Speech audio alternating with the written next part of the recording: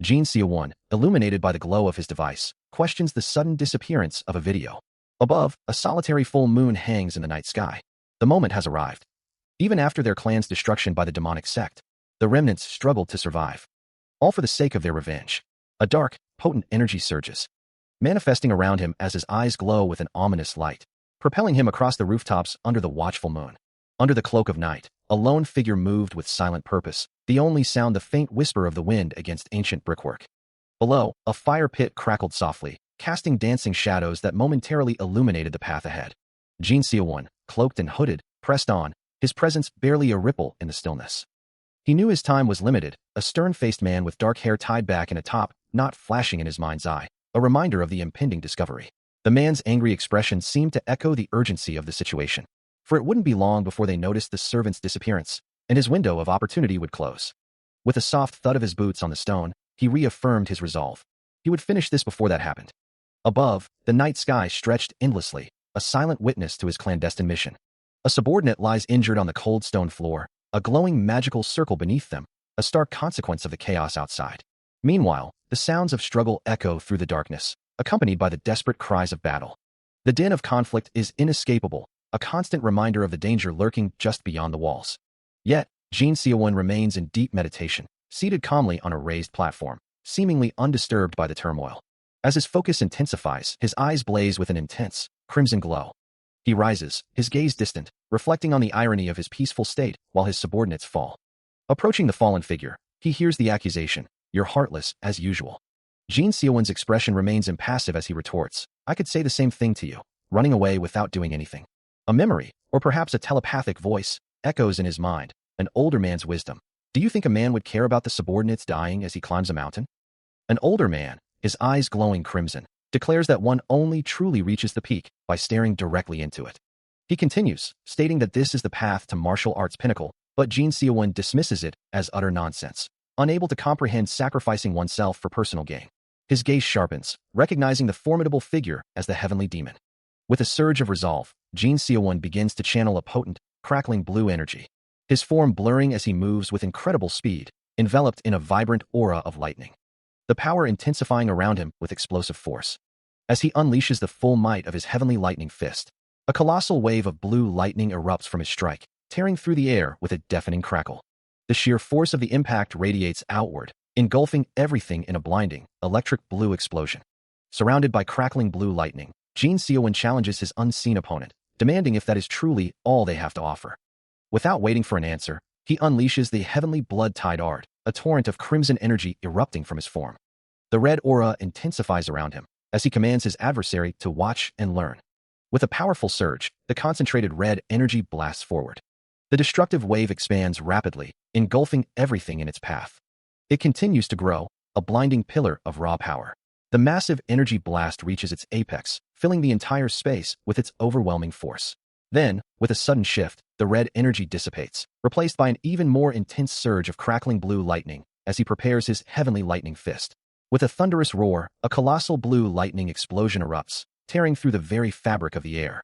The devastating red energy blast from Jin Seowon's attack slams into his opponent, who lets out a pained grunt as the force impacts him. Without pause, he unleashes a sweeping red energy blade, cutting through the air with lethal intent. But the elder opponent, a seasoned martial artist, meets the attack with a swift hand technique, deflecting the crimson energy with practiced ease. Jin Seowon's eyes glow a fierce red as he channels sword chi through his hand, a powerful technique that allows him to manifest spiritual energy as a blade. The elder opponent, his face contorted in a snarl, vows, "I will send you over to your ancestor today." He declares his victory prematurely, announcing the Cloud Dragon Divine Fist as his finishing move. But a sudden, unexpected move from Jin Seowon catches him off guard, his eyes widening in genuine surprise. As blue lightning crackles around him, Jin Seowon unleashes the transcendent heavenly flying palm, a devastating strike aimed directly at his stunned opponent. The elder opponent's red energy attack continues its relentless assault, forcing Jin Seowon to recoil from the sheer force of the impact. He boasts, his voice echoing with power, "My steel tempering." His eyes glow with furious red energy as he prepares for another strike. The crimson force erupting around him. As he finishes his declaration, "Which makes my fists harder than steel, lost to your bare hands." But before the elder can press his advantage, Jin Seowon unleashes a blinding counterattack, blue lightning erupting from his form and striking his surprised opponent. He channels the full power of his transcendent heavenly flying palm, driving the lightning-infused strike forward with devastating intent. The powerful blue energy connecting squarely with the elder opponent. The devastating blue lightning of his transcendent heavenly flying palm tears through the air, leaving the elder opponent gasping, a ragged breath escaping his lips. Still crackling with azure energy, he snarls, "Don't you dare talk about my father. With that dirty mouth of yours." His eyes burning with fury, the young man presses on. "You haven't forgotten the evil deeds you've committed, have you?" Blue lightning flares around his fist as he declares, "This is the rage of all of those people." The elder opponent's face contorts in a grimace of pain and dawning realization. As he mutters, "I should have wiped out the roots of the clan when I had the chance. I don't know what kind of enlightenment you receiver, but I'm honestly surprised." The elder opponent, still reeling from the impact, can hardly believe his heavenly demon bloody surge art was breached. With a grimace, he declares that he has been left with no other choice. As purple energy begins to emanate from his hand, a desperate gamble is about to unfold. Jin Seowon watches, his gaze sharp, wondering if the elder is about to consume an elixir. The elder's form is engulfed in a blinding surge of vibrant purple energy, glowing particles swirling around him. Jin Seowon's eyes widen in realization, understanding the sheer power that would be unleashed if the elder truly drank an elixir of that magnitude. Red markings appear on his face as the elder acknowledges the immense risk, knowing he could suffer a demonic chi deviation. With a violent burst, the elixir bottle shatters, its contents fully absorbed. Lingering trails of purple energy dissipate into the air. The elixir's power erupts from him, a violent surge of purple energy blasting upwards, expanding rapidly as it solidifies into a destructive aura. His face contorts in a grimace of pain and power, his eyes glowing with the same malevolent purple light. A guttural cry escapes him, the sheer force of the energy threatening to tear him apart. He screams, his body becoming a conduit for the overwhelming power, his hair standing on end as the purple aura engulfs him completely. The energy blasts outwards, distorting the very air around him. It swirls and expands, a destructive wave of pure force. The purple energy fills the entire space, a suffocating, overwhelming presence. Jin Seowon recoils from the impact, a pained gasp escaping him as the destructive force washes over. As the elder opponent's eyes glow with malevolent purple energy, he unleashes a devastating attack, dismissing his foe as merely a child. Roaring with uncontrolled power, he declares it is time for his opponent to disappear, his form wreathed in a violent purple aura. The immense blast of purple energy slams into Jin Seowon, pushing him back with overwhelming force. He cries out as the raw power continues to engulf him, threatening to tear him apart. With cuts appearing on his face, he realizes the full, devastating extent of the attack, lamenting that he is too late to fully evade it. Just as despair threatens to consume him, a shimmering green barrier erupts around him, a desperate defense against the onslaught. The elder opponent, still wreathed in his chaotic purple energy, continues his relentless assault. But now, the vibrant green barrier meets the destructive purple force, creating a violent clash of opposing energies. With a surge of will, the green barrier expands, pushing back the encroaching purple aura and creating a momentary reprieve. Still enveloped by the lingering purple energy, Jin Seowon's green aura flares defensively, a look of stunned realization on his face. The last vestiges of the elder opponent's devastating purple energy dissipate into the void.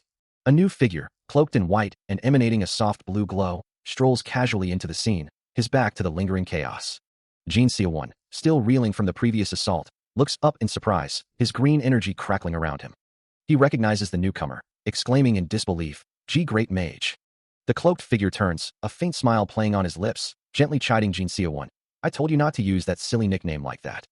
Meanwhile, in a completely different setting, a young man sits comfortably, engrossed in a book, reading the very words that describe the chaotic events unfolding elsewhere, a thought crossing his mind about the author's sanity. Having just witnessed the arrival of a powerful mage, the narrative shifts to a different perspective, where a young man ponders a peculiar concept, wondering how another world could simply appear out of nowhere, questioning the very logic of such an event. This is Jin Seowon, a 23-year-old, who finds himself engrossed in a book, his thoughts consumed by the fantastical elements within its pages.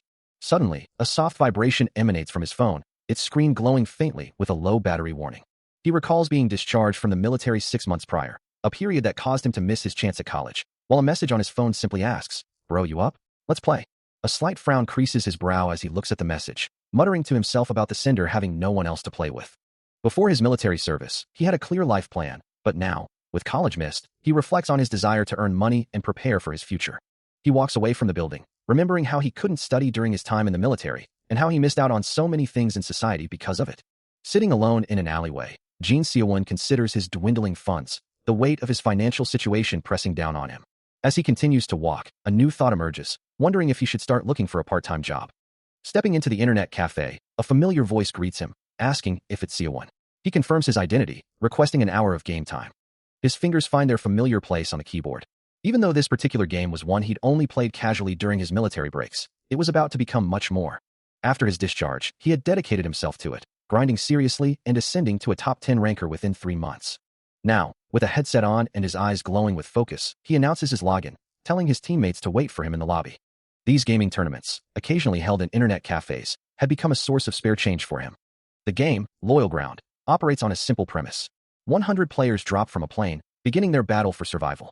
This survival game begins, dropping 100 players from the sky into a brutal battle royale where only one survivor can remain. Among them, he plummets through the air, a dark silhouette against the vast expanse. As he descends, Jin Sia1 activates a glowing blue scanner, pinpointing 2 other players 250 meters away. Meanwhile, on the ground, a masked opponent in tactical gear takes aim with a rifle. A sudden shot echoes through the air, as the masked figure sprints through the tall grass, unleashing a barrage of gunfire. Through his own scope, Jin Sia1 observes the 2 distant targets, noting their proximity to a cluster of supply crates. A sigh of irritation escapes him, muttering about the opponent's excessive noise and reckless aggression, especially after having already died once. Deciding to prioritize resources, he moves towards the crates, understanding the need for gear before engaging further, as the masked opponent also closes in. He mutters to himself, a sarcastic declaration of self-reliance, quickly followed by a self-deprecating thought. His thoughts then drift to the aggressive player from earlier, wondering where the skull-masked bastard had vanished to.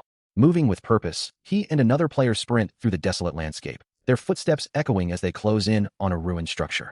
Inside, his boot crunches on debris, and a quick scan confirms the loot remains untouched, a sign that his target hadn't passed this way. He approaches a supply crate, his focus entirely on the potential gear within. But a sudden, chilling presence makes him recoil, his head snapping up as a familiar, ominous figure materializes before him. The masked opponent stands cloaked in shadow, a skull mask obscuring his face, his eyes burning with an intense blue glow as a vibrant aura flares around him. Without hesitation, he unleashes a volley of glowing projectiles, sending them hurtling through the air towards his target. The projectile, launched by the masked opponent, slams into its target with brutal force. And a system notification confirms the grim outcome. His teammate has been eliminated. A desperate cry echoes, lamenting the lost chance to escape. The impact reverberates through the ruined landscape, as the masked opponent, having achieved their objective, swiftly retreats from the scene. Their form blurs into the distance, leaving Jin Sia1 as the sole survivor. Back in his own space, he stares at the screen, a triumphant message confirming his victory. He is the last person remaining. A small smile plays on his lips as he acknowledges the assistance, muttering about being carried hard and thanking his fallen comrade. He then dismisses the thought, a hint of impatience in his voice, ready to queue up for the next round. Yet, as the game's adrenaline fades, a more mundane reality sets in, a quiet resolve forming in his mind. He should focus on his studies starting tomorrow. Jin Sia1's eyes glow with a faint blue light, a soft hum of energy surrounding him. He looks up, a question on his face, as the weight of his real-world responsibilities presses in, knowing he needs to study hard to become a college student. The decision is made. He won't play anymore, starting tomorrow. A voice from the other end of the line protests, demanding to know why he's breaking his promise to join a clan war. Standing before an English academy, he reiterates his resolve, explaining that he must begin attending classes tomorrow. Later, sitting on his bed, a profound guilt washes over him, fueled by the memory of his mother's tears and the months he spent living this way. Outside his window, the night is dark and rainy, mirroring his somber mood. He finally drifts off to sleep, the day's decisions weighing heavily on him.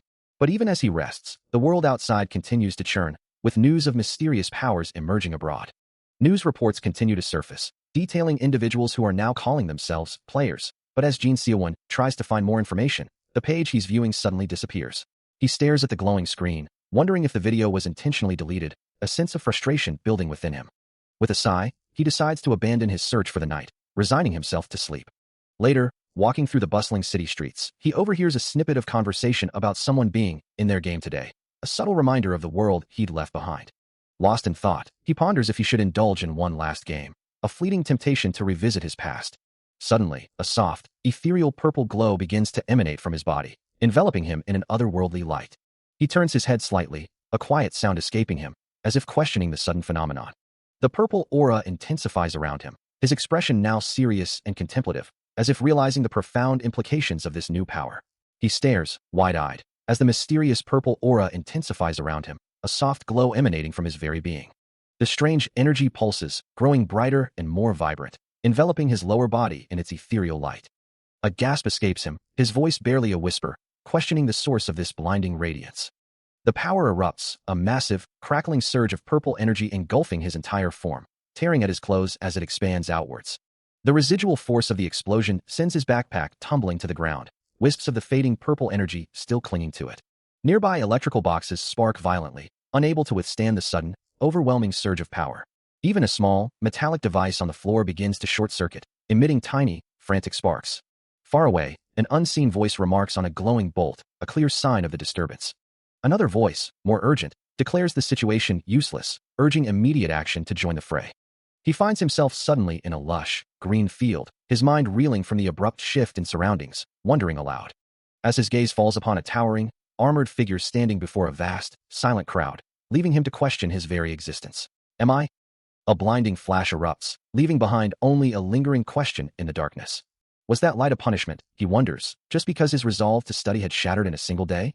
The light intensifies, consuming everything.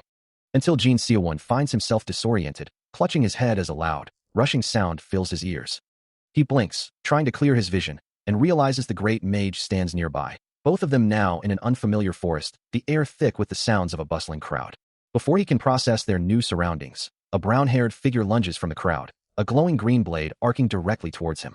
Jin Seowon reacts instantly, his own blade flashing green as he parries the sudden attack, the clash of steel echoing sharply.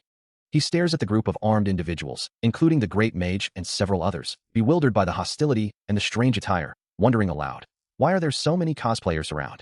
A surge of green magical energy erupts, a bolt of light tearing through the air, accompanied by an unfamiliar incantation. He finds himself disoriented, surrounded by a fading white glow, wondering if this strange experience is nothing more than a dream. His eyes widen in confusion, the green energy still swirling faintly in the periphery of his vision. As his senses return, he takes in a vast, unfamiliar forest, filled with a diverse crowd of people, a sudden chime echoing in his mind.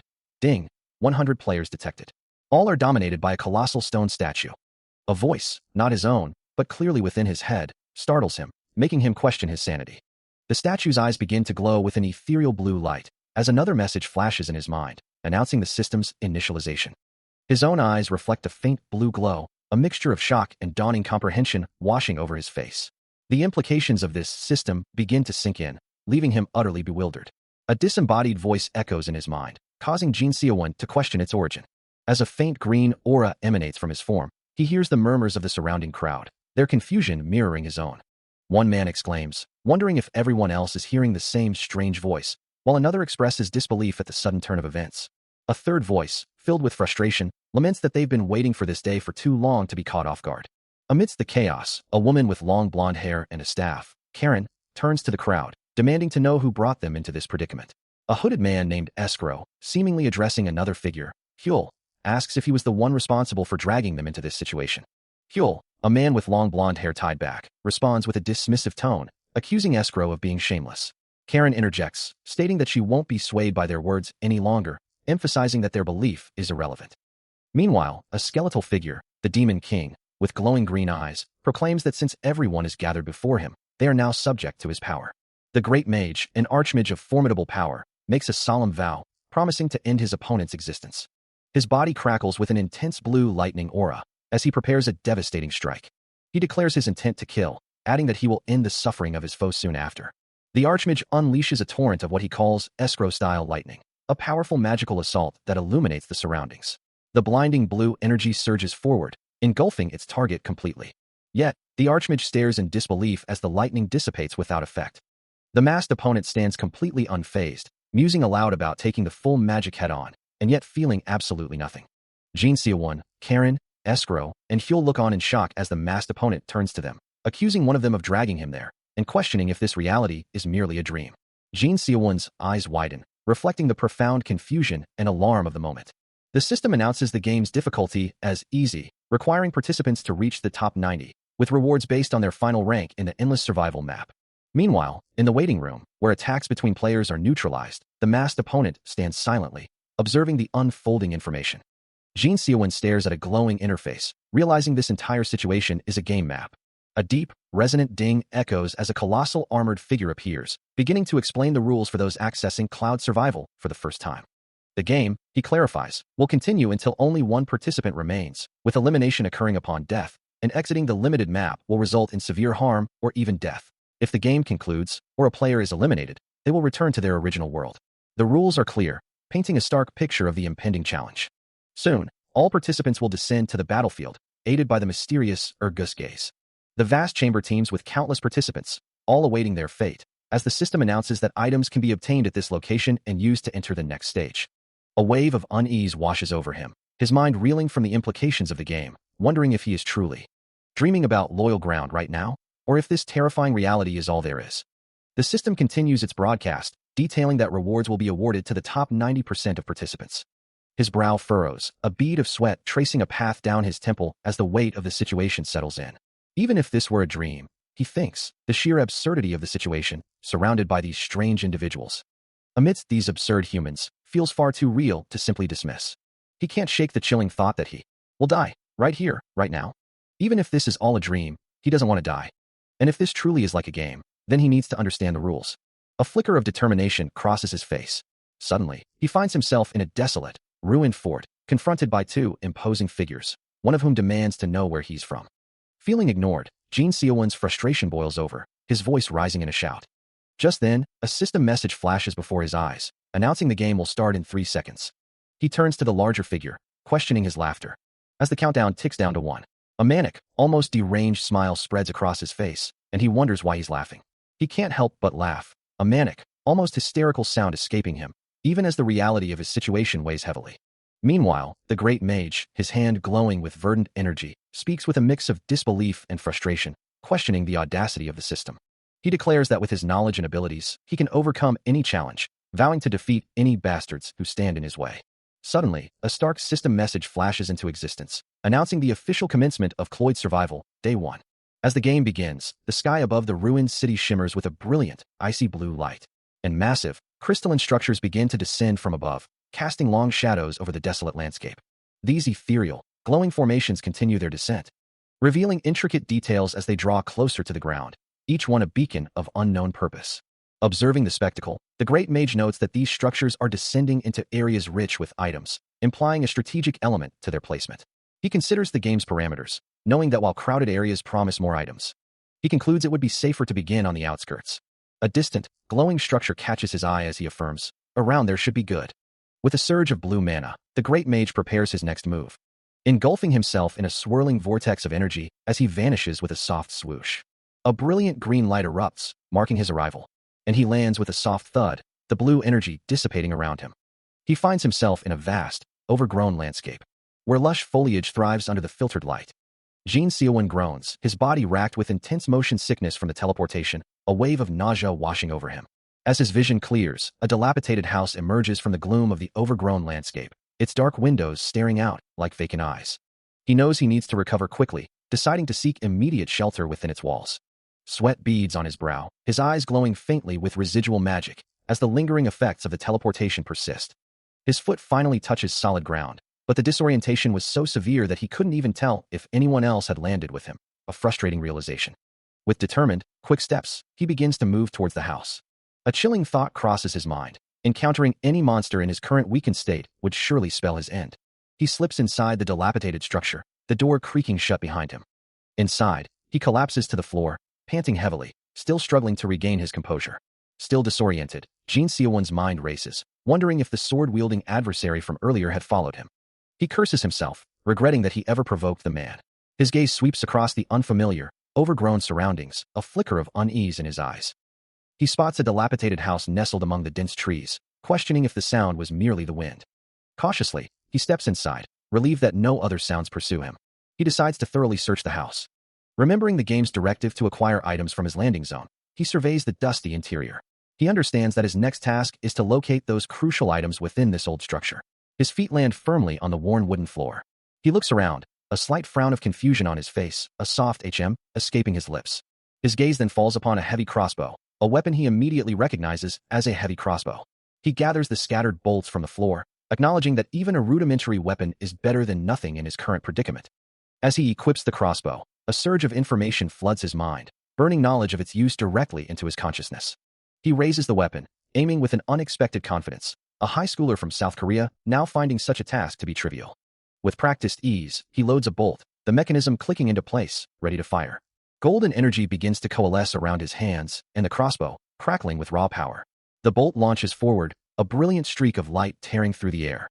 A look of genuine surprise crosses his face as he processes the raw power of the weapon he now wields. The golden energy of the bolt still streaks through the air, a testament to its formidable impact. A confident smile spreads across his face as he realizes this crossbow will prove incredibly useful once he masters its intricacies. After a thorough search of the immediate vicinity, he finds no other items of value. As he continues his journey, the sheer scale of the map becomes apparent, a vast expanse promising ample opportunities. With the crossbow now comfortably slung across his back, he presses onward. He breaks into a run, the rhythmic thud of his boots against the ground echoing his resolve, ready to begin the systematic farming of this new territory. His expression hardens, a focused intensity in his eyes as he grips the crossbow, prepared for whatever lies ahead. With a swift motion, he brings the weapon to bear, aiming into the distance. He finds a rolled-up scroll, an item that could be used if ripped. A soft hum emanates from it, and a notification appears. He has acquired a small healing scroll, capable of restoring 100 hit points upon use. Examining the scroll, he confirms its function. As he moves through the room, he realizes the importance of gathering more recovery items. He wishes for an item bag, then pauses, sensing something else. Another notification rings out as he finds a glowing purple book, revealing it to be a martial art that allows control of weapons through his fingers.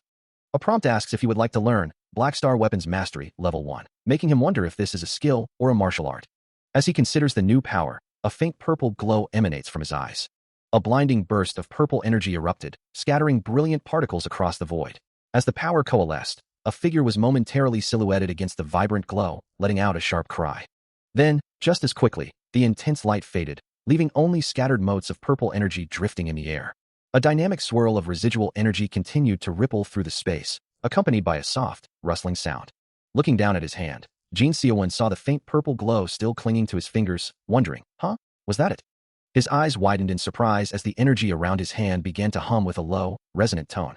The purple aura intensified, causing him to gasp in disbelief. He stared intently at his palm, a new question forming in his mind as the power pulsed. The purple energy around his hand pulsed with an even deeper, more resonant hum, signifying a profound change. The raw power of the skill bursts forth, enveloping him in a maelstrom of vibrant purple light, swirling intensely around his outstretched hand. As the energy coalesces, its dynamic lines and brilliant glow intensify, a pure manifestation of raw magical force. Then, as quickly as it appeared, the residual energy trails begin to dissipate, fading into sparkling particles against the white. The last vestiges of the power vanish with a soft, almost ethereal sound. He stares at his hand, which still glows faintly, a testament to the power that just surged through him. A profound realization dawns on him. He has learned a martial art. With a small knife, Jin Seowon carefully pries at the wooden door, forcing the lock to give way. A quiet satisfaction escapes him, as he murmurs, "Nice." He surveys the now open entryway, the knife still clutched in his hand. As he walks away, a thought crosses his mind. The existence of magic books implies there must be more. Regardless of the specifics, the principles of Cloyd survival and loyal ground are essentially the same game. With a new resolve, he declares, "I'm going to move somewhere else." He needs to quickly find a place to hide. His gaze sharpens, carefully assessing the situation. From a vantage point, he observes the only house in the vicinity with its lights still on. The illuminated windows prompting a thought. The light being on could mean one of two things. Either a safe zone has been established within, or someone is already present. A subtle smirk touches his lips as he cautiously peeks through the door. He considers the unknown number of people potentially hiding nearby. But if there is indeed someone inside, he is prepared. He considers the possibilities of who might be inside, thinking that whoever it is, they could either be highly skilled or completely inexperienced. The silence of the house is unnerving. Standing in the doorway, he listens intently, but the first floor remains eerily quiet. A thought crosses his mind. Perhaps they're simply hiding on the second floor. His eyes narrow, a faint glow emanating from them as he reminds himself that he possesses a weapon, and as the Black Star of Palms. He might just stand a chance, even against a professional. With a soft, sliding sound, a device on a nearby surface begins to glow, illuminating the immediate area. The staircase ahead looms, bathed in the faint light filtering through the windows. Taking a firm stance, he raises his rifle, ready to ascend and confront whatever awaits him. Jin Seowon's gaze remains sharp, his senses alert to every detail of the seemingly empty house. His attention drawn to a solitary, old-fashioned lantern casting a warm, flickering glow. He considers the object, a question forming in his mind. Could something as innocuous as this be a deliberate part of a trap? With his rifle held ready, he moves cautiously through the quiet space, his suspicion growing with every step. His gaze lands on a closed door, a potential hiding place, confirming his earlier thoughts about occupants on the second floor. His eyes narrow, a flicker of determination mixed with wariness. The air around him seems to shimmer with faint, almost imperceptible particles, perhaps dust disturbed by his presence, or something more. Without hesitation, he delivers a powerful, precise kick, sending the door flying inward. The impact reverberates, with splintering as the entrance gives way. He steps inside, his footfalls echoing softly on the wooden floor. A rapid heartbeat pounds in his ears. Settling into a nearby chair, his gaze sweeps across the room, taking in the shelves lined with bottles. Sunlight streams through a large window, illuminating a dusty piano, and he wonders aloud if he's putting on a show for himself. Still on edge, he drops to one knee, bow drawn, carefully surveying his surroundings. A soft blue light emanates from a deeper section of the room, and he breathes a sigh of relief, noting that no one else seems to be present. His hand extends, reaching for a mysterious glowing orb resting on a table.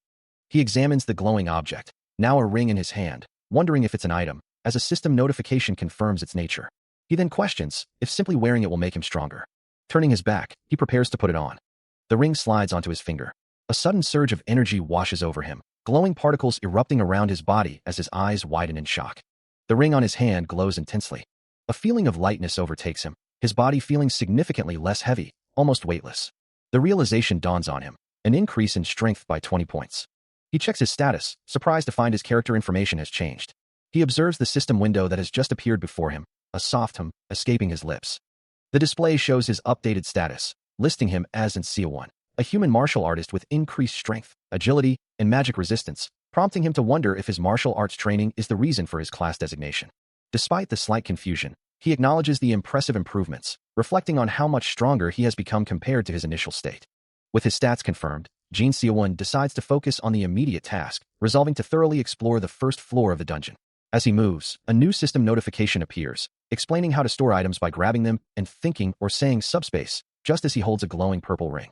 He looks at the ring now on his finger, a slight exasperation in his voice as he notes the continuous acquisition of such items.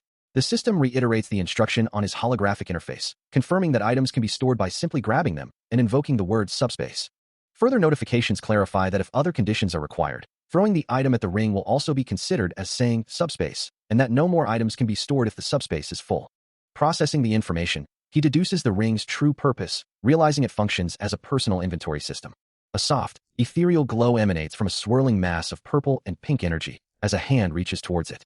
The energy coalesces into a shimmering, spherical form, prompting a surprised exclamation from him. He observes the strange, convenient phenomenon, realizing he can now carry items within this personal subspace, a thought that feels both alien and incredibly practical. Looking at the system interface, Sia1 muses on the real-world implications of such an ability. From behind, he continues to ponder the items and martial arts he could potentially bring back to reality. His thoughts shifting to the dungeon's progress and wondering if any eliminations have occurred yet. The kill log on the interface confirms his suspicion, showing no entries. He notes that only one person has been eliminated so far, expressing his desire to continue farming for experience until only a few people remain, but the current situation suggests otherwise. He reflects on his past success, having managed to search houses and gather many consumable items. He was also fortunate enough to discover rare weapons, which he could wield alongside his Black Star of Palms. Sia1 considers his options, wondering if he should return now that he's grown accustomed to the dungeon's dangers, or if it would be wiser to remain and gain more experience. The formidable beings he once observed in the training room now roam freely within the encroaching darkness. Yet, he pushes through, fighting against the monstrous figures, his mind set on a strategy to hide and secure a spot among the top 10. He realizes that by doing so, he might inadvertently endanger others, like the young ones he's encountered. With a resolute expression, Sia1 decides to move towards a safer location, knowing fewer people will be out at night before the sun rises. Even as he continues his relentless movement through the dark forest, a sense of unease lingers. Moving through the eerie, glowing depths of the dungeon, he feels no fatigue. Even as he gains strength, he knows the hunger will always return, a constant reminder that this cloyed survival is much like reality itself. He stares up at the cavernous ceiling, contemplating the endless cycle of growth and need. A growl escapes his stomach, yet he sees nothing edible in this desolate place. Surely, there must be food in the city, right? Compared to his map, this area should be surrounded by houses, but all he hears is a low, guttural sound. A chill runs down his spine. The growl intensifies, a monstrous shadow looming directly behind him, his eyes widening in sudden terror. Caught completely off guard, he curses under his breath. He whirls around, a chilling presence behind him, and his mind screams that he didn't hear anything approaching. A guttural growl rips through the air as the monstrous form lunges forward. His eyes widen in disbelief as he recognizes the creature, a werewolf. The massive beast, with glowing red eyes, closes the distance in an instant, its claws poised to strike as a faint blue aura begins to emanate from Jin Seowon. A devastating impact shatters the crystalline air as the werewolf's attack collides with his nascent energy. The force of the blow sends him reeling, knocking him to the ground amidst a shower of debris. Stunned and disoriented, he can only stare up in utter disbelief, his mind reeling from the sheer power of the creature. Yet, even as he falls, a surge of brilliant blue energy erupts from him, engulfing the monstrous werewolf in a blinding light. The monstrous werewolf, still wreathed in its ominous blue aura, lunges forward with predatory intent. But before its attack can connect, a burst of brilliant blue energy erupts from Jin Seowon's foot, meeting the beast with a sharp, resounding impact. He recoils from the clash, his mind racing with disbelief. He had thought this was a player-versus-player game. He never imagined encountering actual monsters here. A frustrated sigh escapes him as he considers the implications. If he had known such creatures roamed these dungeons, he would have stayed far away. His eyes widen, still glowing with the residual blue energy of his power. As the humiliating thought crosses his mind, he was still an F-ranker in name, and dying to a mere mob would be utterly mortifying. Suddenly, through the dense foliage, he spots a small, glowing structure. A house, an unexpected beacon in this perilous place. Without a moment's hesitation, he turns and sprints away from the confrontation, his legs blurring with desperate speed towards the distant refuge. Finally, he collapses, hunched over and gasping for air, the adrenaline fading to leave him utterly exhausted. A low growl echoes through the oppressive darkness, sending a shiver of pure dread down his spine. His eyes widen in horror as the realization dawns. The creature is actively pursuing him, closing in on his position. Another guttural snarl confirms his worst fears, the sound seeming to vibrate through the very air around him. Trapped and desperate, he frantically searches for an escape, his mind racing for a solution. Peeking through a narrow crack, he catches a glimpse of the monstrous form, its low growl a constant, terrifying presence. The werewolf, a hulking shadow against the dim light, methodically sniffs the ground, its senses honed on its prey. Its glowing red eyes scan the surroundings, a guttural snarl rumbling deep in its chest as it continues its relentless search. Observing the beast's persistent sniffing, Jin Seowon deduces its method of tracking, realizing it's following his scent. A flicker of an idea sparks in his mind, a desperate plan beginning to form. He grips the glowing blue artifact, a determined glint in his eyes, ready to put his desperate plan into motion. I'll attack it first. Let's go. His gaze sharpens, focusing intently on the unseen threat below. A faint hum of energy resonates as he prepares for the inevitable confrontation. Then, a torrent of brilliant blue energy erupts, streaking through the darkness. It spirals downward with incredible speed, a dazzling display of raw magical force. The blue light illuminates the shadowy depths, revealing the path of his attack. But from the gloom, the werewolf lunges, a blur of red fury and sharpened claws. It lets out a guttural roar, its jaws snapping, enveloped in a menacing red aura. Yet, before its attack can connect, Jin Seowon's blue energy slams into the beast, a direct hit that sends it reeling. Nice. He channels his power, a blue orb allowing him to unleash a potent attack with just one hand. His gaze sharpens, determined to finish off the last remaining threat. But the beast lets out a guttural roar, charging forward with savage intent. Before it can close the distance, a blinding wave of blue energy erupts from him, engulfing the charging creature in a devastating impact. The werewolf recoils violently, its form twisting under the force of the blow. He maintains the relentless assault, sweat beading on his brow from the exertion, as the creature begins to dissolve into shimmering particles of light, until nothing remains but a fading blue haze. Jin Seowon launches himself forward, a blur of motion wreathed in crackling blue energy, unleashing a furious assault. His movements are too fast to follow, each strike a flash of azure light, as he connects with a shadowy, red-eyed monster, sending a shockwave of blue energy through its form. But the creature retaliates with unexpected speed, a burst of dark red energy slamming into him, forcing a pained cry from his lips. He stumbles backward, the impact rattling his very bones. A chilling thought flashing through his mind. Could this be the end? But doubt quickly turns to resolve as a surge of purple energy erupts around his hand, activating a new, potent ability. He focuses the swirling power, condensing it into a dark, pulsating orb in his palm, a black star forming at his command. With a decisive motion, he unleashes the Chi Palms technique, sending a wave of destructive purple energy toward his foe.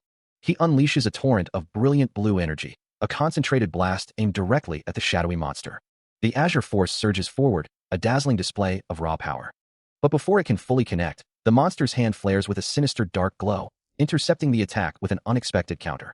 The impact sends him reeling, his body thrown backward through the air. As he falls, a fierce resolve hardens his expression, a silent vow echoing in his mind. He cannot afford to lose. With renewed determination, a powerful purple aura erupts around him, his eyes glowing with the activated black starchy palms, as he dismisses his foe as nothing more than a mere underling. Having narrowly escaped a perilous situation, he bursts through a shimmering barrier of blue energy. A sigh of profound relief escaping his lips as he thinks to himself that he truly believed his end was near. His foot connects with the ground, a solid thud marking his safe return. Crouching low, he spots a small, glowing object, grateful he had the foresight to stash a throwing dagger, though he inwardly chides himself for nearly failing against such insignificant foes. The dagger clinks softly as it settles on the uneven surface. Picking up the mysterious, faintly glowing blade, Jin Seowon wonders aloud what exactly he's holding. Still assessing his new reality, he wonders if the item before him is a mob drop, a common reward from defeated monsters. A sigh escapes him as he realizes it's merely water and jerky, prompting him to declare his intention to hunt for proper sustenance. His gaze sharpens, and he considers whether he should thoroughly check his surroundings. Picking up a piece of armor, he wonders if it functions like the bulletproof vest he'd seen. He examines the dark, metallic plate, finding it a bit large for his frame. Despite the size, a system notification chimes, confirming that an advanced orichalcum breastplate has been successfully equipped.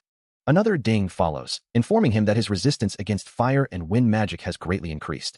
Still exploring his surroundings, Jin Seowon marvels at his new breastplate, noting how it significantly boosted his defenses. He speculates that there must be even more valuable items hidden nearby. Suddenly, he stops, his gaze fixed on something unexpected, wondering why he hadn't noticed it before. A faint blue glow emanates from the ground, revealing what appears to be a hidden item. As he reaches for it, a strange sensation washes over him, feeling almost technological. A system notification confirms his acquisition. A night cloak has been obtained, granting him the ability to remain hidden in darkness once equipped. Another message clarifies the cloak's full capabilities. While hidden, he won't be able to attack, but his sounds and scent will be completely suppressed. Overwhelmed by the implications of such an item, he exclaims in disbelief. He quickly deduces its strategic value, realizing it means he can avoid combat and move freely at night, concluding that this cloak is essential for his survival. With the newly acquired night cloak, he considers its implications, realizing that as long as he remains hidden, he can survive. He recalls his initial confusion about the house in the middle of nowhere, only to discover it was a farming spot, a place of unexpected resources. His luck, it seems, has taken a turn for the better on this second day. As night falls, a full moon illuminates the sky, casting long shadows over the world below. Moving through the dark forest, his eyes glowing faintly blue, he muses on his solitude, wondering if his hidden location is the reason he hasn't encountered anyone. Suddenly, a sound breaks the silence, jolting him into a state of alarm. Without hesitation, he turns and flees, a desperate urgency driving him deeper into the woods. As blue energy crackles around his hands, Jin Seowon curses the lack of time to properly utilize his abilities. He dismisses the unseen threat, convinced that an apprentice bastard like that would be nothing to him. Still, the chase continues through the dark forest, his ragged breaths echoing in the oppressive silence. He reflects on the unexpected turn of events, never imagining he would encounter a mage in such a place. From his hidden vantage point, he observes the robed figure, assessing the mage's strength and concluding he doesn't appear particularly formidable. He feels confident he can handle this new obstacle. Still, the relentless flight continues, his exhaustion growing with every labored breath. A wave of confusion washes over him, making him question if this terrifying reality is merely a game. His glowing eyes dart around, as he desperately urges an unseen ally to act, to just shoot, damn it. As the command echoes in his mind, a massive burst of flame erupts, consuming everything in its path. The intense heat and light fill the space, leaving no doubt about the devastating power unleashed. He watches, wide-eyed, as the fiery vortex engulfs the shadowy figures that had pursued him. The flames roar, a symphony of destruction, before slowly beginning to recede. Staring at the smoldering aftermath, he wonders if the monster could have possibly survived such an attack. A wave of realization washes over him, his expression shifting to one of profound surprise. The lack of a congratulations message confirms his growing suspicion. This entire ordeal is undeniably part of a game. If it's a game, then the defeated enemy must drop items, but the true mystery remains the origin of that sudden, powerful fire. Unbeknownst to him, a cloaked figure, a mage wielding a glowing staff, stands amidst a fiery landscape, his presence a silent answer to the question. Emerging from the fiery aftermath, his hand instinctively covering his mouth, Jin Seowon considers the monster's demise, wondering if it truly felt the agony of the flames, rather than the swift cut of his blade. A new thought strikes him, a fleeting figure that had passed by, seemingly oblivious to his presence, yet looking exactly like him. As he surveys the misty, glowing environment, a small comfort settles in. The new cloak he's wearing is surprisingly effective. His gaze falls upon a small, glowing fox-like creature on the ground, prompting him to wonder if it's merely another item drop in this strange, game-like reality. The thought of the person who resembled him returns, a chilling reminder that he could easily become the next victim in this brutal world. His expression hardens, knowing that any moment of hesitation could prove fatal. In this unforgiving reality, someone else would simply take his life and claim his rank. A fierce resolve ignites in his eyes as he considers his next move. His light blue iris glows with a determined light, reflecting a newfound purpose. His hand clenches, blue energy crackling around it, as he resolves to survive. Glancing back, a blue aura shimmering around him, he acknowledges the nice stuff he's acquired. His light blue eyes narrow, glowing with the same intense blue energy. A powerful burst of blue energy erupts from his hand, shattering the air around him. The energy swirls, revealing a transparent, ghostly figure, a doppelganger, standing before him. Elsewhere, a red-haired man in glasses, sensing the disturbance, wonders if another player has arrived, annoyed by the commotion. Jin Se-won, now wreathed in a fierce golden-orange aura, seethes with anger, blaming the bastard for his predicament. His hand moves, a metallic click echoing as blue energy pulses from his palm, activating something unseen. Enveloped in a brilliant blue light, he charges forward, ready to face whatever comes next. The red-haired player clenches his fist, a small blue flame flickering in his palm, as he curses the broken barrier that failed to hold back the encroaching threat. He scans the dark, mystical forest around him, his voice echoing as he demands to know if his target is nearby. Without waiting for an answer, he unleashes a powerful blue energy blast, crying out strike, as the attack surges forward through the trees. Meanwhile, Jin Se-won moves with impossible speed, a mere blur as he dashes through the dense undergrowth. The red-haired player's frustration mounts, his voice now laced with anger as he demands his elusive opponent reveal themselves. Suddenly, a burst of golden-orange energy erupts from Jin Se-won's position, sending glowing particles scattering through the air. He continues his relentless charge, a vibrant blue energy trail streaking behind him. His eyes glow with an intense blue light, reflecting his unwavering determination as he presses deeper into the forest. A sudden shock ripples through the red-haired player, his eyes widening in disbelief. As Jin Se-won moves with impossible speed, a shimmering blue energy, likely from his opponent's attack, swirls around him, which he effortlessly deflects with a focused hand, pushing through the magical resistance. The red-haired player cries out in fury, realizing his barrier has been breached, demanding to know where his elusive foe has gone. But Jin Se-won is already past him, a blur of motion leaving the dissipating blue energy in his wake. His eyes glowing with an intense blue light as he unleashes a devastating counterattack, a torrent of golden-orange energy erupting from his form. The powerful surge of what he calls Yeskros engulfs him, transforming him into a living weapon. And the red-haired player is thrown back, reeling from the direct impact of the fiery assault. The golden-orange energy continues to flare around Jin Se-won, the word flame, echoing his destructive power. As the last vestiges of blue energy dissipated around him, Jin Se-won recoiled from the force of his own attack, the impact still reverberating through the air. He landed lightly, a faint blue glow still clinging to his form, the battle now concluded. The system confirmed the name of his devastating technique, Escrow's Flame. A wave of relief washed over him as he realized the outcome, a quiet exclamation escaping his lips. Before him, a treasure chest materialized, glowing with a soft blue light, a reward for his efforts. He considered his options, a faint blue aura still surrounding him, knowing that any lingering presence could attract unwanted attention. His resolve hardened. He needed to maximize his gains and depart, before others could interfere. Approaching the chest, he opened it to reveal its contents, receiving a pair of gloves and a medium healing potion. A final notification chimed, confirming the acquisition of another valuable artifact, Escrow's necklace. A system notification confirms his acquisition of a circle stone. Examining the seemingly ordinary object, he muses that it appears to be just a stone with no discernible properties. A faint glow then emanates from the stone as he holds it, prompting a curious hum. The stone pulses with a soft, ethereal light, its surface intricately carved. Another system message clarifies the stone's true purpose. It enables its user to engrave a circle around their heart, granting them the ability to wield mana. A subsequent notification reveals a crucial caveat. Only those who can master the way of the circle can utilize its power, leading him to wonder if this could be his path to becoming a mage. A frustrated sigh escapes him, the glowing aura around him reflecting his internal conflict, as he laments the lack of time to pursue such a demanding skill. His eyes sharpen with resolve, a determined glint replacing his earlier frustration, as he declares that an apprentice of such a path would be insignificant. A realization then dawns on him, connecting this discovery to a past conversation. Holding the glowing stone, he offers a silent apology, vowing to make good use of its potential in the place of its original owner. Even as he battled the monstrous beast, its glowing red eyes fixed on him, Jin Se-won knew he needed more power. After the fight, he sought a secluded spot, a place where he could finally utilize the mysterious circle stone. Spotting an old, abandoned building in the distance, he decided it would serve his purpose. A system notification chimed, confirming his readiness, and the prompt appeared, "Will you use the circle stone?" He gripped the glowing stone, another message warning him that during the process, he would be unable to take any other actions or use items. As the skill began to grow within him, a searing pain erupted, forcing a guttural cry from his lips. He gritted his teeth, suppressing the screams that threatened to escape, his body racked with torment. For the next 3 grueling hours, he endured the intense agony, the sunset painting the sky outside as his ordeal continued. Reeling from the intense agony, Jin Seowon can only recall the system's casual warning about a slight pain, a stark contrast to the torment that made him believe his life was truly over. As he slowly sits up, a faint blue aura emanates from his hands. He muses on the difference between physical training and the mysterious flow of magic. Suddenly, a system notification appears, confirming his new status. He now possesses 2 classes, Martial Artist and Way of the Circle, complete with a new mana stat. Another notification dings, drawing his attention to a different metric. He observes that the number of survivors has also decreased significantly since he last checked.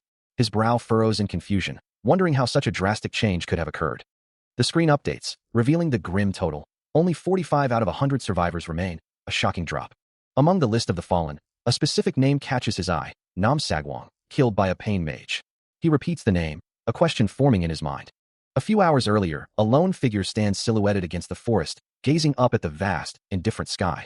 Meanwhile, deep within the same woods, Nam Sagwang's face is contorted in a mask of pure exhaustion and terror, his breath coming in ragged gasps. He can barely force out the words, pleading with his unseen pursuer to stop the relentless chase. But the pain mage simply offers a cruel smirk, his expression devoid of any pity. A heavy boot descends, crushing something beneath it. Nam Sagwang cries out as he is violently thrown, his body slamming against the forest floor. He looks up, his eyes wide with despair, at the figure looming over him. The pain mage's hands glow with an ominous blue light as he declares his ambition, insisting that he alone deserves to be the strongest.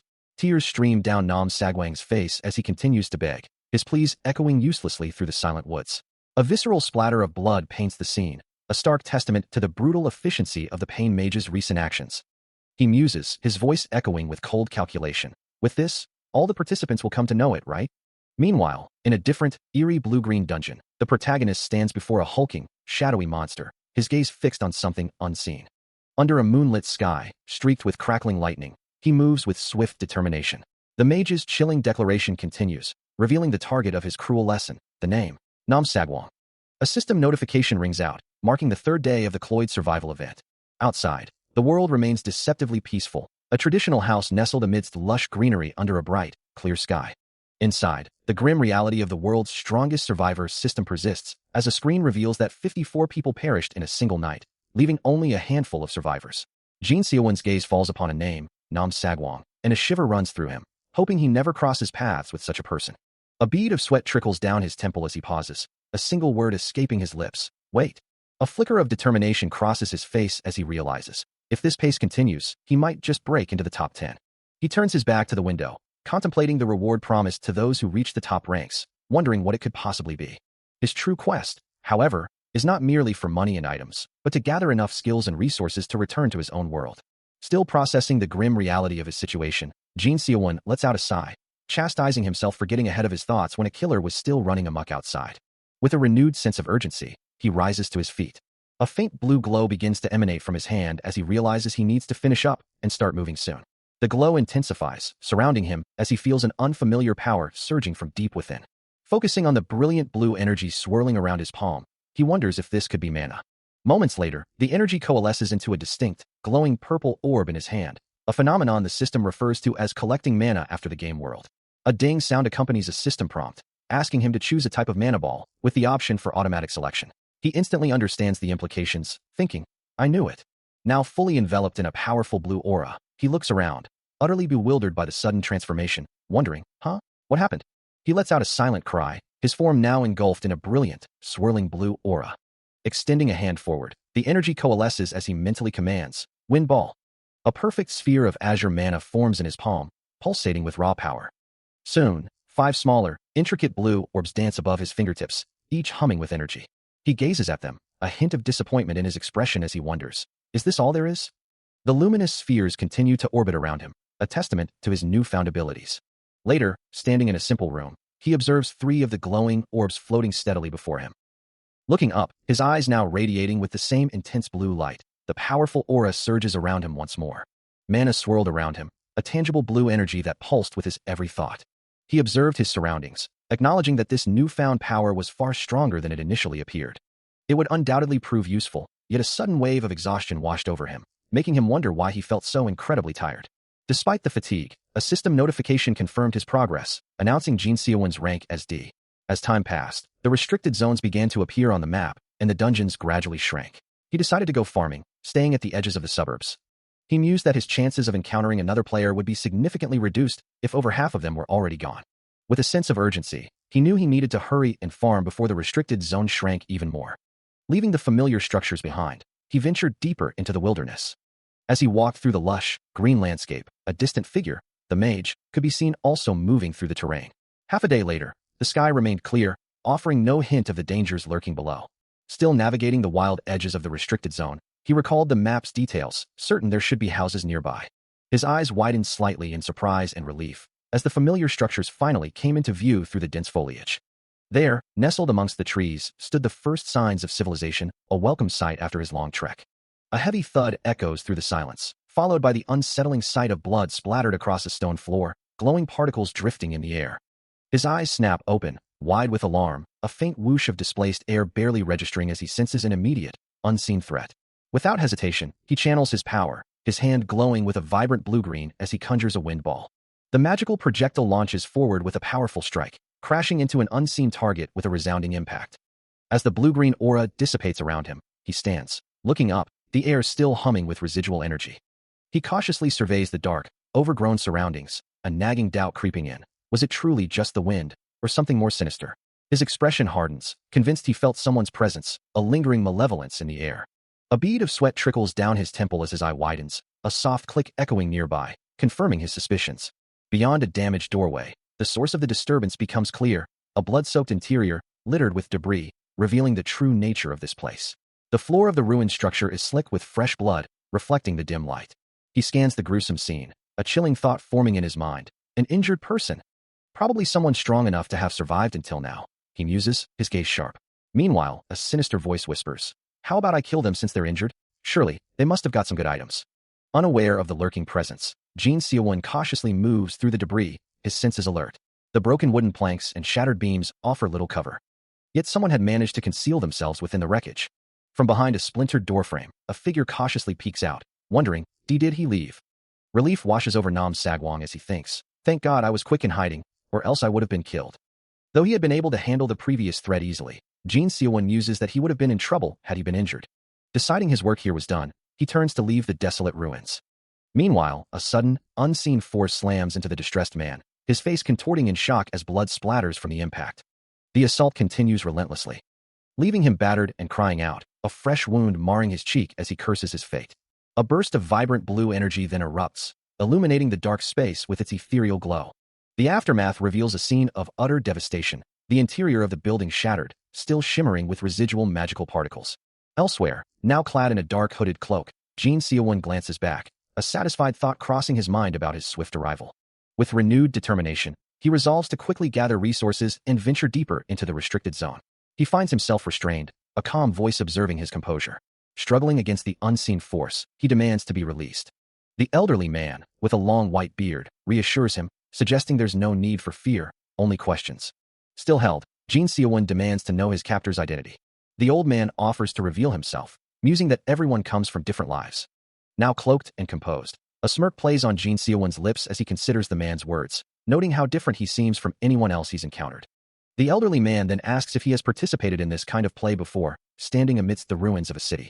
He continues, explaining that he has been watching Jin Seowon, noticing his quick adaptation, and implying that Jin Seowon already knows that this reality isn't real.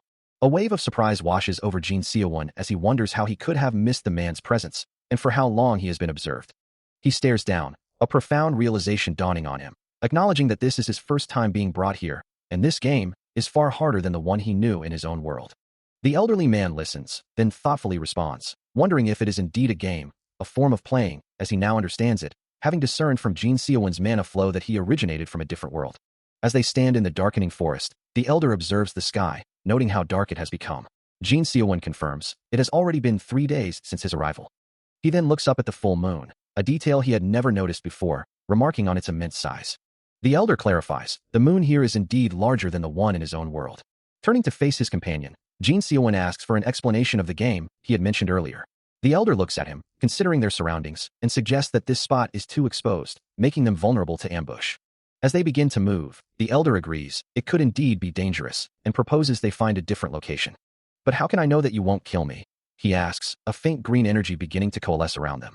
The elderly mage simply replies, if you don't want to become a target, that is, as the green energy erupts from his hand, striking the ground with force. The blast intensifies, swirling with potent magical particles. His eyes glow with an emerald light, the raw power flowing through him, causing his long white hair to whip around. Jin Seowon is caught in the surge, his body violently pushed back by the overwhelming force. A pained cry escapes him as he clenches his jaw, struggling against the invisible pressure. The impact sends him soaring through the night sky, a small figure against the backdrop of the enormous moon. At the time, he had no idea what kind of consequences their encounter would bring. Under the pale glow of a full moon, an ancient forest stands silent, its gnarled trees reaching towards the night sky. From a high branch, the elderly mage observes Jin Seowon, a slight scoff escaping him as he remarks, "Oh ho, you play with dolls in a virtual space? It sounds like the world you came from is quite the magical place." He continues, his voice carrying through the quiet night. "How should I put it? A place of highly advanced civilization." The mage nods thoughtfully. Advanced civilization. So that explains how you were able to adjust to this play of luck. Jin Seowon's mind races, wondering how long he has been under observation, when the mage's voice cuts through his thoughts. "I've been with you from the moment we were dropped here." The revelation leaves Jin Seowon speechless, his eyes wide with shock. The elderly mage sighs, a hint of frustration in his tone. "Damn it, how? I only decided to talk to you because of the seriousness of the situation we're in here. I don't intend to harm you, so don't be so cautious of me." He then admits, his gaze distant, "I don't know why we were brought here either." Turning his attention back to Jin Seowon, the mage poses a direct question. "But don't you say you're not going to go back in your world?" He acknowledges the truth in the mage's words, recognizing this world as a game, meant only for those who don't truly die. The elderly mage continues, explaining that when it comes to the motives of the supernatural beings who bring people from other worlds, there's simply no way for him to know their true intentions. His gaze is distant, lost in thought, but he's certain that this game will ultimately serve as a huge opportunity for someone. The mage's eyes widen slightly, a flicker of curiosity crossing his aged face as he repeats the word, "An opportunity?" He then clarifies, explaining that rewards are the items gained from this place, adding that once one dies, everything is lost, and a reward then comes to those who believe in them. Jin Seowon looks at him, seeking clarification, asking if he means the things that are currently on his body. The mage shakes his head, clarifying that it's not only those items, but also the skills and experience one learns here. At least, that's his experience so far. He gestures towards a massive, glowing tree, adding that magic is definitely one of those things, though he's not saying all of this could be important, and he's sure Jin Seowon wouldn't need them, but others might. The elder continues, explaining that abilities, though often used, provide the most benefit, but Jin Seowon challenges this, asking what makes him think his own abilities aren't struggles. The elder finds his words interesting. Observing him closely, he remarks that Jin Seowon appears to be a martial arts master, assuming he must have followers in his original world. The elder elaborates, stating that such skills are incomparable to those without practical use, making this world a significant opportunity for individuals facing hardship. Jin Seowon's questioning tone prompts the elder to playfully tell him to lower his voice. Noticing Jin Seowon's habit of gesturing in the air, the elder inquires about it, leading Jin Seowon to admit he's trying to activate a map. As Jin Seowon shares useful tips and tricks about this world and listens to the elder's tales, morning quickly arrives. The new day has dawned. Jin Seowon muses that the elder's extensive conversation has likely consumed a considerable amount of his mana. A small gasp escapes him as his mind races, realizing that staying with this person is likely his best chance at survival. The elder, with a slight smile, shares that he also found enjoyment in listening to Jin Seowon's stories about his world. Feeling a sense of gratitude, Jin Seowon asks if there's anything he can do to repay the old man for all the knowledge he's gained. He then tentatively asks if it would be possible to learn some of the elder's mana arts. His voice filled with desperation, he declares his true desire to survive until the very end, pleading for the elder's help. The elder listens, his expression unreadable. A moment passes as the old man considers the request.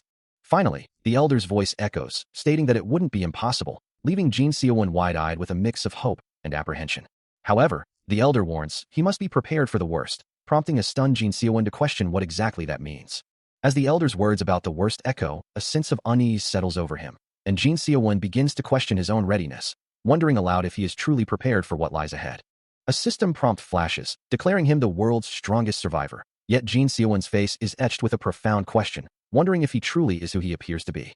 Meanwhile, the elderly mage speaks of death, his words carrying a heavy weight. Turning to him, Jin Seowon asks, what will be the ultimate outcome of this path? The elder explains that success can be found outside traditional means. Jin Seowon, his gaze sharp, questions if he is truly prepared for such a radical approach. He hesitates, addressing the elder with a slight protest, reminding him that in this place, people do not truly die. A knowing smile touches the elder's lips as he acknowledges the truth of his words. If success can be achieved through unconventional means, then the elder posits, using those same methods to grow stronger should also be possible.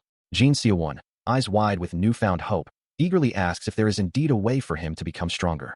With a determined expression, he declares that it will be worth trying at the very least. As he considers his next move, Jin Seowon wonders what he should do, while the elderly mage begins his assessment, stating that he will first check the young man's inner energy. A moment later, the mage's eyes widen in utter shock, a silent exclamation escaping him. Meanwhile, Jin Seowon's own thoughts reel, stunned by the revelation that his inner energy is even less than that of a house dog. The elderly mage reaches out, his expression a mix of concern and bewilderment, muttering to himself about how such a thing could be. He then clarifies that in his world, concepts like martial arts or inner energy don't exist, before instructing the young man to sit in the lotus position for now. As Jin Seowon settled into the lotus position, the elderly mage watched him with a discerning gaze. He closed his eyes, preparing for whatever arduous task lay ahead. When the mage's voice cut through the silence, warning him that he would feel pain so intense it would be like death, yet he wouldn't be able to move. Jin Seowon's eyes snapped open, a flicker of disbelief crossing his face as he wondered, if he failed to endure such torment, what would become of him? The mage's stern expression offered no comfort, simply stating the grim truth: failure meant death. As the training began, the world around Jin Seowon seemed to intensify. The wind blowing against his skin feeling like sharp blades, and each breath entering his lungs burning like lava. Despite the agony, he remained steadfast in his meditation, the elderly mage a silent, watchful presence behind him. As he could even hear the faint sound of the grass growing on the graves. The agony of the training intensified, twisting his perception as a shadowy reflection of his torment seemed to emerge from within him. A guttural scream tore from his throat, lost in the surging, icy blue energy that now enveloped him. His hand reaching out instinctively, desperately trying to grasp onto something solid. He was completely submerged, the overwhelming force pressing down from every direction. The chaotic blue currents swirling with dark, monstrous forms that threatened to consume him whole. His vision blurred, a single, terrifying question echoing in his mind: am I going to die? His face contorted, every muscle screaming in protest against the relentless assault. As the frigid, crushing energy continued its relentless surge around him, his vision slowly returns, a single eye struggling to focus. The world gradually sharpening into view. He remains hunched, a dark, lingering aura still clinging to his form. His body racked with an unbearable ache.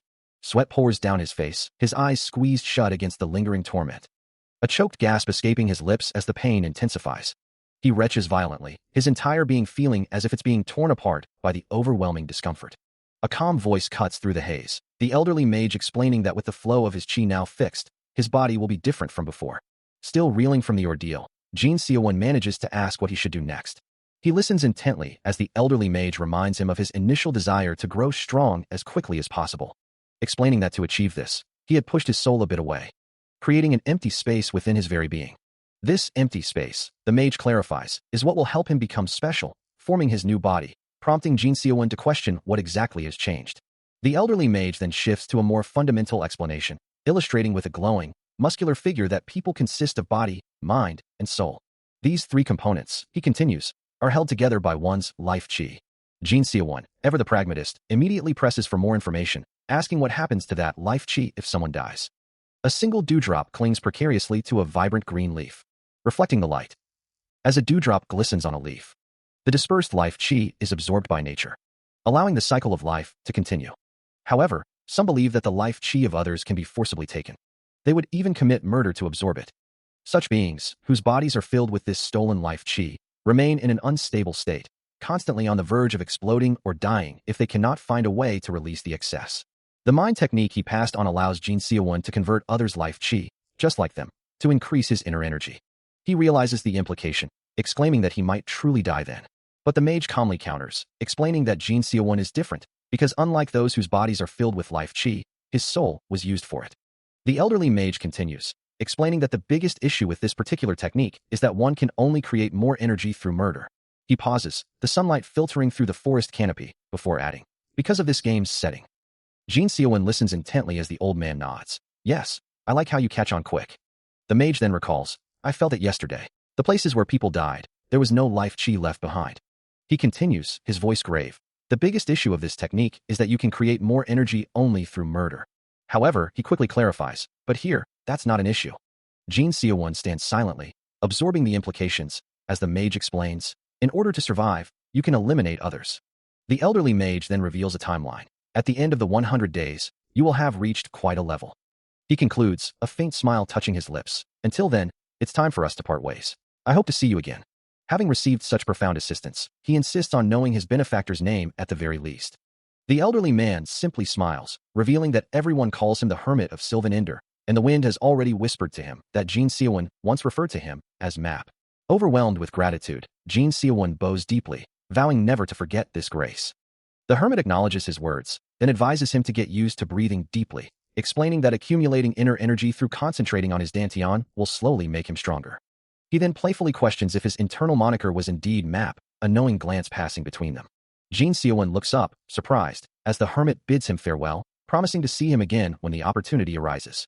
With that, the Hermit of Sylvan Ender leaps into the air, a faint glow trailing behind him as he ascends, leaving Jin Seowon to watch him go. His form quickly diminishes into the distance, a final whoosh of wind marking his complete disappearance. He ponders his current state, wondering if he is truly capable of facing the challenges ahead. If only he could rely on his undead summoning abilities, this arduous journey would be far more comfortable. With a new objective in mind, he resolves to move towards the outskirts of the limited area, just as planned. His abduction by the elderly mage of the limited area had been instantaneous, a sudden shift in his reality. But the journey back, a mere walk, stretched on for 50 long units of time, consuming half a day under the moonlit sky. The map, he realized with a sigh, was far larger than he had anticipated. As he continues his solitary trek through the night, a faint light in the distance catches his eye. It's a lantern, burning brightly, even in the dead of night. A house, with a lit lantern, suggests two possibilities. Either it's abandoned, or someone is still inside.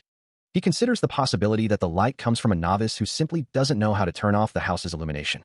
But his resolve hardens as he declares, "Tonight, I'm going there." Under the vast, star-dusted night sky, he approaches the mysterious dwelling, its single-lit window a beacon in the darkness. Stepping inside, the silence of the old house greets him, dust motes dancing in the faint light filtering through the windows. Cautiously, he moves through the deserted rooms, his crossbow at the ready, a soft creak echoing his every step. From outside, the house appears deceptively peaceful, its lit window a stark contrast to the surrounding gloom. Inside, however, his suspicions are confirmed as he realizes, I was right, time to farm. Yet, his expression sours as he discovers the house holds nothing of value, muttering, Arg, there are only useless items. They're here for nothing. Inside the mysterious house, Jin Seowon surveys the scattered findings, a system notification confirming his acquisition of basic supplies. But his expression sours, a frustrated groan escaping him as he realizes the items are far from what he truly needs. Weariness finally overtakes him, and he collapses onto a nearby bed, gazing out at the moonlit night through the window, his eyes heavy with the day's events. As the night deepens, the house stands silently under the glow of the full moon. Another system notification appears, marking the passage of time within the cloud survival. Jin Seowon rests, unaware of the world outside. Suddenly, a soft rustling sound breaks the silence, jolting him awake, his eyes snapping open with a start. A look of deep concern settling on his face. He had been sleeping soundly, the quiet hum of the house a lullaby. Curled up on a makeshift bed, his exhaustion had finally claimed him. Even as the sun was already setting, he remained lost in slumber, like a child. Meanwhile, the old wooden door stood silent, a barrier to the world beyond. A soft murmur escaped him, a sound of deep, undisturbed rest. In his dreams, a sense of relief washed over him. I can finally rest. But the peace shattered instantly, his eyes snapping open, wide with sudden alarm. Without a moment's hesitation, he drew his bow, a blue aura of focused energy emanating from the string as he aimed. With a sharp thwack, the arrow flew, a glowing trail marking its swift, decisive path. The projectile Jin Seowon fired is met with a swift, metallic clang, deflected by an unseen force. Before he can react, a martial artist with a stern expression and a top knot immediately follows up, swinging his sword in a wide arc. The blade connects with a powerful, explosive impact. Jin Seowon recoils, a purple aura flaring around him as he curses the martial artist's skill, finding him annoying. He retaliates instantly, lunging forward with a technique known as Black Star Palm. The attack lands with a burst of blue energy. Enraged by what he perceives as a hidden weapon, the martial artist shouts in fury, his own blade poised for another strike. His sword slices through the air, connecting with a sharp thwack. He presses his advantage, continuing his relentless assault. He brings his foot down with crushing force. The impact sending shockwaves through the ground. Standing over the defeated martial artist, Jin Seowon holds his blade ready. The man's head recoiling from the brutal strike. A pained groan escapes the martial artist's lips. As he remarks, I was having a nice dream, and you woke me up. Terrified, the man on the ground begs, spare me. I'll do anything. I'll give you everything I have. He continues to plead desperately, Slee. I struggled so hard to survive, I can't die here dash.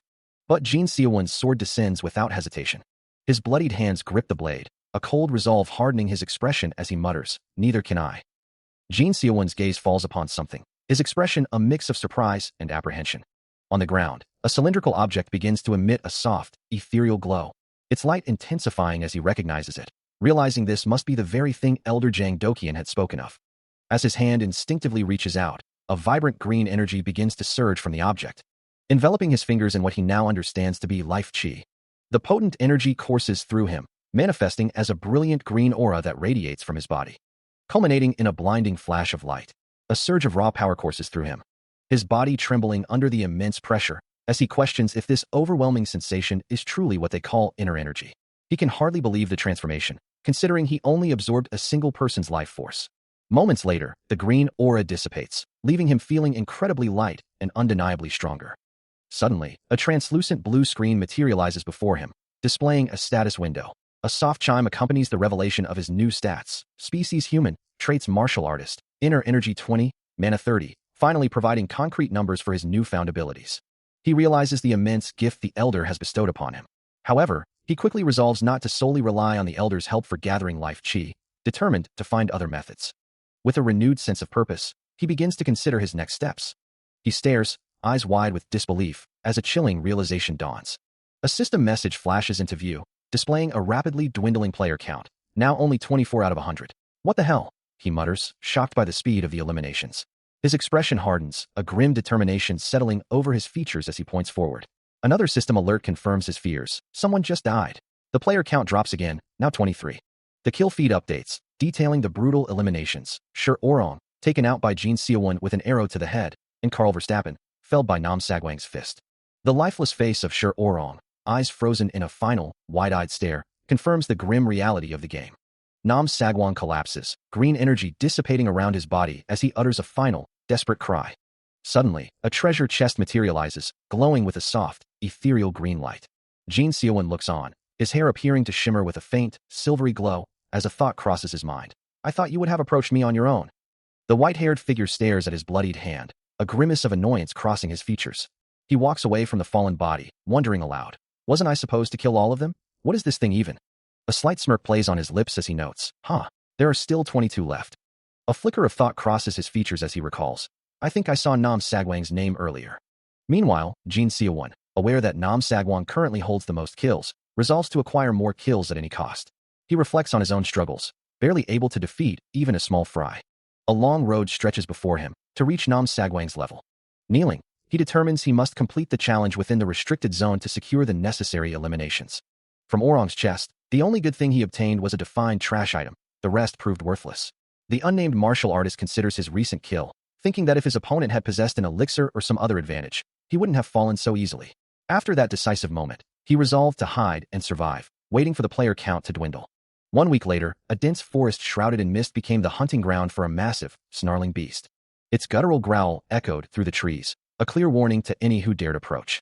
Meanwhile, Jin Seowon reflected on his meager gains, realizing he couldn't loot much while constantly hiding, and the gear he did possess was mostly worthless. Spotting the monster, he drew his bow, a predatory glint in his glowing blue eyes as he declared it his next meal. He found some solace in his current location, having stayed within the forest near the borders of the restricted zone, thus avoiding other players. Despite his small victory, a sigh escaped him as he muttered, feeling utterly fed up with his current predicament, just as a system notification confirmed he had looted a survival kit. A low hum of energy resonates through the air, casting an ethereal blue glow across the hexagonal patterns on the ground. The hooded figure, Jin Seowon, moves silently through the dark forest, the glowing terrain beneath his feet reflecting the stark reality of his situation. Only 20 players remain. A fresh wound on his knuckles throbs, a painful reminder of recent struggles. He pauses before a shimmering, hexagonal barrier, contemplating its impenetrable nature. For a full week, the kill log has shown only one player consistently eliminating everyone else, a stark contrast to his own cautious approach of hiding and playing it safe. His eyes, a piercing light blue, betray a deep weariness, yet a flicker of resolve remains. As the low hum of energy continues to reverberate, he surveys the vast, untamed landscape stretching before him. Suddenly, a disturbance in the distance catches his attention, the glowing patterns in the tall grass indicating a nearby struggle. A man, disheveled and terrified, gasps for breath, his eyes wide with fear as he demands to know the identity of the figure before him. A chorus of voices declares their unified purpose, stating they have all gathered with the singular goal of taking him down. One of the figures then turns their attention to the distressed man, Nam Sagwon, asserting that he has no chance of winning and should simply die quietly.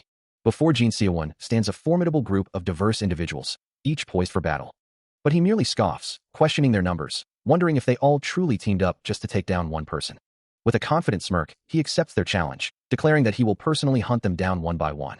His eyes glow with an intense blue light as he issues a chilling warning, reminding them that if they are prepared to kill him, they must also be prepared to suffer the same fate. He clenches his fist, blood still visible on his knuckles from a previous injury, promising to make them understand the true meaning of his words. Before they can react, Jin Seowon moves with blinding speed, striking one of the opponents with a devastating blow that sends them flying. His form now wreathed in a brilliant blue aura as he continues his assault. The martial artist holds Nam Sagwon captive, while another opponent lunges forward, shouting for the others to prevent any escape. But before they can react, Jin Seowon is already there, a blur of motion, striking the lunging figure with devastating force. The impact sends the opponent reeling. And in the same breath, he pivots, a brilliant blue aura flaring around him as he slams into another. The sheer power of his attack radiates outwards, a blinding wave of azure energy. The remaining opponents can only stare in stunned disbelief, one of them gasping, "Shit, how did he?" His face contorts in shock, unable to comprehend the speed and power before him. He continues his relentless assault, a blur of motion and glowing blue energy as he carves through the remaining opponents. Each strike precise and devastating, sending another foe reeling from a powerful kick to the head. His form is a streak of pure, concentrated power, leaving only shimmering afterimages in his wake. This wasn't a battle. It was a one-sided massacre. The kill log illustrated it pretty well.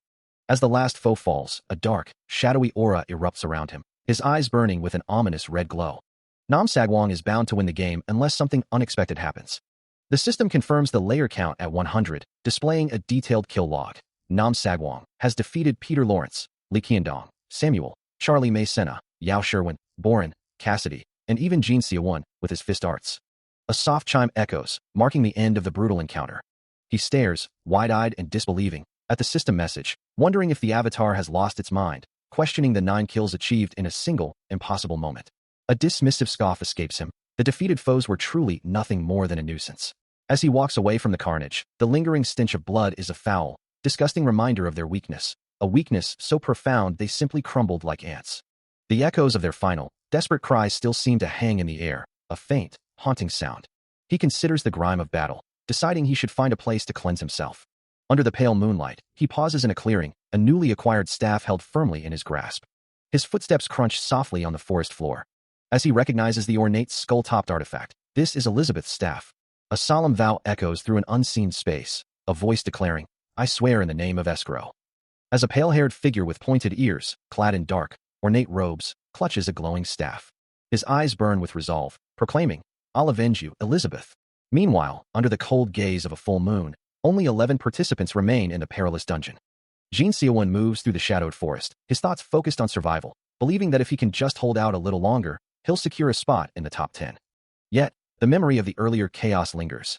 And he knows that to truly survive and claim a valuable boss, he needs to acquire some truly exceptional items. He presses on towards a distant castle, aware that by tomorrow morning, the dungeon will close for the day's end. This, he realizes, is his last chance for a proper farming run. He stands before a colossal structure, its Gothic spires reaching towards an unseen sky, an imposing silhouette against the dim light. A soft, mellow sound accompanies his cautious peek through a slightly ajar door, revealing a glimpse of the grandeur within. His eyes widen in genuine awe, a quiet wow, how extravagant escaping his lips as he takes in the sight. The vast interior glows with an ethereal light, magical particles drifting through the air, a testament to the dungeon's hidden power. Stepping further inside, he moves deeper into the opulent hall, his cloak swaying with each measured stride. A ding sound signals a system notification, informing him that another item increasing his strength has been acquired, which he promptly adds to his inventory, acknowledging its purpose. He pauses beside a large, armored statue, a hint of disappointment crossing his face, muttering unlucky to himself. As he moves away, a soft whoosh accompanies his thoughts, wishing there were more treasures to be found. Another ding announces the acquisition of an item that increases internal energy, a glowing orb appearing in the system window with a soft wong sound, adding to his growing power.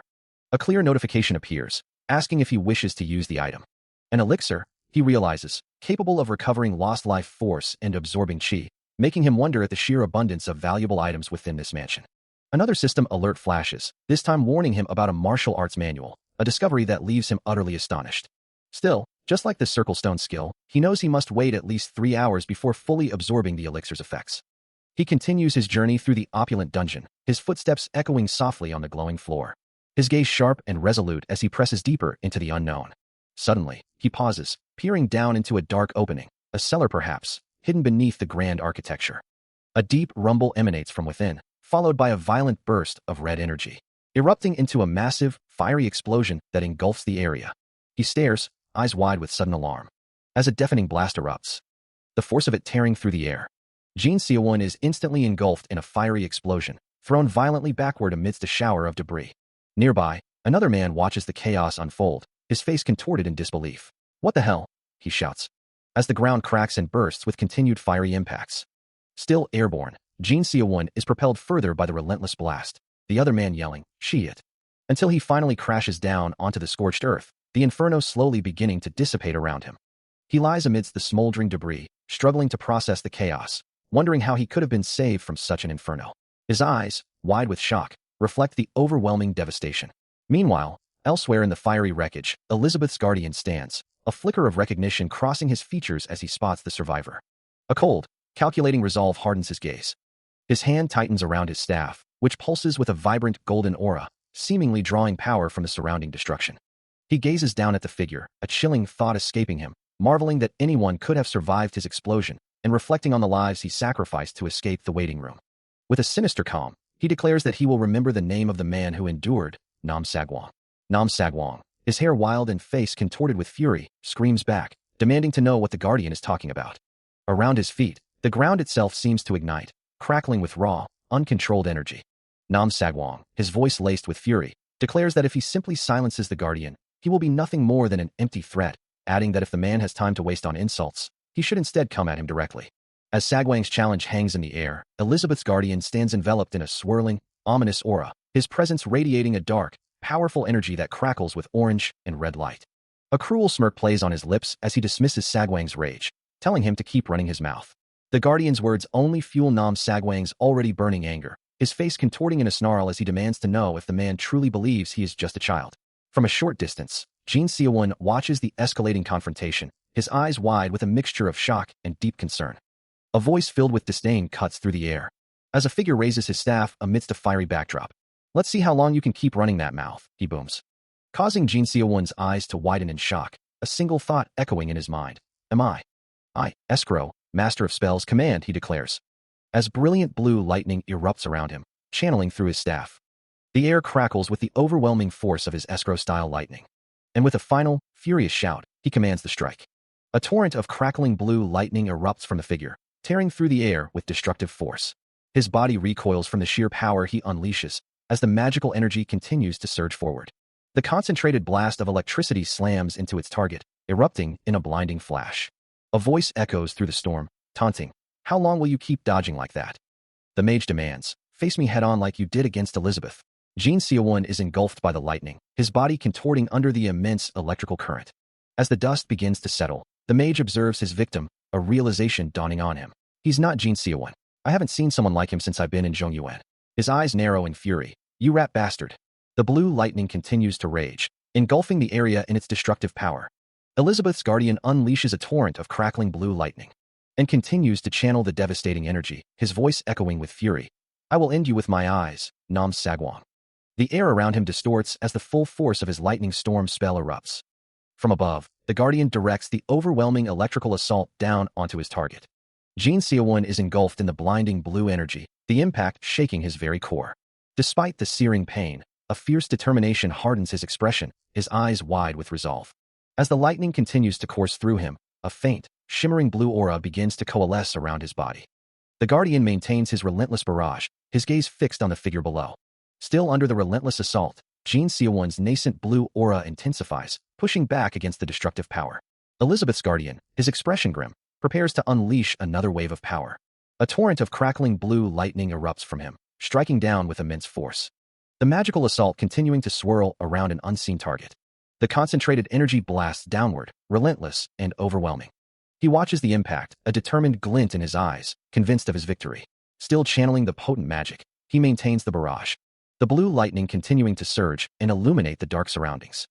The attack shows no sign of weakening, a continuous stream of destructive power. That's not enough to break my barrier, he declares, certain that his defenses are impenetrable. The air crackles with raw power as Elizabeth's guardian maintains his relentless lightning assault. His eyes burning with conviction as he commands, "Just die already." The blue lightning tears into Jin Se-won, distorting his form as dark particles erupt from his body. A searing red energy engulfing him with each impact. His face contorts in agony, sweat beading on his brow as he struggles to comprehend the relentless assault, a thought forming in his mind. Am I? From above, the guardian maintains his dominant position, confident in his power. But Jin Se-won's mind cuts through the illusion, a fiery landscape momentarily replacing the lightning as he realizes. So you cast an illusion? The guardian's expression shifts to one of surprise as the illusion begins to waver, a dark, rocky environment emerging around him. Oh! Jin Se-won stands in the true, desolate landscape, rain falling around him as he declares, "It's raining. It's raining something because of his magic." Elizabeth's guardian can hardly believe it, muttering that it's insane how someone could not only almost kill Nam Sagwon, but also change the very weather, proving their immense power. Standing amidst the heavy downpour, he searches the rain-swept landscape, his frustration growing. He curses, unable to detect his target, who has clearly managed to escape quite far away. With a furious roar, he calls out Nam Sagwang's name. His arm outstretched, perhaps casting a tracking spell, he continues his relentless pursuit through the downpour. Gripping his staff tightly, he swears to catch and kill his elusive target. Meanwhile, in another part of the rain-soaked world, an injured martial artist pants heavily, kneeling by a tombstone. He acknowledges that the mage bastard may have defeated him this time, but vows he won't let him walk away unharmed next time, promising to be the one to right Escrow's death. Under the cold gaze of a full moon, a relentless rain lashed down upon a dense, dark forest. As Escrow, after a thorough search for Nam Sagwon, eventually descended and vanished from sight when the man was nowhere to be found. He muses that his cloak of hiding had served him well, ensuring his target never saw him, allowing him to live another day. A wry thought crosses his mind. It's always darkest under the lamp, and it seems Escrow and Nam Sagwon would not be meeting again for quite some time. Suddenly, his eyes widen, a spark of discovery igniting within them. He had found it, a dark, moss-covered stone structure, its entrance glowing faintly with an ethereal light, making him wonder if it was a safe hiding something important, or perhaps a dungeon concealing a treasure within. With an ominous creak, he peered down into the abyss, his eyes now glowing with an intense, focused energy. The darkness stretched far below, prompting him to observe its considerable depth. Deciding to proceed, Escrow steps into the mysterious glowing entrance, noting that it doesn't appear anyone else has been there recently. He descends deeper into the darkness, his lantern casting long shadows as he considers the risks of randomly grabbing items, wondering if he'll encounter a farming or veteran-level threat. The flickering light illuminates his gloved hand gripping the lantern's handle, revealing a cavernous space filled with numerous hooks. He surveys the unsettling scene, a thought forming in his mind. Could this simply be a food cellar? The realization dawns on him that there aren't many places to farm here, leaving him frustrated and unsure of his next move. He stands amidst the hanging hooks, pondering his options. Reflecting on his journey, he realizes he has only eaten tasteless jerky since arriving, but an hour later. A satisfied sigh escapes him as he finishes his meal, finding it surprisingly good. He muses that white rice would have made it perfect, then ponders what item he should consume next. Suddenly, a thought strikes him. He also picked up a martial arts manual. The manual, titled The Unrestrained Martial Arts, promises to teach the fighting technique of an old master. An illustration within depicts the unnamed martial artist, a living legend with an undefeated record, his life a dojo, and his art a weapon of mass destruction. Holding the glowing purple manual, Escrow acknowledges that he would, of course, pick up something so intriguing. He considers the prospect of learning from it, deciding it's better than not learning anything at all. However, with a small, glowing elixir nearby, he resolves to drink that first and ponder the manual later. He ponders the glowing elixir, wondering if he should simply drink it, having hesitated before, but the lingering pain from activating the circle stone pushes him forward. Driven by the thought of becoming stronger, Escrow consumes the mysterious liquid without further thought. Immediately, his eyes widen in shock as the effects begin. A powerful blue aura erupts around him as he feels his dantian filling with an overwhelming surge of inner energy. The sheer volume of energy absorbed by his body is beyond anything he could have imagined. But the surge comes with a cost. Now, drenched in sweat, his senses become dull, and his body feels heavy. He realizes with a groan that he won't be able to move for at least 3 hours. 3 hours later, the intense effects finally subside, leaving him utterly drained. Finally, he manages to whisper, wondering if the ordeal is truly over. The young hunter, Jin Se-won, lets out a weary sigh, feeling the lingering exhaustion even after 3 hours of stillness. He lies sprawled on the dungeon floor, reflecting on the ordeal, having spent an entire week hidden within its treacherous depths. A faint, guttural sound escapes him as he recalls how he survived until the very end, caught between an abomination and a monster, a feat he can truly be proud of. Finally, with a stretch that cracks his weary bones, he pushes himself up, ready to face the world outside. As he steps out into the soft light of dawn, a system notification confirms his progress. Clove Survival, Day 13. Behind him, the dungeon entrance slams shut with a heavy thud, leaving only scattered debris in its wake. As a hidden mechanism grinds open, revealing a dark passage. From a high vantage point, Jin Seowon surveys the vast landscape, realizing that, as expected, he has emerged near the restricted zone.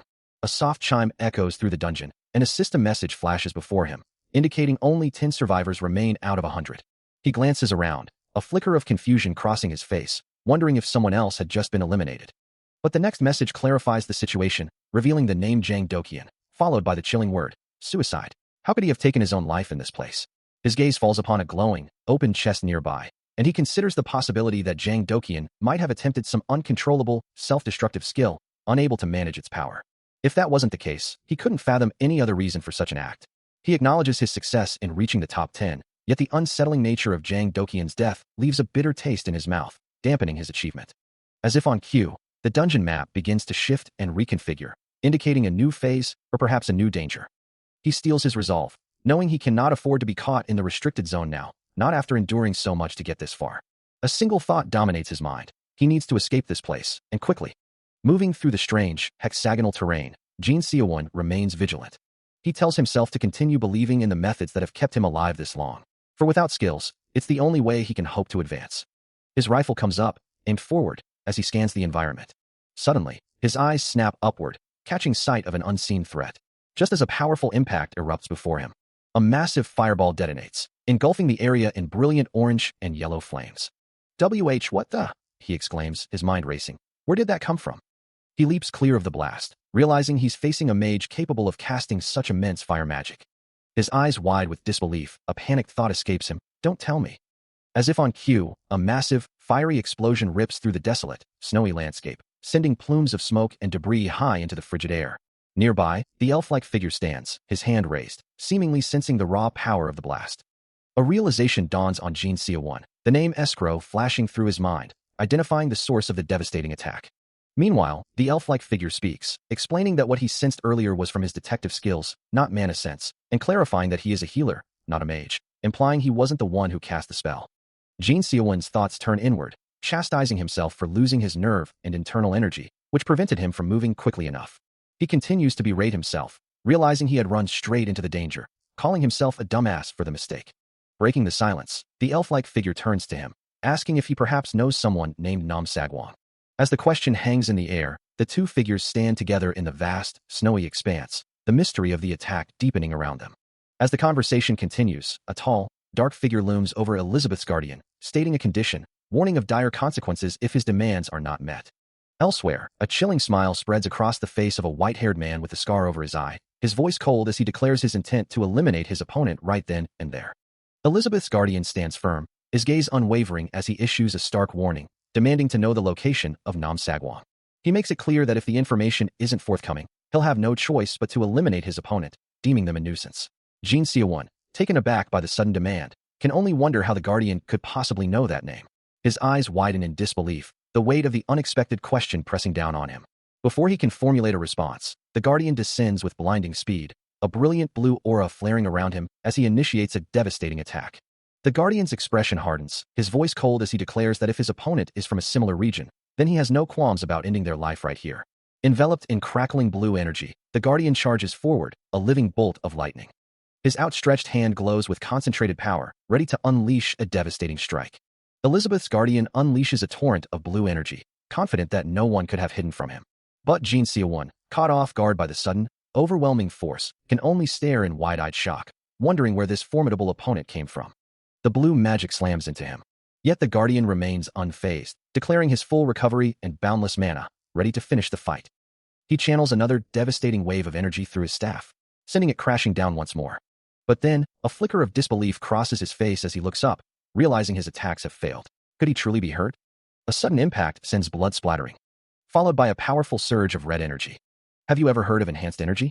He spoke of a technique known as arm energy, a powerful skill he never thought he'd need to unleash, adding, I never thought I'd have to use this on you. He continued, calling his opponent the first one I'd have to consider honored, Archmage, but before his own power could fully manifest, a searing blue-green energy slammed into him. A pained grunt escaped him, the impact immediately followed by a devastating crimson blast tearing through his defenses and drawing blood. He staggered back, his eyes still glowing with fierce resolve, as he defiantly declared, You won't be chanting those annoying spells anymore, will you? Despite his bravado, the pain was evident in his ragged breaths, yet he was one of the top 5, a master of his craft. A pained ugh, escaped him as he reflected on his situation. For someone like him, among the top 5, such an outcome was unexpected. He knew that meeting his opponent would become a pivotal moment, and perhaps it was lucky that Nam Sagwang had arrived. He thought, maybe I'm lucky that Nam Sagwang came here. As he continues to endure the relentless assault, Jin Seowon moves with blinding speed, his dark form a blur against the pale figure of Elizabeth's guardian, while a thought crosses his mind. He should quickly get out of here while those two are distracted. His eyes burning with fierce resolve, he presses his attack, a whirlwind of motion. A devastating blow connects, sending a shockwave of purple energy and blood erupting from Elizabeth's guardian. He cries out in pain, as Jin Seowon's glowing fist slams into him once more, the impact tearing through his defenses. The sheer force of the attack sends him hurtling through the air, a mere blur against the chaotic background. Meanwhile, elsewhere, Escrow clutches his head, his face contorted in agony and despair. Jin Seowon's thoughts drift to the recent past, recalling the moment he witnessed the supposedly invincible Archmage, Escrow, utterly destroyed by Nam Sagwang. Despite the brutal beating, Elizabeth's guardian pushes through the pain, his eyes narrowing with a fierce, unyielding determination. Yet, what truly occupied Jin Seowon's mind wasn't fear of Nam Sagwang or pity for Escrow. It was the name that preceded everything else, leaving him with a look of profound shock. Still reeling from the shocking revelation, he questions himself, am I? If I absorb their life force, I wonder how powerful I'd become. Shifting focus, the guardian, holding the defeated Escrow, demands, where's that cocky bastard from? He then taunts his unconscious captive. Got any last words before you die? Oh right, you can't speak because of me. A cold, calculating expression settles on his face, green energy crackling around him. He continues, his voice laced with disdain. What? Are you telling me to hang my head right now? Even she has cried out of this academy, not recognized by the grave just because she was a woman. A subtle smirk plays on his lips as he reflects on his words. I finally understand something now at this time. Maybe there's no difference. Maybe she was no different from me. He continues his cold assessment, his voice laced with disdain, declaring that he can tell the true nature of his opponent's filthy mouth. As his eyes glow with an eerie yellow light, reflecting a deep-seated resentment. A sudden, sharp gasp escapes the young man, his expression one of profound shock. He crouches low, his gaze now fixed on a distant, unsettling phenomenon, wondering what it could be. Suddenly, a colossal explosion erupts in the distance, a blinding flash of orange and red. The fiery inferno expands rapidly, its intense heat washing over the landscape. He stares, utterly bewildered, questioning if it could be a meteor. Lingering energy crackles in the air, a testament to the raw power unleashed. A colossal explosion of fire and debris erupts, tearing through the landscape with devastating force. The inferno rages, a swirling vortex of destructive energy, engulfing Elizabeth's guardian, who struggles against the overwhelming power. He curses the strength of the monsters, realizing he cannot endure much longer in this condition, wondering if even chaos itself has arrived. The guardian laments that Armageddon has come, fearing his imminent demise. With a desperate cry, he can only utter the word, Armageddon. The fiery blast continues to consume him, his form flickering amidst the intense heat. Meanwhile, Jin Seowon, witnessing the devastation, shouts in fury, calling out to the insane bastard responsible. He turns and flees from the catastrophe, his face etched with desperation. A curse escapes his lips as he regrets not having run away sooner, the thought echoing his frantic escape. Engulfed by the blinding light and searing heat, Elizabeth's guardian reflects on a past encounter, a quiet thought escaping him. It was nice to see you back then, Elizabeth. He muses, the wish echoing through the destructive energy. I wish I could see you again. The explosion continues to rage, its raw power tearing through the surroundings. A massive wave of fiery energy erupting outwards. The blast reaches its peak, scattering blinding light and debris, the sheer force of it reverberating through the air. As the fiery aftermath begins to settle, Elizabeth's guardian stands amidst the devastation, his gaze fixed on the lingering inferno. He contemplates the immense power he just witnessed, wondering about the one capable of casting a spell of such magnitude.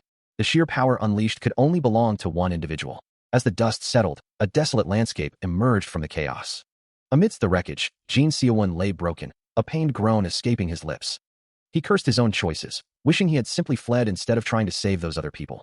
A faint purple aura flickered around him as he struggled, knowing he couldn't possibly cast such a magnificent spell himself. Clenching his fist in frustration, he recalled the healing scrolls he had accumulated for just such an emergency. Slowly, painfully, he began to crawl away from the devastation. Finally safe inside a vehicle, he exhaled, realizing he would never have escaped without that elixir. Even after using a healing scroll, the pain still courses through him, a stark reminder of the battle's toll. He realizes that a single healing scroll is proving utterly ineffective against his severe injuries. Finally, after what feels like an eternity, he manages to catch his breath, a small victory in the face of overwhelming exhaustion. A sigh of relief escapes him as he acknowledges he's depleted all the healing scrolls he had carefully saved. With a renewed sense of urgency, he resolves to acquire more supplies. A soft ding signals the activation of his system interface, displaying the current player count. His gaze falls upon a critical update.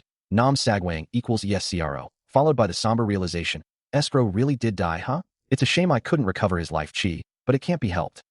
A new question arises, however, as he notices the absence of a kill log entry for Nam Sagwang's death.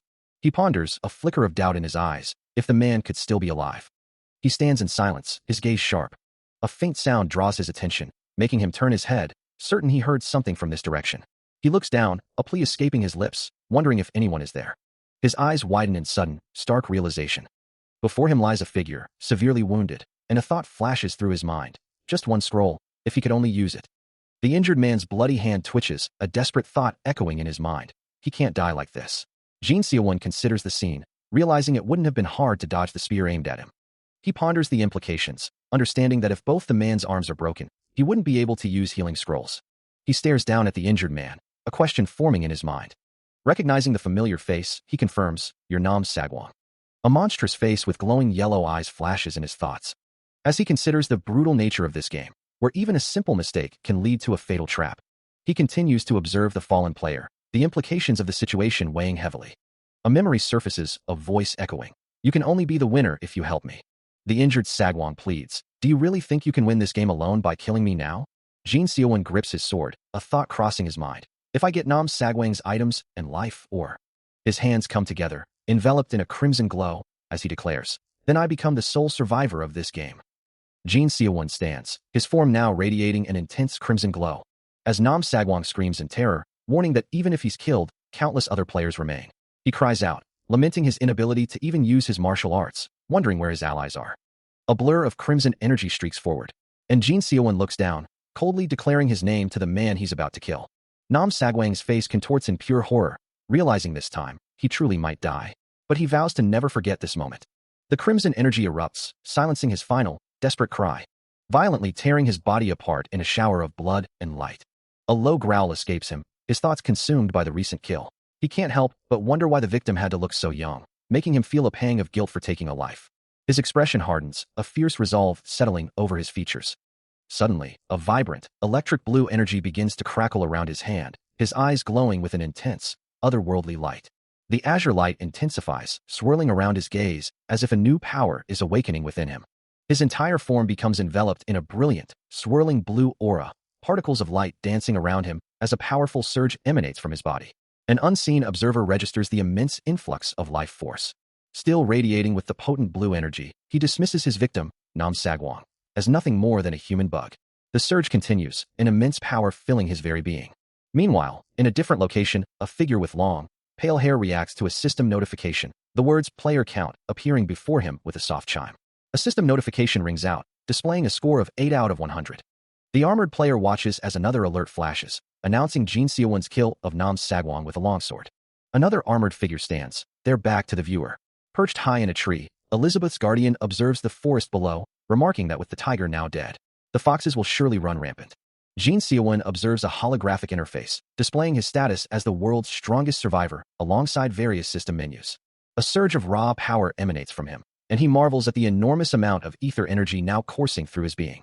With green energy swirling around his hands, he feels an unprecedented confidence, believing this power will allow him to face anyone.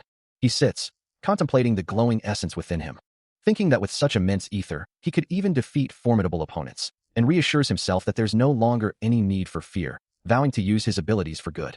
As the green energy intensifies around him, a new determination settles in his gaze. Suddenly, his eyes widen in surprise, as something unexpected appears before him.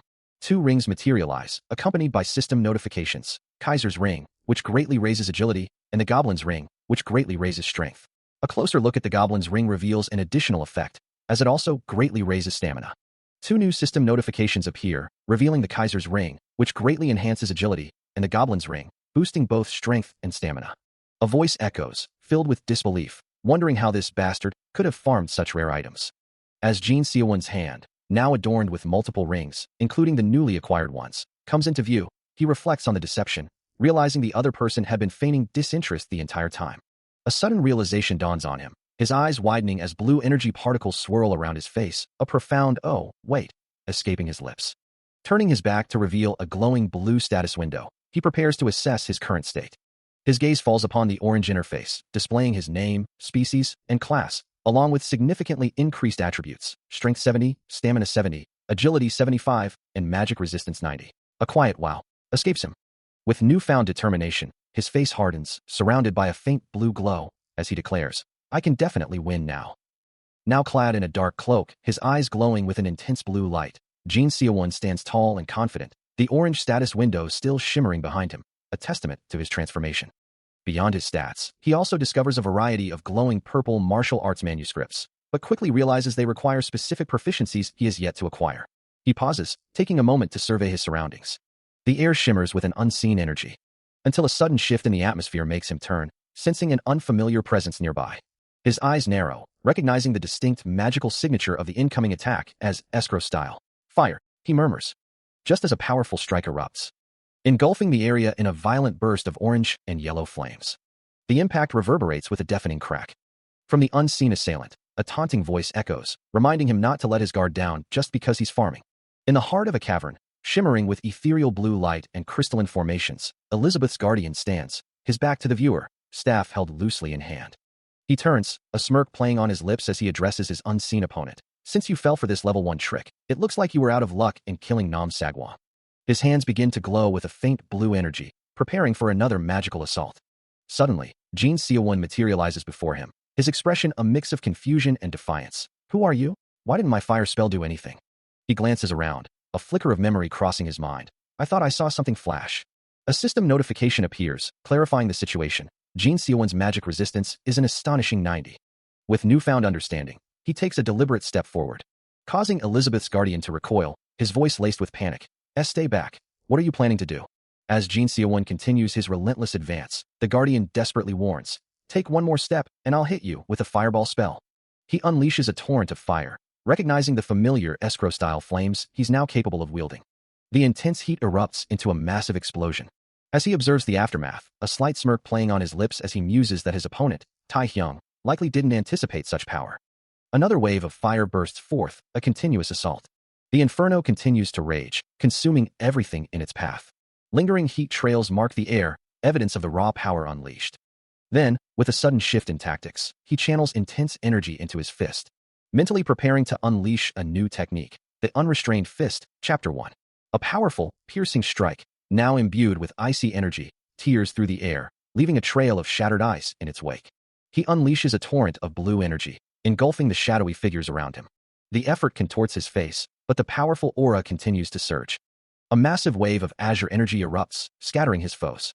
Exhausted, he collapses to the ground, reflecting on the unexpected power he just wielded, having been told there was a high chance of failure, so he hadn't expected much. Yet, as he observes the glowing energy still emanating from his hands, he realizes this martial arts essence weaves itself based on the amount of inner energy he possesses. A cough escapes him, the exertion taking its toll. Despite his weakened state, the system confirms his survival, noting that he is dying, but still one of 2 survivors, possessing the best arts even in his weakened state. He muses that his magic, which is his very essence, now appears like blessed magic, making him seemingly impervious to harm. He moves through the darkened forest, reflecting on the new threats emerging now that Nam Sagwang is gone. Knowing this journey will be a long one, his steps are accompanied by a faint, ethereal glow. As he continues deeper into the night, a thoughtful expression crosses his face as he realizes the depth of his own power, a power he attributes to the Elder's Qigong. Vowing to win. An hour passes under the twin moons, and he pauses in a clearing, a silent witness to the forest's nocturnal life. The soft rustle of leaves beneath his feet, the only sound. Perched high in a tree, Jin Seowon observes the armored figure below, his form cloaked in a subtle blue aura. The enemy, a hulking presence in the middle of the forest, seems to be a new kind of threat, one that had been lying low, but now emerges to challenge him. With a decisive leap, he descends from the branches, his glowing blue sword already drawn and radiating power, ready to strike. The enemy, startled, calls out his name, but Jin Seowon simply asks, "You're covering something up, aren't you? What are you hiding?" He presses the armored figure, his voice firm. "You're all hiding because you're afraid of me, aren't you?" Without waiting for a reply, he brings his glowing blade down in a powerful arc. A torrent of brilliant blue energy erupting from the impact, engulfing the enemy. The sheer force of the attack sends shockwaves through the air. As the blue energy expands, consuming everything in its path. The blue energy from the previous attack dissipates, leaving behind only faint, vertical lines in the air. In the ethereal blue-lit forest, Jin Seowon looks up, realizing the speed of his opponent's move, and acknowledges his own quick reaction, then notices something new, an arrow. His eyes glowing faintly with blue light. He wonders, who could it be? Elsewhere, an observer with glasses looks up, a single name coming to mind for someone capable of such a feat. Only one person. Jin Seowon, now a blur of motion and blue energy, leaps through the dense forest, pursuing the source of the arrow, a name echoing in his mind, Zurikana. Suddenly, a hand grips the hilt of a sword, its blade beginning to glow with a faint blue light. As Elizabeth's guardian, with his distinctive elf-like ears, looks up, posing a rhetorical question about his own identity, who he is. He draws the sword fully, its blue aura intensifying, his expression conveying that the answer should be self-evident. Isn't it obvious? Standing amidst the glowing blue forest, the guardian confronts Jin Seowon, his voice sharp with accusation. "Are you just trying to kill this thing?" As he moves with incredible speed through the glowing blue forest, Elizabeth's guardian considers the situation, realizing they need to combine forces. "Let's team up," he urges. "We can't let him get away. But they're too fast. We can't catch up." A slight smile plays on his lips as he considers the proposal, a soft escaping him. His feet blur across the forest floor, kicking up shimmering blue particles with every stride. He continues to move, the thought solidifying in his mind. "You've made the right choice. I'm the mercenary who works for the guild." Coming to a halt, the two figures stand amidst the glowing flora, a tense understanding passing between them. Jin Seowon offers a confident smile, assuring his new ally, "Despite my appearance, I'm someone who's quite famous within the guild. You definitely won't regret this." Elizabeth's guardian listens intently, his expression thoughtful. As they stand side by side, Elizabeth's guardian's internal monologue continues, reflecting, even though his reputation has spread far and wide, his head's empty. A moment later, a look of surprise crosses his face, as he mutters, did I calculate the timing wrong?" He mutters to himself, 2 seconds. No, 1 second. An archer shouldn't be able to keep closing the distance manually, he thinks, his expression grim. Jin Seowon, a blur of motion, surges forward, his attack striking the guardian with explosive force. "Just give me your life and fucking die," Jin Seowon roars, pressing his assault. The guardian barely manages to deflect a glowing arrow, the impact sending him skidding backward. But Jin Seowon is relentless, closing the distance once more, his next strike forcing the guardian to brace himself against the overwhelming power. Another devastating blow lands, showering the area with blue energy and a spray of crimson. He scoffs, unable to believe he's expected to cooperate with someone he views as an insect. From above, Jin Seowon looks down with utter contempt, declaring that even a stray dog would show more respect. The guardian, enveloped in a shimmering blue aura, grapples with the situation, realizing he needs to uncover the true Jin Seowon, acknowledging that he has already lost precious time. In a critical moment where every second counts and his very life is at stake, the guardian understands his own immense value. Meanwhile, Jin Seowon appears visibly distressed, his hand outstretched amidst crackling blue energy. The guardian's expression hardens, his resolve unwavering. He continues to move, his form still wreathed in the protective blue light. His gaze remains fixed, a testament to his unwavering focus. A sudden realization dawns on him, questioning how his cloak of hiding, designed to shield him from detection magic, could have failed. Jin Seowon's eyes widen in disbelief, a blue aura still clinging to him. As he struggles to comprehend the situation, wondering if his opponent possesses a skill he doesn't know about, a wave of regret washes over him, realizing he let his guard down, thinking he was fighting for his life. Meanwhile, Elizabeth's guardian observes the unfolding chaos with a cold, calculating gaze. He dismisses his attacker as nothing more than a trash bastard, assuming his items are equally worthless. The thought crosses his mind that continuing this fight wouldn't even be worth the effort. Suddenly, a powerful force erupts, sending blue energy particles swirling around him as he recoils. The impact continues to push him back, his form momentarily obscured by the shimmering magical discharge. He is thrown further, a cascade of blue energy engulfing him as he loses his footing. A soft blue aura emanates from Jin Seowon as he sits, reflecting on the recent clash, realizing his opponent's senses were far too sharp. He murmurs to himself, "Zurikana, was it?" His gaze drifts towards the distant figure of Elizabeth's guardian, who stands with his bow ready. and a quiet determination settles over him as he concludes, "It looks like he's my next opponent." Deep within a dense forest, an ethereal blue glow emanates from hexagonal patterns spreading across the ground and trees, a clear sign that the restricted zone is actively shrinking. And Jin Seowon feels its oppressive presence tightening around him faster than before. He pushes through the undergrowth, his body enveloped in a faint blue aura. A grim realization settling in as he notes the dwindling number of survivors. One fewer remains now. With 80 people still left, the zone's adjustment rate must be directly proportional to the remaining population. He muses, before his eyes widen in sudden surprise. What is this? Ahead, amidst the tall grass, a distinct lack of the glowing hexagonal patterns reveals a clear area, a potential sanctuary from the encroaching danger. A flicker of doubt crosses his mind, a quiet question echoing in the silence of the forest. He knows that any confrontation here would instantly draw unwanted attention from anyone nearby. Suddenly, a blur of vibrant green energy streaks through the air, cutting through the dense foliage with alarming speed.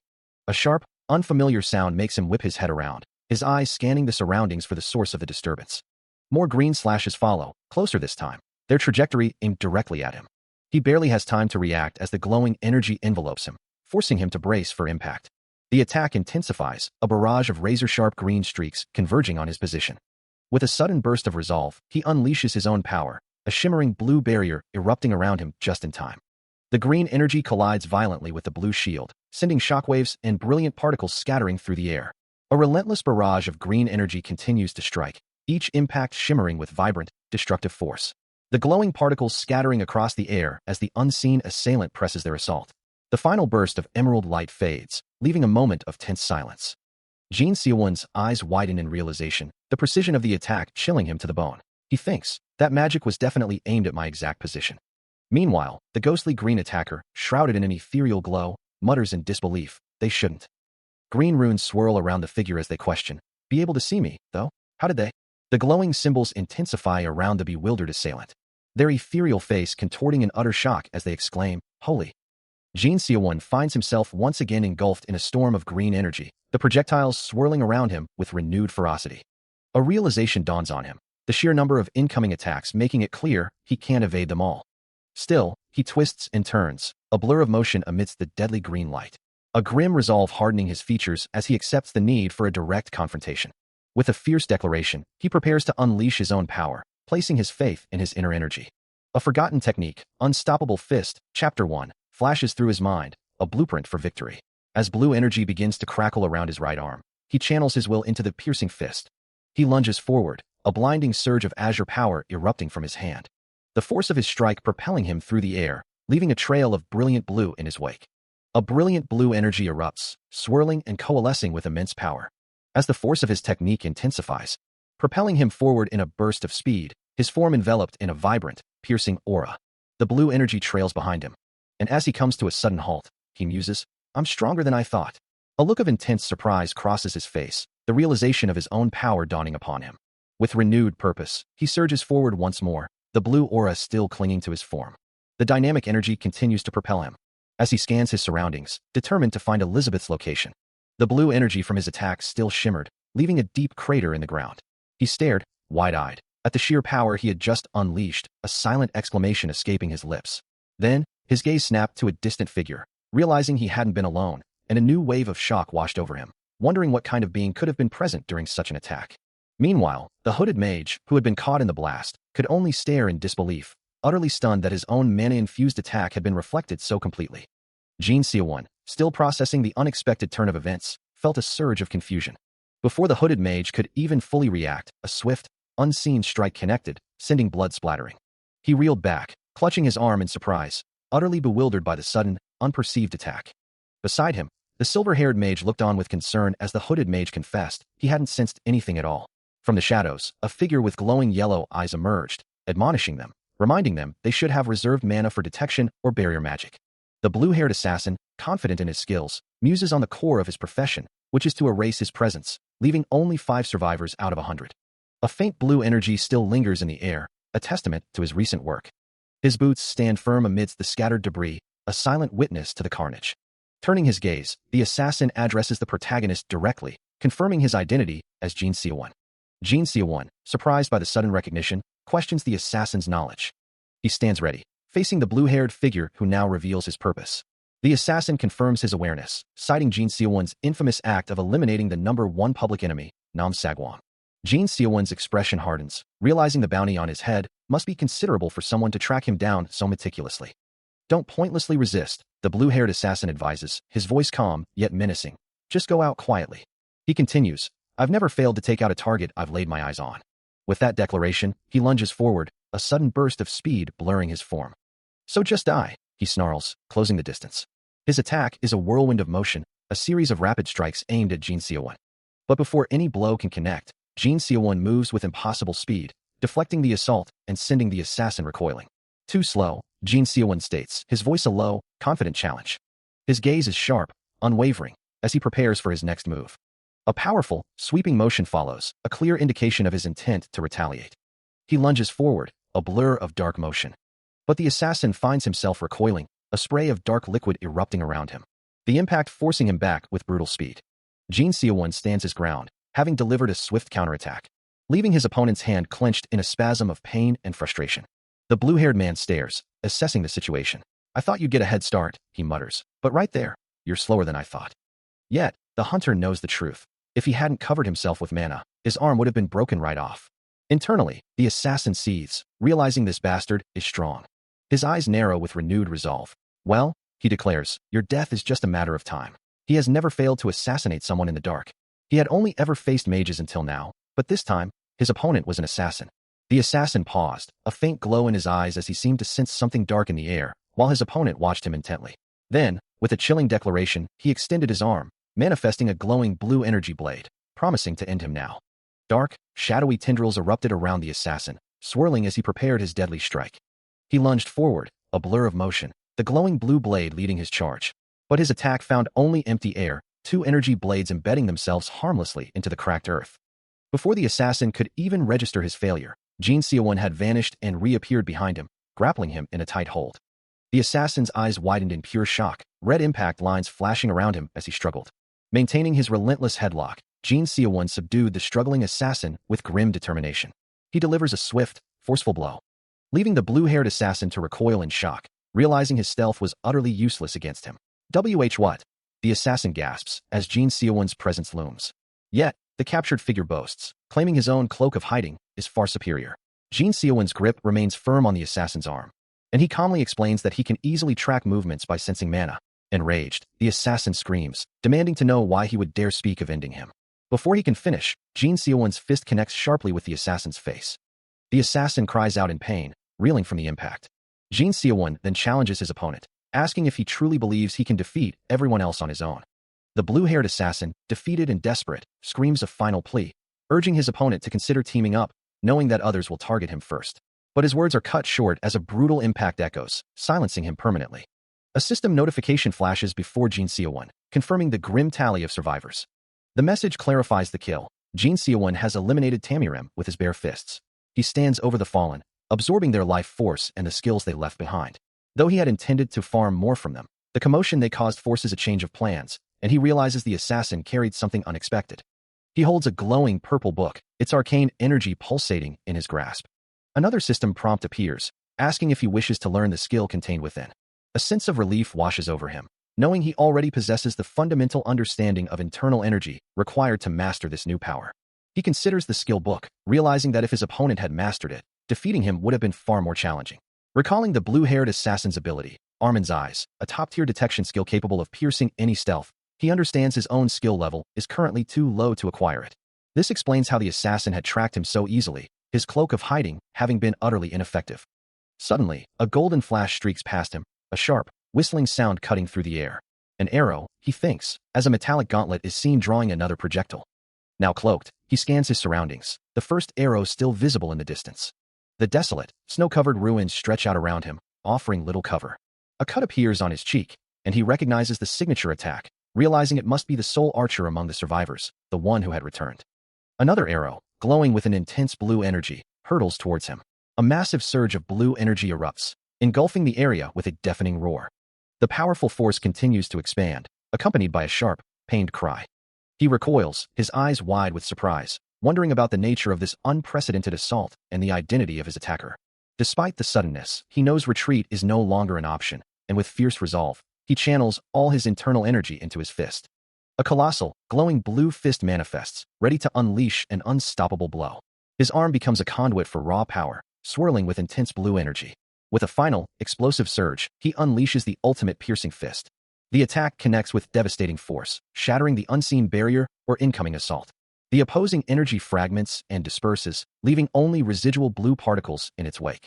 A blinding blue energy erupts, coalescing into a multi-pronged assault that descends with incredible force.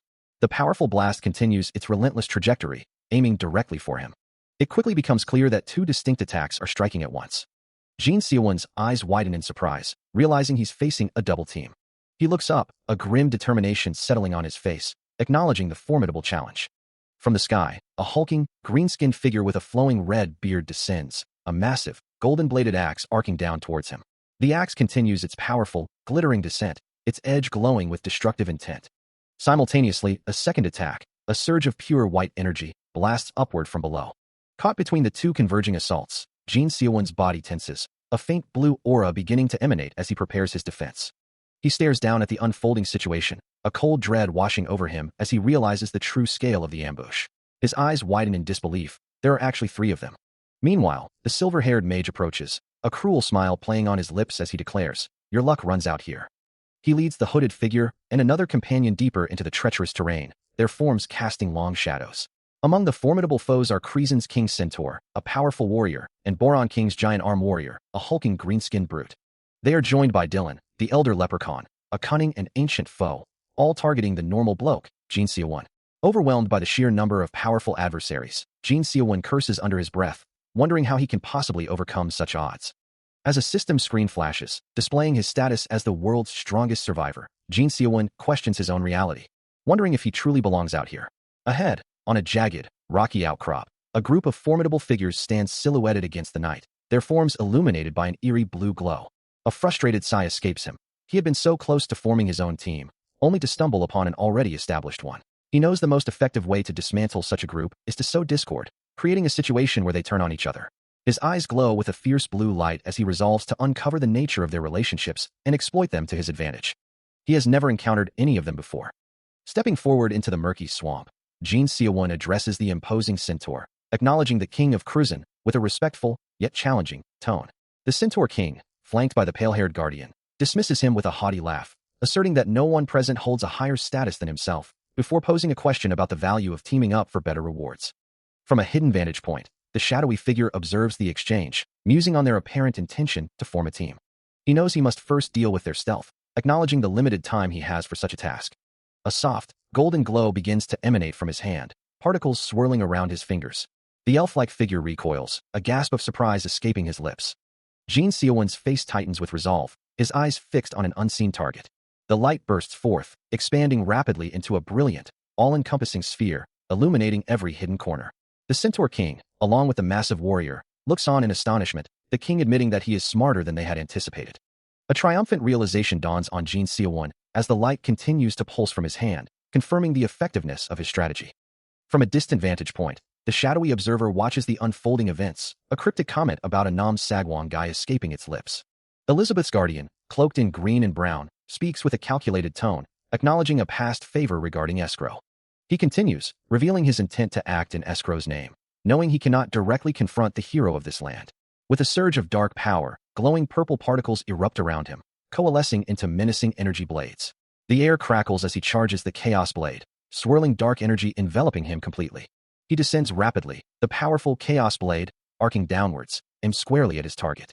Jin Seowon observes the incoming attack, his mind racing, knowing that most mages are vulnerable in close combat.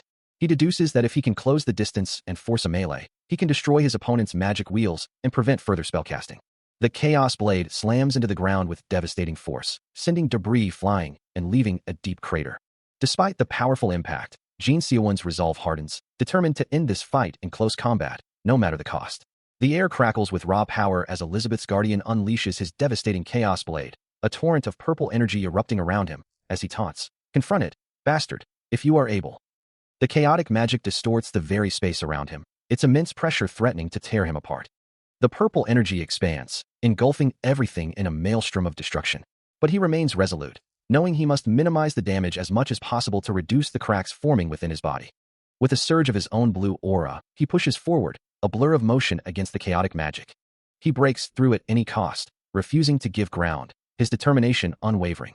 But the internal impact of the Chaos Blade is immense, causing him to cry out in pain as his body struggles to contain the damage. Elizabeth's guardian watches, confident that his magic is far beyond the reach of mere mortals, a power that cannot be easily overcome. He feels his internal energy raging, his body cracking under the strain, but his resolve hardens even further. He pushes through the distorting purple energy, a thought flashing through his mind about the enemy's protective cloak. The chaotic energy continues to swirl around him, while Elizabeth's guardian, confident in his power, declares that his opponent won't even be able to pierce his defenses. The purple energy intensifies, crackling with raw power. But in a sudden burst of speed, Jin Seowon closes the distance, his fist connecting squarely with the guardian's face. The impact sends a shockwave of blue particles through the air, and he follows up with a devastating piercing strike, shattering the guardian's form. The force of the blow sends the guardian reeling backward, his body breaking apart into fragments, leaving his face battered and bleeding from the unexpected assault. The lingering force of the Chaos Blade attack still reverberates, a violent purple energy rippling through the air. Even as his attack is met, the guardian's voice echoes with a chilling certainty, declaring there is no way to win, urging his opponent to simply give up. His form, though already showing cracks, continues to channel the destructive Chaos Blade, a desperate attempt to maintain his assault. Jagged purple energy lashes out, a final, furious surge from the guardian's fading power. But the Chaos Blade, once so formidable, begins to fracture, its dark energy splintering into countless fragments. The guardian's body, unable to withstand the backlash, visibly cracks and disintegrates as his power is utterly overwhelmed. From within the shattering purple, a brilliant pink and magenta energy erupts, Jin Seowon's counterattack tearing through the last vestiges of the Chaos Blade. As his power surges, he acknowledges the formidable opponent, thinking that compared to all the others, this guardian was truly on a different level. With the final impact, the guardian's form completely dissolves, his essence scattering into countless purple particles, signifying his utter defeat. He unleashes a devastating magical attack, a torrent of purple energy streaking through the air. The guardian is immediately overwhelmed, his body beginning to distort and tear under the assault. As the purple energy coalesces into sharp, piercing forms, the magical assault intensifies. His form visibly shatters, dissolving into countless purple particles. The destructive magical force continues to rip through the space. An unseen observer gasps in disbelief, wondering how he could possess such advanced shadow clone magic, when they thought he only knew how to throw punches. Jin Seowon, his eyes burning with green light, dismisses his opponent's efforts as mere tricks. Even as his form fades into nothingness, the guardian defiantly proclaims his victory. The last vestiges of the powerful magic dissipate, leaving only a faint shimmer in the air. A stern-faced warrior, his prominent mustache bristling, observes the scene with a critical eye. The lingering echoes of a powerful impact reverberate through the air, as Jin Seowon stands amidst the fading blue aura of his attack, his back to the observer. His arm still crackles with residual energy, a testament to the force he just unleashed. The warrior, taken aback by the display, can only utter a surprised query. Turning to face him, Jin Seowon's eyes glow with an intense blue light, as he challenges the notion of a king's cowardice. Meanwhile, Elizabeth's guardian lies defeated, his form dissolving into red particles, his final, defiant words echoing the sentiment that victory itself is the ultimate honor.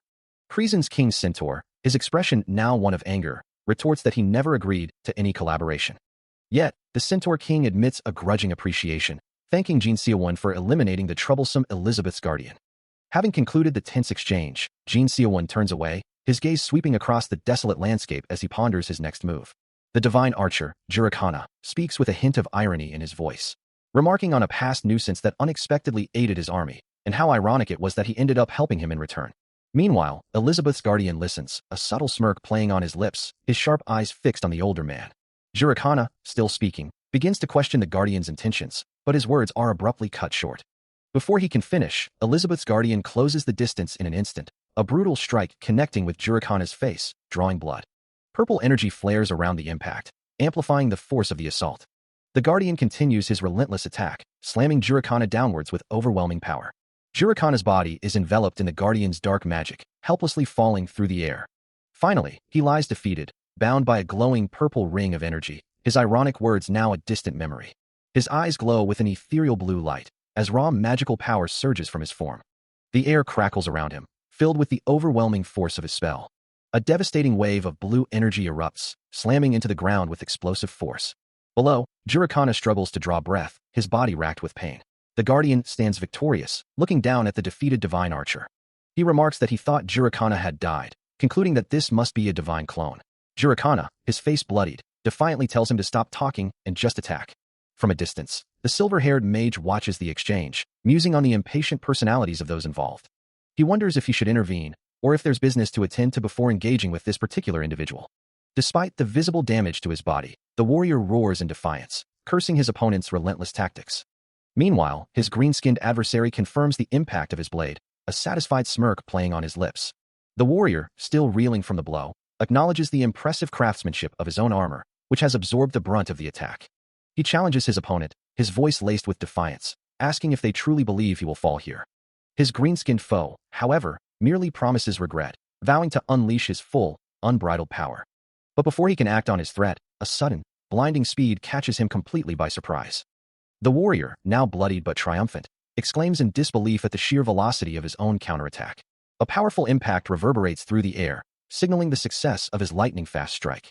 Jurikana's blue energy attack connects, sending the giant arm warrior reeling back, blood splattering from the impact. But with a guttural growl, the warrior's arm flares with a menacing red glow, signaling a swift counterattack. "I am Sinaruk," he declares, "and no one can ever triumph against my speed." His scarred face set in grim determination, Sinaruk prepares to unleash his full power. The next moment, Jurikana is sent flying, bloodied and surprised, thinking he had accounted for the warrior's attacks, but this move was unexpected. The red glowing fist hangs in the air, a testament to the blow, leaving Jurikana bewildered by the lack of mana he felt from his opponent. Severely wounded, Jurikana refuses to yield, his resolve hardening as he thinks of all the effort he's put in. "No," he affirms, "it's too early to give up." With a renewed surge of power, his hand begins to glow blue, as he decides to trust the inner energy within him. He reels from the relentless assault, his body already battered and bleeding. Another swift impact lands, a burst of blue energy marking the blow. His eyes widen in disbelief and fury, as he questions the audacity of his opponent. "What? My rapier? How dare you?" The giant arm warrior presses his advantage, delivering another crushing strike. He unleashes a named technique, Black Star QI Palms. The attack connects with brutal force, sending more blood spraying into the air. Despite the pain, Jurikana's defiance only grows, his voice laced with indignation. "You dare injure this face?" Blood trickles from his mouth, yet his gaze remains unwavering, a fierce resolve hardening his features. His eyes begin to glow with an inner light, as he prepares to unleash his own power. Still reeling from the previous assault, he takes another devastating blow directly to the face, blood erupting from the impact. The force sends him skidding across the ground, his body battered, as Sinaruk sneers, "So you'll struggle until the end." His form twists violently through the air, a testament to the sheer power behind the attack. The giant warrior watches him fall, acknowledging, "I'll acknowledge you since you even made me use my black mana." But even as he lies defeated, a faint, ethereal glow begins to emanate from his clenched fist, energy gathering within him. He pushes himself up, a fierce determination in his eyes, muttering, "No, with this I can at least use it." With a surge of power, he unleashes a new technique, Shadow Clone. The energy intensifies, his voice rising to a roar. Full internal energy release. In an instant, multiple glowing figures of Jurikana materialize, swarming the surprised Sinaruk from all sides, their combined attacks striking him simultaneously. The force of the Shadow Clone's assault slams into the giant warrior, sending a jarring impact through his armored form. Yet, the divine archer remains unfazed, merely remarking, "You're really using some amazing tricks." The relentless barrage continues, multiple ethereal fists and feet connecting with the warrior's body. But even amidst the onslaught, he defiantly declares, "But the winner is always this highness." Their gazes lock, one battered but resolute, the other calm and supremely confident.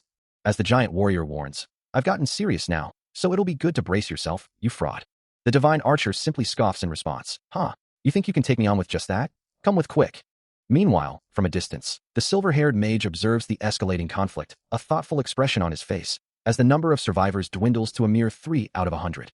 Despite the system recognizing him as the world's strongest survivor, and his body already bearing the marks of a brutal fight, Jin Seowon's resolve hardens, declaring he will now fight seriously. His battered form stands firm, a testament to the relentless struggle he endures.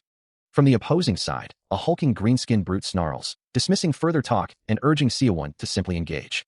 With a glowing blade now in hand, Jin Seowon prepares for his next move.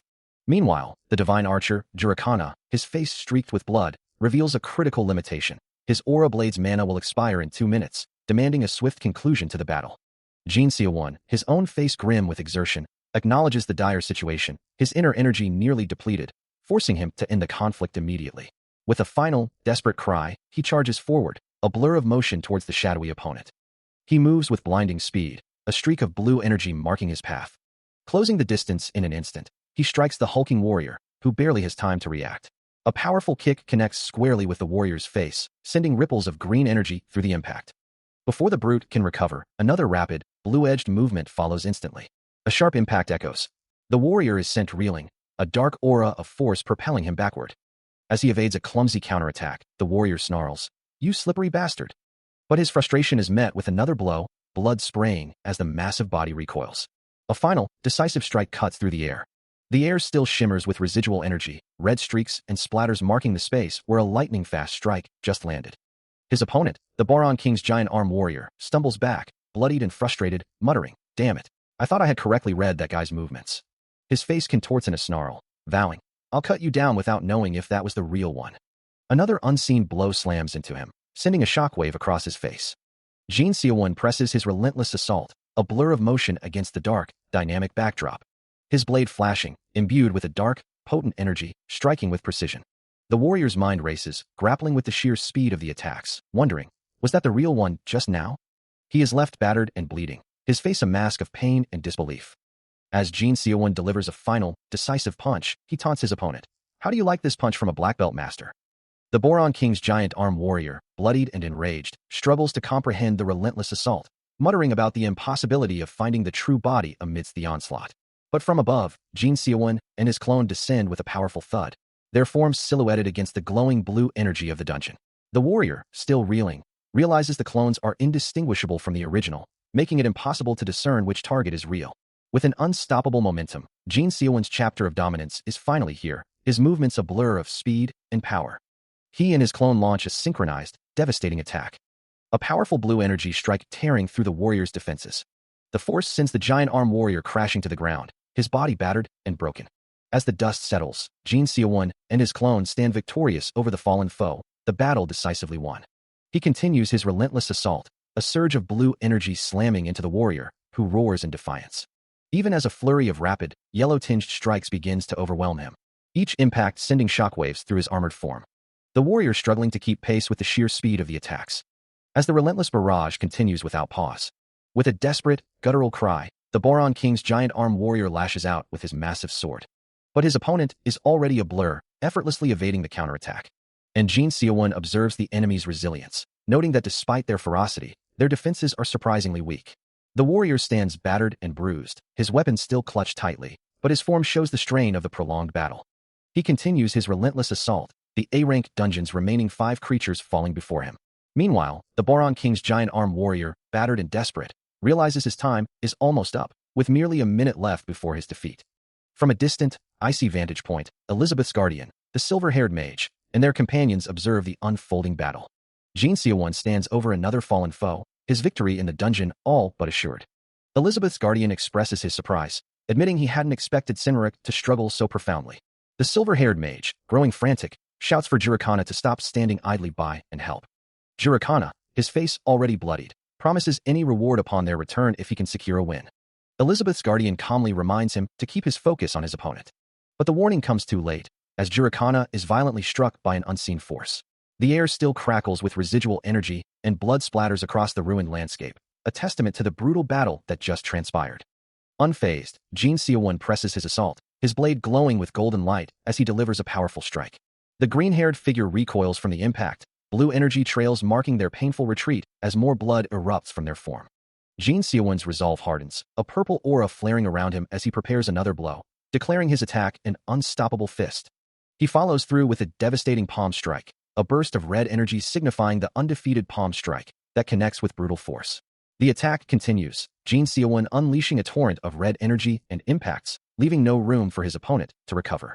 A final, overwhelming surge of power erupts, red energy trails marking the decisive blow.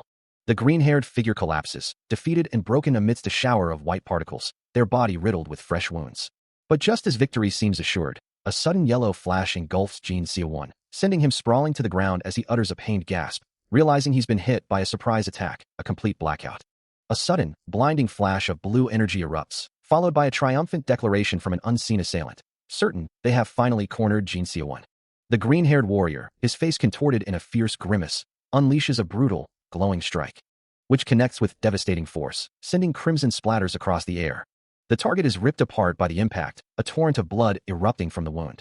A heavy boot descends, crushing what remains of the figure beneath it, as the mangled body lets out a final, pained gasp. But from the shadows, the true Jin Seowon emerges, his body severely wounded and bleeding profusely, yet his gaze remains sharp and defiant. The green-haired warrior stares in disbelief, the realization dawning on him that his devastating attack had only struck a mere illusion. Severely injured, he stands firm, a faint, shimmering aura beginning to emanate from his form as he prepares for the true battle. The monstrous green-skinned warrior snarls, his voice laced with fury, accusing Jin Seowon of toying with him all this time. Despite his severe injuries, Jin Seowon manages a bitter, self-deprecating laugh, finding the situation utterly humiliating. The monster's rage intensifies, declaring that victory no longer matters, only destruction. It lets out a guttural roar, its maw wide open in a primal scream. Jin Seowon's eyes narrow with fierce resolve, vowing to tear his opponent to shreds with everything he has left. Meanwhile, under the cold light of a crescent moon, Elizabeth's guardian, the king of madness, observes the unfolding chaos with an inscrutable expression. Back in the fray, Jin Seowon surges forward, a brilliant yellow aura flaring around him, daring the monster to dodge his attack. The air crackles with raw energy, as both combatants close the distance at impossible speeds. But it is Jin Seowon who recoils, struck by a devastating blow from the green monster. A warrior's face, streaked with blood, grimaces in pain, the impact of a recent blow still fresh. Another powerful strike lands, sending a shockwave of energy through him. He is surrounded, shadowy figures swarming him, each strike tearing at his defenses. Despite the onslaught, the warrior's gaze sharpens as he takes stock of his opponents, realizing only two remain, one a mere body clone, the other the true threat. With a swift motion, he strikes, shattering one of the body clones with a decisive blow. Yet, the remaining figures continue their assault, their relentless attacks pushing him back. A fierce resolve hardens his expression as he declares, "Now it's my turn." His fist ignites with a brilliant blue aura, unleashing a devastating, piercing fist towards his foe. The attack connects with explosive force, shattering the shadowy figure into countless fragments. He lunges forward, a blue aura trailing behind his swift movement, as the clone taunts him, calling out, "Over here." His attack connects with brutal force, sending the clone reeling back with a pained cry, blood erupting from the point of impact. Pulling his bloodied hand back, Jin Seowon confirms the hit, a grim satisfaction settling over him. The clone's body flies through the air, its face contorted in a mask of pain and disbelief. As more blood splatters across the desolate space, he watches the clone fall, a new realization dawning on him. Since there's no sensation in my hand, you're a clone, too. His gaze hardens, a resolute determination etched onto his features, ready to face this new challenge. Despite his injuries, the green-haired clone taunts him, declaring that only his true self remains. His own torso is a mess of blood and torn fabric. But Jin Seowon stands firm amidst the glowing blue reeds, while the clone, too, bears the marks of their previous clash, vowing to end the fight with a single, decisive strike. But Jin Seowon's eyes, though bloodied, burn with an unyielding resolve. And he lunges forward, a blue aura flaring around him, closing the distance in an instant. His fist connects with devastating force, sending the green-haired clone rocketing into the air. He stands his ground, listening as the green-haired clone acknowledges his skill, remarking that he's quite good at hand-to-hand combat. But the taunt quickly shifts, the doppelganger challenging him to handle what comes next. His words hang in the air, a clear thread of escalating power. Responding to the provocation, Jin Seowon unleashes an aura blast, activating his lightning form.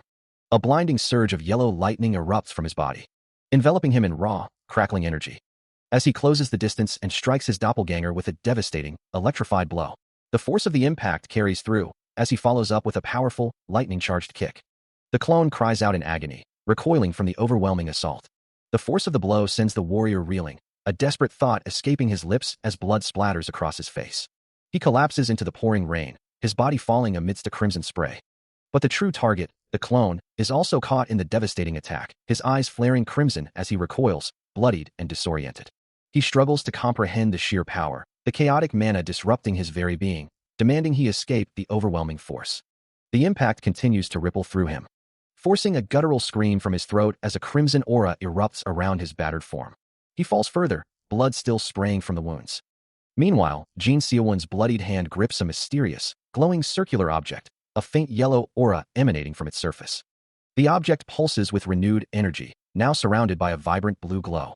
The clone of Jin Seowon, still reeling from the previous assault, struggles to catch his breath, his body aching from the impact. He stands over the mangled remains of the giant arm warrior, a testament to the devastating power unleashed. A trickle of blood runs down his face as he mutters, "Even a slight blow would have been enough to defeat me." He glances at his hand, a growing sense of unease settling in, realizing something is profoundly wrong. Turning his back, the clone remains oblivious to the true danger that still lurks. When a sudden, brutal impact slams into him from behind, a crimson burst of energy tearing through his form. He screams in agony, the realization dawning that this is no mere scratch, but a fatal blow. Another impact follows, blood erupting from his body, his form distorting under the relentless assault. The clone is utterly annihilated, reduced to a bloody, mangled mess by the overwhelming force.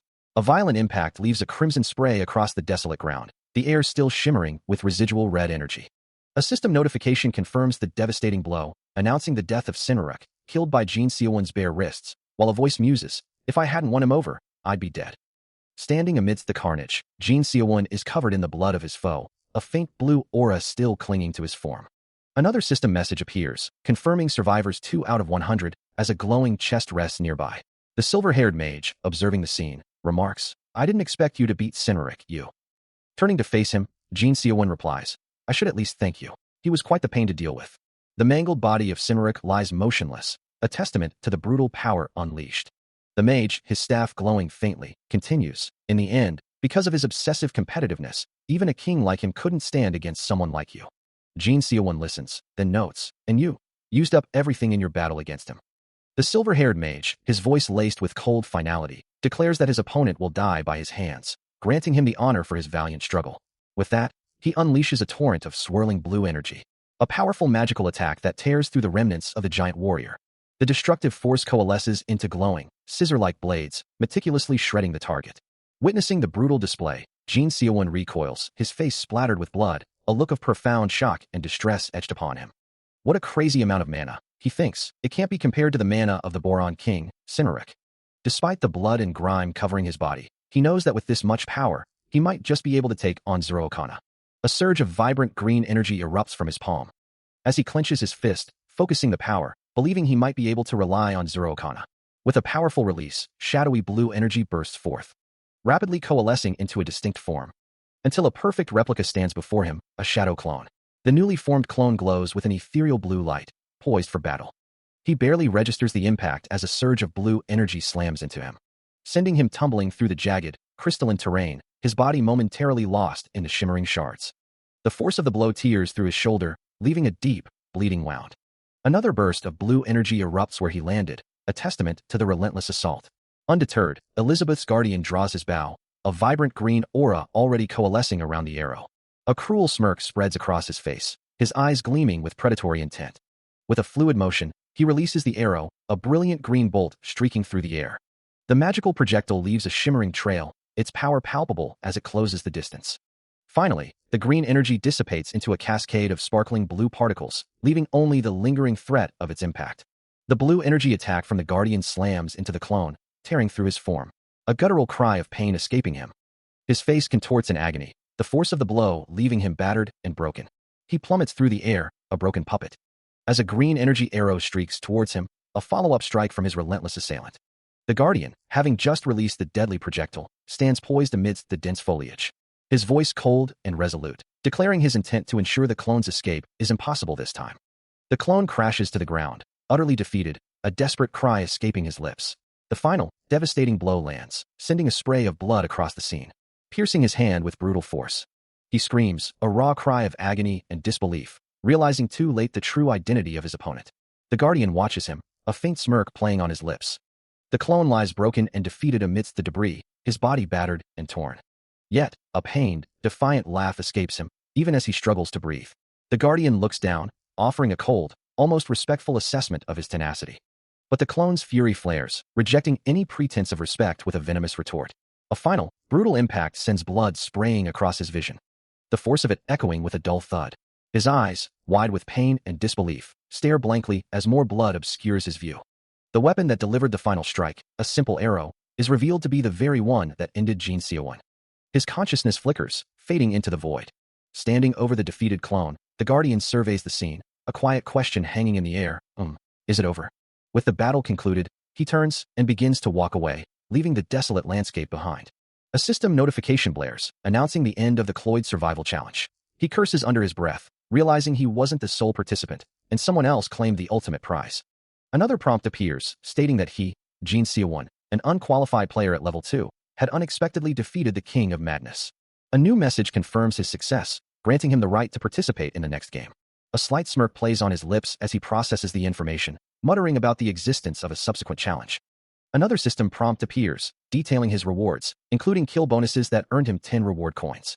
He looks at the glowing coins with a hint of confusion, questioning their purpose. The system then lists the summoning items acquired by the player, starting with Cameron's necklace. More items appear, including 3 additional coins and a ring of strength, valued at 20 coins. He surveys his new acquisitions, noting that he's truly picked up a lot of valuable gear, before another notification reveals a Carmen's Eye grimoire. A system notification appears, informing him that he can now take the items obtained by spending his reward coins. But as he looks at the system interface, a scoff escapes him, wondering why the items are so expensive and where the high-rank items he earned have gone. Another notification appears, explaining that the top 5 survivors get a chance to spin a roulette for a random item. His eyes widen in surprise, realizing there's a gacha system involved. The system then confirms his eligibility, granting him 2 chances for completing the Cloyd survival, and he thinks to himself that if he gets something good, he won't have to suffer for long and could save up some coins. His face lights up with hope for a huge win. With a flash of light and a sound, the roulette spins, revealing the result, Shadow Clone. A shadowy figure begins to form amidst the glowing particles. As the system processed his next reward, Jin Seowon stood, a faint glow emanating from the device in his hand. Suddenly, he was on his knees, a desperate plea escaping his lips, imploring the unseen force to halt. His eyes wide with disbelief and frustration. The system, however, had already finalized its decision, displaying the name of his new acquisition, Esco's necklace. Clutching his head in utter dismay, he cursed the outcome, lamenting that after all his efforts, he had received such a cheap item. He couldn't believe that all his hard-won loot had culminated in such garbage. Then, a flicker of hope ignited within him, as he remembered a crucial detail. He still had one more chance. Standing once more, his gaze fixed upwards, he prepared for his final attempt. With a desperate shout, he willed the system to stop, hoping for a better outcome this time. As the system's roulette wheel spins to a halt, his eyes widen, revealing the first reward, a subspace ring. Almost immediately, another item appears, the black starchy palms. A clear ding sound accompanies the reveal, and he stares intently at the holographic display, a silent exclamation hanging in the air. The system confirms his final reward with another ding, revealing Shadow Clone. A wide, triumphant grin spreads across his face as he exclaims, "Jackpot! That's the most expensive one I could get." Holding the newly acquired item, he notes, "This is practically double the value of the coins I have." Another ding sounds as he holds the glowing purple card, his excitement palpable. A final system message appears, informing him that he can use his coins to purchase additional items, after which he will be automatically transferred. Considering the vast array of items still available, he muses aloud, wondering if it's time to finalize his purchases. Thanks to the Shadow Clone manual he'd acquired, he had managed to secure a good number of coins, but the sheer volume of desirable items made it impossible to choose everything he wanted. So he couldn't just stand there agonizing forever. Ultimately, he made a few compromises and wrapped up his shopping. As a soft chime echoes, the system confirms his purchases, wishing him the best of luck for the next game. Suddenly, a shimmering light envelopes him, particles of energy swirling around his form. The world around him distorts, stretching and blurring as the transfer takes hold. And then, just as abruptly, he finds himself standing in a completely new place, a confused question escaping his lips. Huh? Am I back? He surveys the unfamiliar, futuristic cityscape, a duffel bag resting at his feet, the stark contrast to his previous location evident. The air itself seems to shimmer with residual energy, a faint glow lingering from his sudden arrival. He blinks, his eyes wide with shock as he takes in the unfamiliar, futuristic cityscape around him. Then, his gaze falls to his hand, where a familiar ring glints on his finger. It's the subspace ring he'd equipped during the Cloyd survival game, a crucial item from his previous reality. He examines the ring closely, a wave of realization washing over him as he understands that this isn't a dream. His gaze then shifts to a dark, practical backpack lying on the ground, another item he'd acquired. The city stretches out before him, a labyrinth of towering structures and glowing pathways, its scale both daunting and exhilarating. As he begins to walk through the bustling streets, he muses that fake game advertisements often promise the best experiences, and this new reality certainly feels like one. He considers his own appearance, acknowledging that on the outside, he may not seem all that different from before. A profound shift has occurred, and he can feel the massive change taking place within him. His old life, with its mundane concerns, is now a distant memory. Even something as pressing as the TOEIC exam no longer holds any weight. Looking down at the ring on his finger, Jin Seowon recalls the words spoken to him. They had told him about this. The subspace ring, now confirmed to be functional with 30 coins, is a clear sign that there will indeed be a next game. He needs to hurry to get ready for the second game. Reflecting on his previous performance, he barely missed winning the last game, settling for a second-place finish. But this time, he vows to secure first place, no matter what. Meanwhile, his parents have secured him a studio apartment near school, allowing him to return to classes in this new reality. He had originally planned to focus on studying for his TOEIC exams in this new place, preparing for a return to school. Now, however, his entire focus had shifted. He knew he needed to concentrate on growing stronger with the unique abilities he had brought back from the game. He couldn't afford to be unprepared. He refused to enter the next game like a novice. A deep weariness settled over him as he realized his energy core felt completely empty. He wondered if he had expended all his inner energy during the recent battle. Since he couldn't engage in combat here, he resolved to try cultivating his energy. He would follow the old man's teachings, recovering as quickly as possible. After all, it was a normal process for people to recover inner energy through cultivation. An old master with flowing white hair imparts wisdom, explaining that once an energy core is established, one needs only to focus on it, and inner energy will naturally gather over time. He continues, noting that while it might not be as fast as absorbing vitality through external physical arts, if one makes cultivation a habit, they will become strong before they know it. The young Jin Seowon looks up, asking if that meant if he just kept training, he could become as strong as his master. The old man chuckles, finding the young man's bold ambition quite amusing. He then offers a proverb, warning that if a parabil walks like a stork, it will tear its legs. He pauses, a slight smile playing on his lips, before adding, then again, who knows?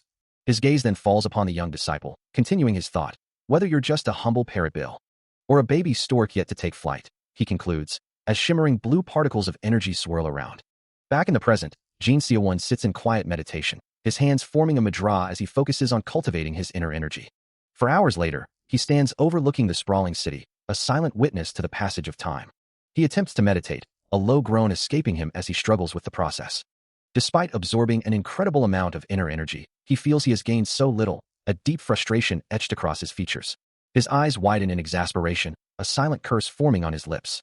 This reality, he realizes, is far too different from the game he once knew. Clutching his chest, he laments that at this agonizingly slow pace, it will take years to truly feel his power grow.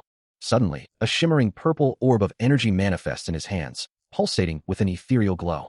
A system notification confirms the activation of a shadow clone mana skill, leaving him to ponder if this was truly meant to be a martial art. He wonders if he's truly meant to train his inner energy so slowly, questioning the disparity between his expectations and the reality of his progress. If that's the case, he realizes there's no way he'll ever grow strong at this pace. A system notification flashes, asking if he wants to learn a martial art. So the system from the game, he thinks, works in reality too. Time passes, and the city lights begin to glow as evening descends. He unleashes a punch, his fist wreathed in a vibrant blue aura. A powerful kick follows, his leg a blur of motion and glowing energy, striking with immense force. He reflects that any martial art he'd learned in the past, even when he was full of inner energy, couldn't compare to this. He stands alone in the room, his thoughts still lingering on the profound changes in his life.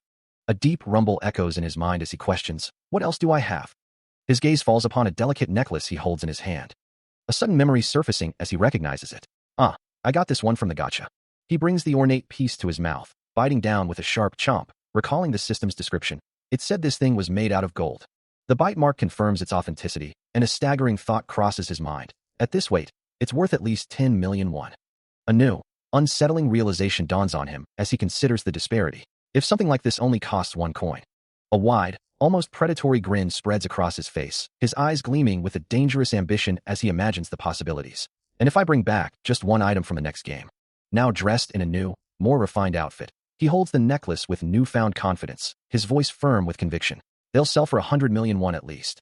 He considers the small, purple creature in his hand, realizing that even if it held little value in the game, its worth in this reality was entirely different.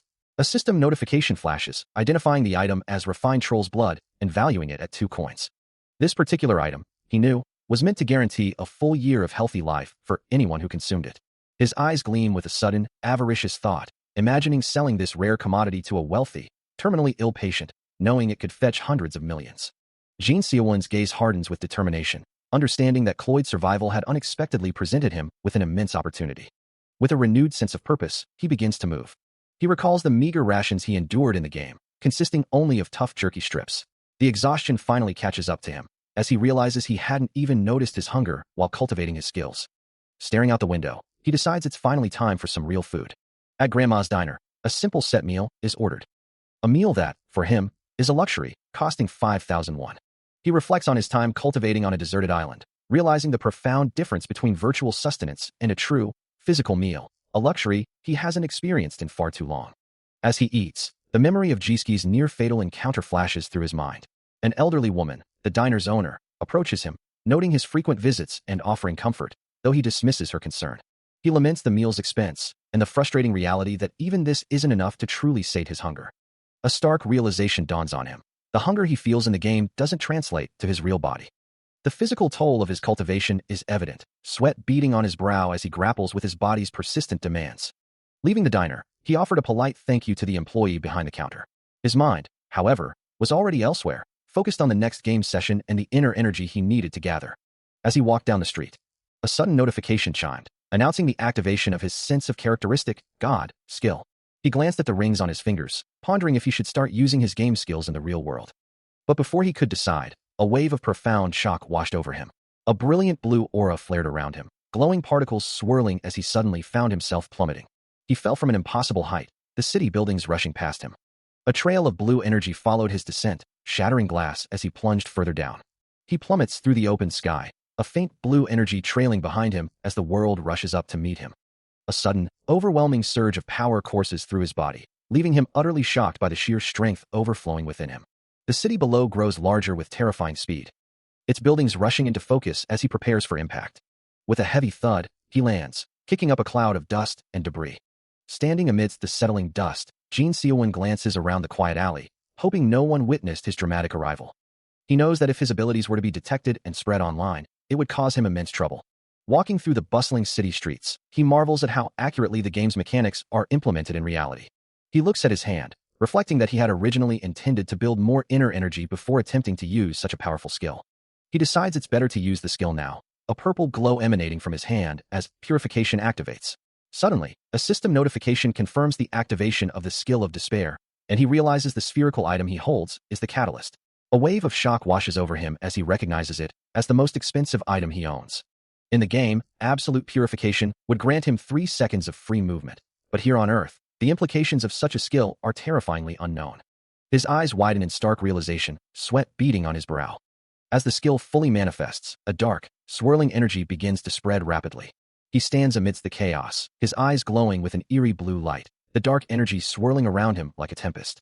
The spherical item, now on the ground, becomes the epicenter, oozing a dark, liquid-like substance that distorts the very fabric of reality around it. The unsettling distortion continues to spread, a low, rumbling sound accompanying its eerie expansion. The immediate aftermath of the skill of despair's activation remains unseen. But 3 hours later, a new problem has clearly emerged.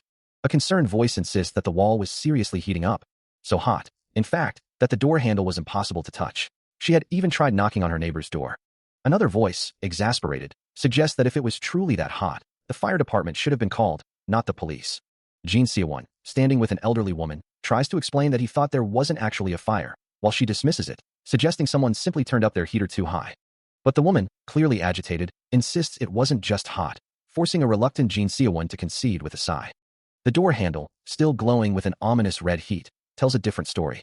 A police officer stands at the threshold of Jin Seowon's apartment, his voice stern as he questions the source of the commotion, while the elderly neighbor complains about the intense heat emanating from the door. The officer, clearly annoyed, reiterates the strangeness of the situation. He then formally identifies himself, demanding to know if anyone is inside, and reminding Jin Seowon that he is speaking with the police. The elderly woman, her face etched with concern, pleads for him to open the door, asking if he is all right and mentioning a report. Jin Seowon, sweat beading on his brow, realizes the gravity of the situation, understanding that if he's in trouble, they are there to help. The door handle, still glowing with residual heat, remains a testament to the strange energy within. He finally opens the door, revealing himself to the concerned officer and neighbor, his expression a mix of feigned illness and underlying panic. The officer explains that they received a report, suggesting there might be a fire. Jin Seowon, still sweating profusely, attempts to brush off their concerns, claiming he's just a bit feverish. He had just managed to turn off the boiler, but the lingering heat was undeniable. If it truly had been a fire, the alarm should have sounded, yet his pocket remained silent. Outside, a voice explained that they still had to respond to a complaint before asking if an ambulance should be called for him. Standing in his doorway, Jin Seowon quickly dismissed their concerns, assuring the police officer and the elderly neighbor that it was merely a mild cold and he would recover with some rest. The officer, seemingly satisfied, replied, "All right, as long as you're okay. We'll be." As they turned to leave, the officer added a final warning. Please don't call us for this again. It causes trouble for us too. The elderly woman chimed in. Well, I was really shocked, you know. With a soft click, he closed the door, shutting out the outside world. Slumping to the floor, he let out a sigh of relief, muttering, damn it, I nearly died.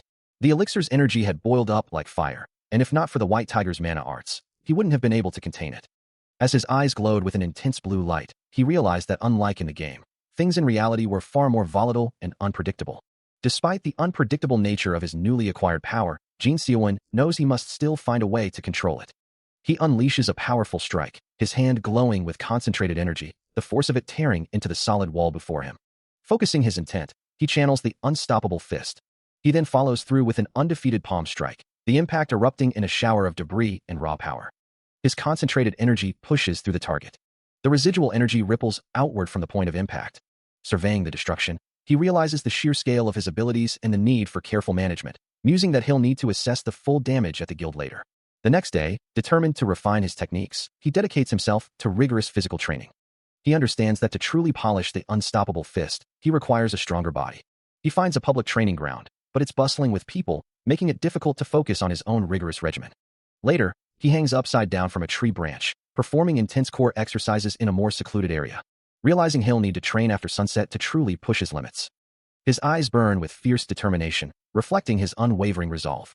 Meanwhile, a voice wonders if the group of students descending the mountain are delinquents from the nearby high school. Among the students, Changil, known for his bad temper, walks with his peers.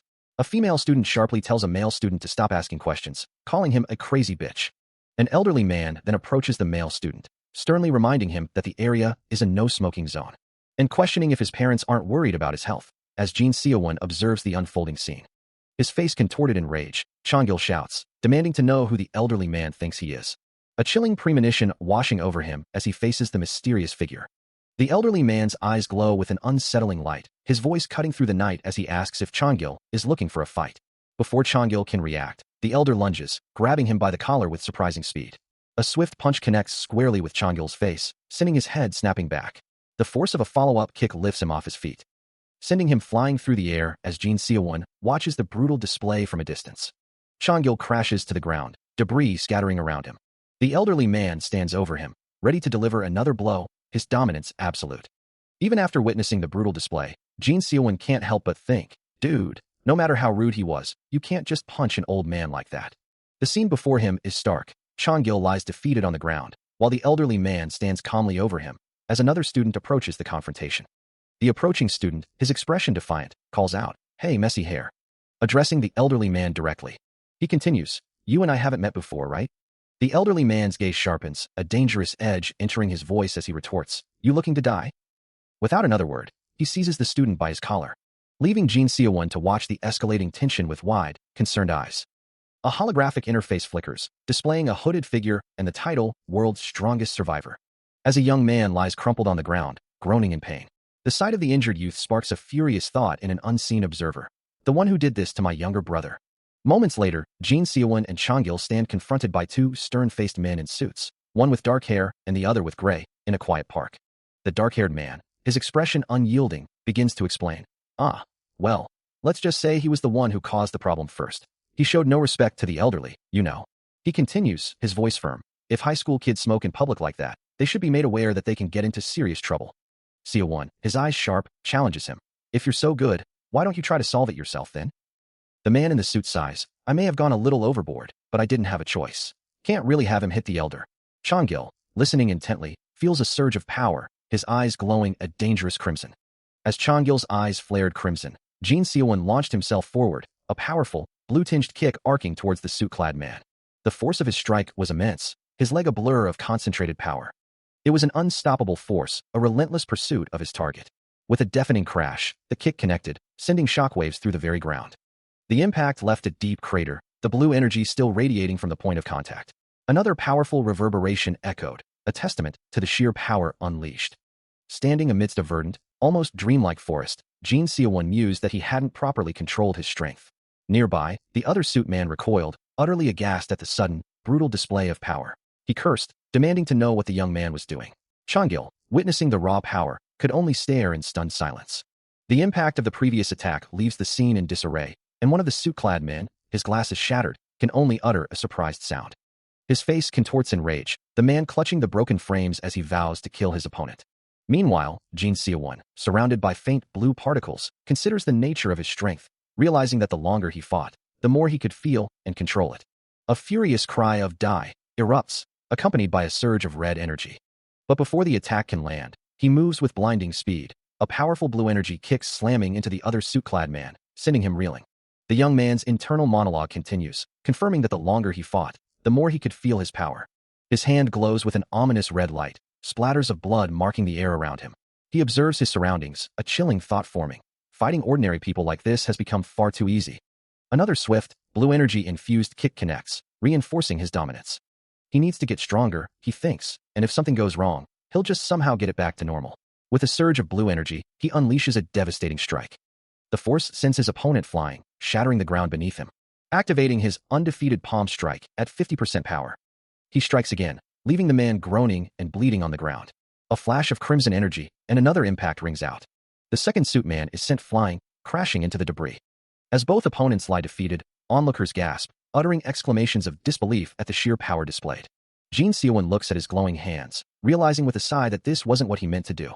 As the last vestiges of blue energy dissipate around the fallen figures, a mocking laugh echoes, dismissing their struggle as mere theatrics. Looking down at the incapacitated men, he questions if they are actors, his tone dripping with disdain. The two suit-clad men lie motionless on the ground, their bodies testament to the overwhelming force they just faced. With a final, chilling warning, he commands them to respect their elders and never speak of his brother again. Having made his point, he simply bids them farewell and turns to walk away, leaving the scene behind. Meanwhile, a group of onlookers rushes towards the fallen men, one desperately calling out to the gray-haired suit man, concern etched on their face. Another student, looking down at the motionless figures, whispers in disbelief, wondering if the man is truly dead. As Jin Se-won continues to walk, a wave of regret washes over him, chastising himself for revealing his strength to ordinary people. His face contorts in distress, the weight of his actions clearly burdening him.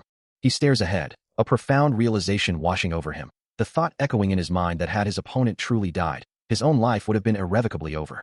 He had always known it, had learned it, but his own greed had made him forget, and now he understands he must learn to control his power perfectly. With renewed determination, he pushes himself, running through the dense forest, the sound of his footsteps a steady rhythm against the earth. Time passes, and the world moves on, the bustling city continuing its endless rhythm. 1 month later, the urban landscape gleams under a bright, clear sky. The towering buildings reflect the sunlight, a testament to the relentless march of progress. Amidst the quiet, Jin Se-won sits in deep meditation, a brilliant, blue, flame-like aura swirling around him as he focuses his inner strength. He stares ahead, a lingering question in his mind. A sudden vibration pulls him from his thoughts, his phone ringing insistently. "Are you okay?" his mother's voice asks, and he confirms he is, looking out the window. She explains her worry, having called because he wasn't answering, concerned he might be sick. Then, her tone shifts, asking about the new academy he'd enrolled in. Meanwhile, the Rita University Hospital stands stark against the city lights. He reassures her that it's manageable, though he feels more like he's training in martial arts than studying. His expression then clouds with concern as he asks about his father, recalling a new delivery job.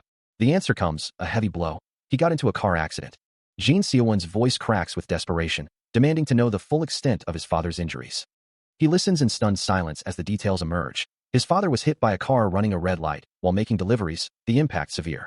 His mother's voice, strained with worry, explains the complications with the insurance company, and though the surgery was successful, his father remains in the ICU, the doctors still assessing his condition.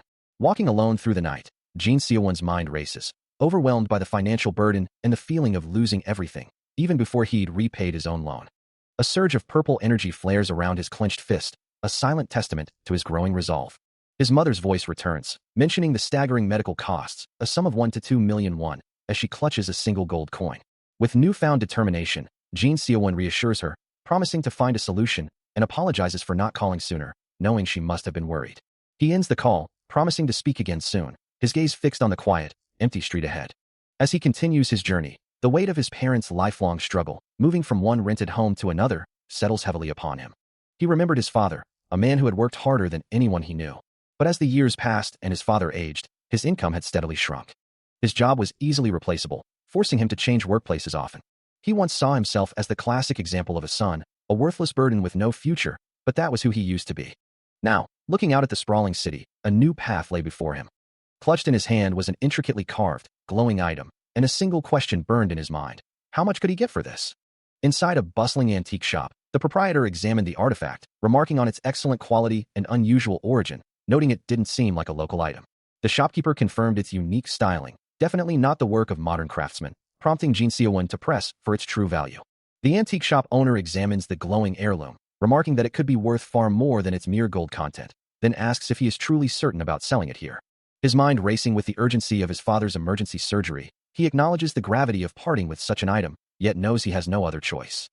As he walks away, the shop owner's words echo, confirming his desperate situation and the owner's doubt about the item's authenticity. Without further hesitation, he hands over the glowing artifact. With the transaction complete, the shop owner bows respectfully, wishing him a good day as the sound of a successful transfer rings out. A glance at his phone confirms the transfer of 17.5 million, yet a bitter thought crosses his mind. Even with gold prices soaring, this amount barely covers his immediate needs. Watching the ease with which the sale was made, he can't help but suspect he might have undersold the valuable item. Ultimately, he shrugs off the thought, prioritizing the immediate need for funds. With a renewed sense of purpose, he continues on his way. He walks away from the antique shop, his thoughts already turning to his family, knowing he must send the money to his mother first. Calling her immediately, he informs her the money has been sent, but her voice on the other end is filled with immediate concern, demanding to know where he acquired such a large sum. From her hospital bed, she presses him, worried he might have taken out another loan, questioning how he could send her money knowing their precarious situation. He quickly reassures her, explaining he simply sold something he owned, urging her not to worry about him, and promising a visit to the hospital soon. His voice firm with resolve, he reiterates his promise to visit her at the hospital soon. A wave of relief washes over her, and she offers a heartfelt thank you to her son. Later, the rhythmic sway of a subway car carries him through the city. Amidst the bustling crowd, he stands, lost in thought. His expression hardens, a quiet determination settling over his features. He listens as his friend questions the veracity of a secretly filmed event, finding it strange. Suddenly, a fiery explosion erupts on the screen, drawing a startled exclamation from his companion. A flicker of surprise crosses Jin Seowon's eyes as he watches the intense footage. Most people wouldn't grasp the true danger of what they were seeing, but he knew this clip intimately. It was from Clove Survival. He wonders if he's the only one who feels this way about the game, his brow furrowed in thought. His friend mentions hearing the game was cancelled due to bugs, to which Jin Seowon responds with a hint of skepticism, having only heard rumors. At that time, he had no idea the consequences that would unfold, pondering what might have happened if someone else had seized such an opportunity. At the same time, a simple flip phone rings. And a voice on the other end confirms, "Yes, I understand. I'll make sure it doesn't happen again." Far from Jin Seowon's reflections, a man in a dark suit speaks urgently into a phone, his voice hushed and filled with regret, promising to handle the situation immediately. He kneels before two silent, imposing figures, his head bowed in a gesture of deep submission. His voice barely a whisper, he repeats his apology, assuring them he will personally take care of the problem. His hand trembles visibly on the cold floor, a testament to his fear. Later, in a stark office, the man stands before an older, stern-faced figure seated at a large desk, who remarks on the recent surge in hunters. The older man taps his fingers impatiently on the desk, his tone sharp as he questions why the number of agents isn't increasing to track them all. Without warning, the older man's hand slams down, crushing the younger man's hand with brutal force, red particles erupting from the impact. A scream tears from the younger man's throat, blood splattering as the pain intensifies. The older man then seizes him by the collar, lifting him effortlessly while demanding to know what he's been doing to attract such attention. He stares down at the kneeling man, his voice sharp and demanding, ordering him to fix the situation immediately. His frustration mounts as he questions the kneeling man's ability to even handle such a task. With two other suited figures silently observing, he continues to berate the man, asking how weaklings like him could possibly manage the situation.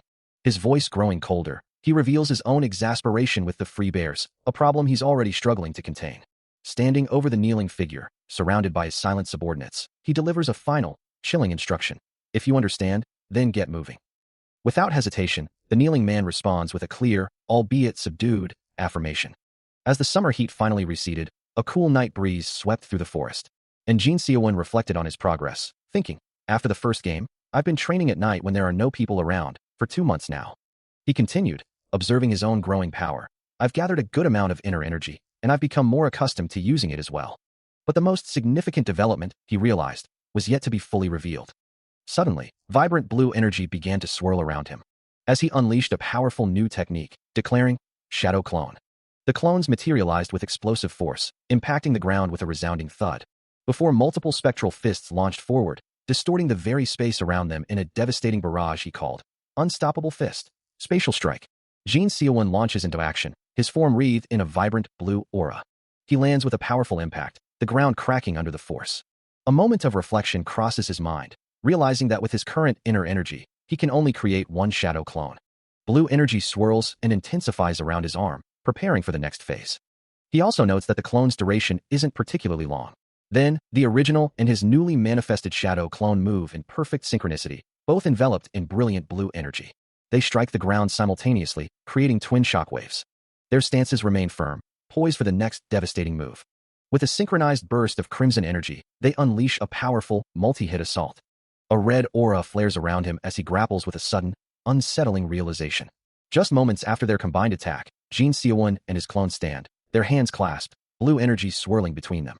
His eyes glow with fierce determination, but a deeper weariness begins to set in. Collapsing to his knees in the quiet forest, he wonders if he has already reached his limit. Beside him, his shadow clone flickers, its form beginning to dissipate into faint particles. He recalls a previous battle, where mana control felt effortless, a stark contrast to the struggle he now faces. A pained expression crosses his face as he wonders, had he truly expended too much energy in the last confrontation? His hand clenches tightly, the pain in his dantian now a sharp, undeniable ache. The ring on his finger glints faintly, a silent witness to his struggle. Still reeling from the intense mana drain, he knew there was no point in dwelling on it. He needed more training, more cultivation, as he wondered what exactly he had done in the subspace to cause such an energy expenditure. Suddenly, a surge of light and energy enveloped him, before he found himself stepping into a new, sun-dappled clearing. A harsh voice, speaking in Russian, cut through the air, demanding, "Where's the damn thing? What are you guys doing?" Jin Seowon looked around, finding himself surrounded by a group of primitive, tribal figures. One of them, a muscular man, stared up at him with wide, terrified eyes. Then, another voice, this time in Chinese, yelled, "What the hell is this pile of dead tribesmen? What are you guys doing?" Among a gathering of armored figures, one observes that some individuals appear to have been here before. He, however, finds himself questioning his presence, wondering how he ended up in another game after 2 months. A system notification announces the start of Cloyd Survival, thanking everyone for participating. Another armored figure stands ready as the system declares the beginning of the tutorial explanation. Seowon reacts with surprise, questioning the very idea of a tutorial. He recalls that the last time, it had been skipped entirely. A scoff escapes him as he realizes this must mean there's no way for beginners to start this time. Suddenly, his surroundings shift, and he finds himself in a classroom, now dressed in a school uniform, observing the change with a thoughtful hum. He scrutinizes his new attire, wondering if he's now a high school student. He sits perched on a jagged rock formation, surveying the unfamiliar, desolate landscape. Suddenly, a system message flashes, revealing that someone else from Korea is participating in this strange new game. Standing up, he scans his surroundings, a mix of confusion and apprehension on his face. His gaze falls upon a cloaked figure, whose presence seems to draw attention, though the system dismisses him as merely seeking an aura farm. The system continues, implying this individual has prior experience with these games. A flicker of concern crosses Jin Seowon's eyes, wondering if this newcomer possesses monstrous strength like the legendary Sagwanang. Now clad in a blue track jacket, he stands among a gathering crowd, their legs visible around him. As the group assembles around a central, dark structure, a new notification announces the longest-waiting player has joined the game. Jin Seowon's expression tightens, the name Sagwanang echoing in his mind, the strongest player in Cloyd Survival, a god among them, whose presence guarantees no risk of failure. Jin Seowon considers the implications of the game, thinking that if there's no risk, then he's playing this like a psychopath. He clenches his fist, ready for whatever comes next, but after the tutorial, something very surprising is announced. As he stands before a grand statue, a system message appears, declaring this game a duo game. He reacts with disbelief, questioning if it's truly not a solo game, but a duo game. Another system message clarifies the rules. Players cannot form teams with those they've met before, only with new acquaintances, and failure to form a team will result in elimination. Jin Seowon, observing the message alongside a hooded figure, realizes this is another twist designed to throw him off, just like last time. He watches as other participants begin to interact, everyone seemingly meeting each other for the first time. He wonders what they are believing in to form these new teams. He stares at the imposing statue, the system's chilling decree echoing in his mind. If his teammate forms a duo with someone else, he will be eliminated. His gaze falls upon a familiar face, the high schooler he'd seen earlier, now potentially forming a duo. A sudden realization hits him, as he watches the student move with unexpected speed. Had he already found a partner? Seowon wonders, observing the statue once more. The urgency mounts as he realizes the other participant's swiftness, cursing his own hesitation and resolving to find anyone to team up with. He spots another student, a potential partner in the chaotic game. Approaching the figure, he asks directly, "Would you like to be my duo?" But a system notification immediately cuts him off, informing him that this participant is already in a duo, leaving Siowon to continue his desperate search. Another attempt, another rejection, as the system confirms yet again that this participant is also already in a duo. He receives another system notification, a stark message confirming this participant is already in a duo. Looking around at the crowd, he realizes the sheer number of people present, a daunting sight that makes finding a partner incredibly difficult, especially after so many rejections. The system's voice echoes, reminding everyone that Cloyd's survival will be starting soon. With no other options left, he clenches his fist, resolving that, since it's come to this, I have no choice. His eyes glow with fierce resolve as he vows, whether I face solo or duo, I'll defeat them and win. A final, urgent system alert blares, signaling the immediate commencement of the game. Cloyd's survival duo game has started. The world around him shifts, a powerful, unseen force sweeping through the barren landscape. The ground beneath him begins to distort and ripple, as if reality itself is being pulled apart.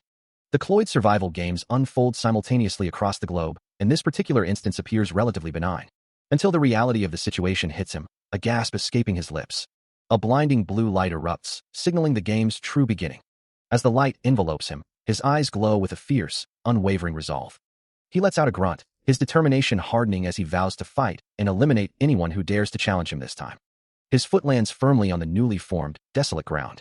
And surveying the barren landscape, he prepares himself for the trials ahead. Even as multiple blue energy projectiles descend from the sky, he boldly declares his intent to face them all, even if it means fighting like 3 teams combined. The impacts echo around him as he stands ready, facing the overwhelming challenge head-on. As the game began, the world around him shifted, the familiar city replaced by an unfamiliar, overgrown landscape, yet he continued to move forward. After the first game, he had believed he'd lost his mind, but countless mental simulations for this second game had prepared him, and he had been waiting for this day, ready to execute his plan. Still, the sudden shift in reality left a lingering unease, his steps firm despite the unsettling transformation. A wave of nausea washed over him, leaving him clutching his head in discomfort. Regaining his composure, Jin Seowon stood ready, his staff-like weapon now firmly in hand, prepared for whatever came next. Meanwhile, another figure plummeted through the air, crashing through dense foliage. Disoriented and confused, James cried out, wondering where he had even fallen. Suddenly, sharp, glowing blue energy erupted, its ethereal light piercing the desolate air. Jin Seowon moves with blinding speed, a powerful blue aura flaring around his fist as he launches a devastating strike. The impact is immediate and brutal, his unstoppable fist spiral strike, connecting with crushing force. James, caught completely off guard, recoils in shock and pain, barely able to utter a bewildered cry, demanding to know why he's being attacked. Looking down at his fallen opponent, he calmly declares, "One down." Without a moment's hesitation, he pivots, launching another unstoppable fist towards a new target. A flash of green energy marks the devastating impact, as he seizes the green-haired opponent, holding him firmly in his grasp. Then, with brutal efficiency, he delivers a final, bone-shattering blow. The opponent screams in agony, blood splattering as he collapses. A system notification flashes, reminding him that a knocked-out opponent must be finished off before their teammates can revive them. Standing over the fallen figure, he knows the rules of this brutal game. Without a flicker of hesitation, his foot descends with crushing force. His gaze sharpens, a cold resolve settling in his eyes, as he prepares for the next engagement. A blur of motion, he launches into a rapid, powerful strike. His body twists, a whirlwind of focused energy, leaving trails of shimmering blue mana in his wake, as he delivers a sweeping, arcing blow, culminating in a devastating impact that sends debris flying. A heavy foot descends with a resounding impact, crushing whatever lay beneath it. But the victory is short-lived, as Jin Seowon recoils, a grimace of pain twisting his features, blood streaking his cheek as he curses under his breath, shit. His gaze fixed on something unseen as a new question forms in his mind. Is he this guy's teammate? A hand, seemingly disembodied, reaches out from the dense, tall grass. As Jin Seowon observes the scene, a thought forming in his mind. This must be some incredible strength at play. His own fist clenches, a silent acknowledgement of the raw power he senses nearby. When suddenly, an armored figure emerges from the clearing, their voice sharp and accusatory. Are you the person who killed my Gog? The two stand facing each other, the tension palpable in the quiet forest. And Seowon can tell, just by looking at his opponent, that this is someone accustomed to the brutality of blood combat. His own eyes begin to glow with a fierce blue light, as he considers the nature of his unstoppable fist, a style relying on brute force, and how he must now deal with an opponent wielding armor, spears, or swords. He shifts into a ready stance, knowing that in reality, there's always a way. He knows the way to hone his weapon, having already experienced the process through sheer training. Just the thought that he could try it out in this game made him a little excited, and before he knew it, a smile crept onto his face. He considers the opponent before him, a challenge he's eager to meet. A confident, almost predatory smile plays on his lips, as he prepares for the coming clash. With a surge of blue energy, he launches himself forward, a determined charge, echoing in his mind. His fist, glowing with concentrated power, connects with unseen force. The impact sends a ripple of blue energy through the air. Fragments of something shattered rain down, shimmering with faint blue light. His powerful foot descends, crushing a small, green creature beneath his heel. As he pulls back, a fierce declaration of counter. Escaping his lips, blue energy already swirling around him. A sudden burst of force erupts, scattering more ethereal blue particles. He deflects a volley of incoming projectiles, his blue aura acting as an impenetrable shield, pushing back against the unseen attackers with a surge of power. Then, his hand ignites with a furious crimson glow, a new, more potent energy gathering in his fist. The impact is deafening, a violent explosion of red energy. He stands, his arms still extended, the lingering red aura a testament to his overwhelming strike. He moves with blinding speed, a faint blue aura trailing behind him, delivering a devastating blow that sends the armored goblin reeling. The creature stumbles back, its eyes glowing crimson with shock and disbelief. He closed the distance and deflected my attack? It growls. But Jin Seowon remains poised, watching for an opening. The goblin, however, quickly recovers, its gaze sharpening as it spots a chance. An opening. It bellows, charging forward with renewed ferocity. As the armored goblin charged, Jin Seowon's hand blurred forward, a crimson aura flaring around his fist as he unleashed a spatial strike. He moved with impossible speed, his body a streak of red energy as the powerful blow connected. A deafening explosion of crimson energy erupted, shattering the air with a thunderous quang. The force of the strike sent a spray of blood and debris flying. As the armored goblin reeled back from the direct hit, its heavy plate armor visibly cracking under the immense pressure. More crimson droplets scattered through the air, and a pained grunt escaped the goblin's lips, its helmet cracking further to reveal wide, shocked eyes. The impact sent the creature hurtling backward, its body slamming into the ground with another resounding quang, leaving a crater in its wake. Still airborne, the goblin let out a final, ragged hack, its form disappearing into the distance. Debris explodes around Jin Seowon, a testament to the force of his last strike. As the goblin warrior's face contorts in agony, blood erupting from the impact. He tumbles backward. His defeat absolute. Before the first body even hits the ground, another enemy screams in pain, his face a mask of agony as a new blow connects. Jin Seowon's foot presses down, pinning him to the earth. He looks down at the fallen foes, a quiet declaration escaping his lips. 2 down. The ground is stained with fresh blood. And he surveys his surroundings, a faint, green aura shimmering around him as he prepares for whatever comes next. Jin Seowon observes the fallen foe, noting the unusual amount of life force still clinging to it, and internally muses on the difference between this reality and game mechanics. His expression a mix of contemplation and slight frustration. He calculates the remaining threats, realizing 4 more individuals are still active in the vicinity. Standing over the defeated enemy, a faint green aura still clinging to his hand. A sudden, violent burst of red energy erupts nearby, causing him to recoil in surprise. Where did that come from? He exclaims, his gaze snapping towards the source. Without hesitation, he decides to pursue, declaring, "Let's follow the trajectory." The open landscape stretches before him, hinting at the path ahead. The peaceful village, nestled amidst rolling hills, is suddenly overshadowed by a chilling realization. The attack is coming from the other side. His eyes snap wide, a curse escaping his lips, as the attack he sensed closes in. A searing red blast slams into him, throwing his body violently backward. The relentless force pins him against a brick wall, the crimson energy crackling around him. A sharp pain blossoms on his cheek, a thin line of blood tracing its path. Despite the injury, his gaze hardens, a defiant question hanging in the air. He pushes off the wall, a blur of motion, red energy trailing in his wake as he weaves through the narrow passage. Leaping from one surface to another, he maintains his incredible speed. Landing with a controlled impact, he prepares for whatever comes next. Still reeling from the unexpected ambush, he twists in midair, a red energy blast striking his side with a dull thud. Without missing a beat, he pushes off, a green blur as he accelerates through the dense foliage. His mind races, calculating the distance between himself and his unseen pursuers, knowing that if they maintain this range, escape will be impossible. He dismisses the idea that these could be Zurikana's forces, sensing they lack the raw power of that formidable foe. As a grand mansion comes into view, he wonders if they are truly alone, or if this chase is a deliberate trap. His hand instinctively grips a thick tree branch, using its leverage to propel himself forward with renewed force. Leaping through the air, he realizes that losing all of them isn't necessary. He just needs to outmaneuver one to gain an advantage. He muses that if he can isolate and catch one, the others are sure to reveal themselves. The sight of the imposing structure reminds him of a previous game, where he would have faced an entire goblin troop in such a place. He moves with a renewed, fierce resolve, his thoughts echoing his determination. But now that my enemies have become nothing more than fuel for me to survive. His eyes, sharp and focused, reflect the unwavering will to overcome. Then, a blur of motion, red energy streaks across the air, followed by a sudden, violent impact. Jin Seowon moves too fast for the eye to follow, a dark red aura flaring around him as he closes the distance. A sickening spray of blood erupts, confirming his strike found its mark.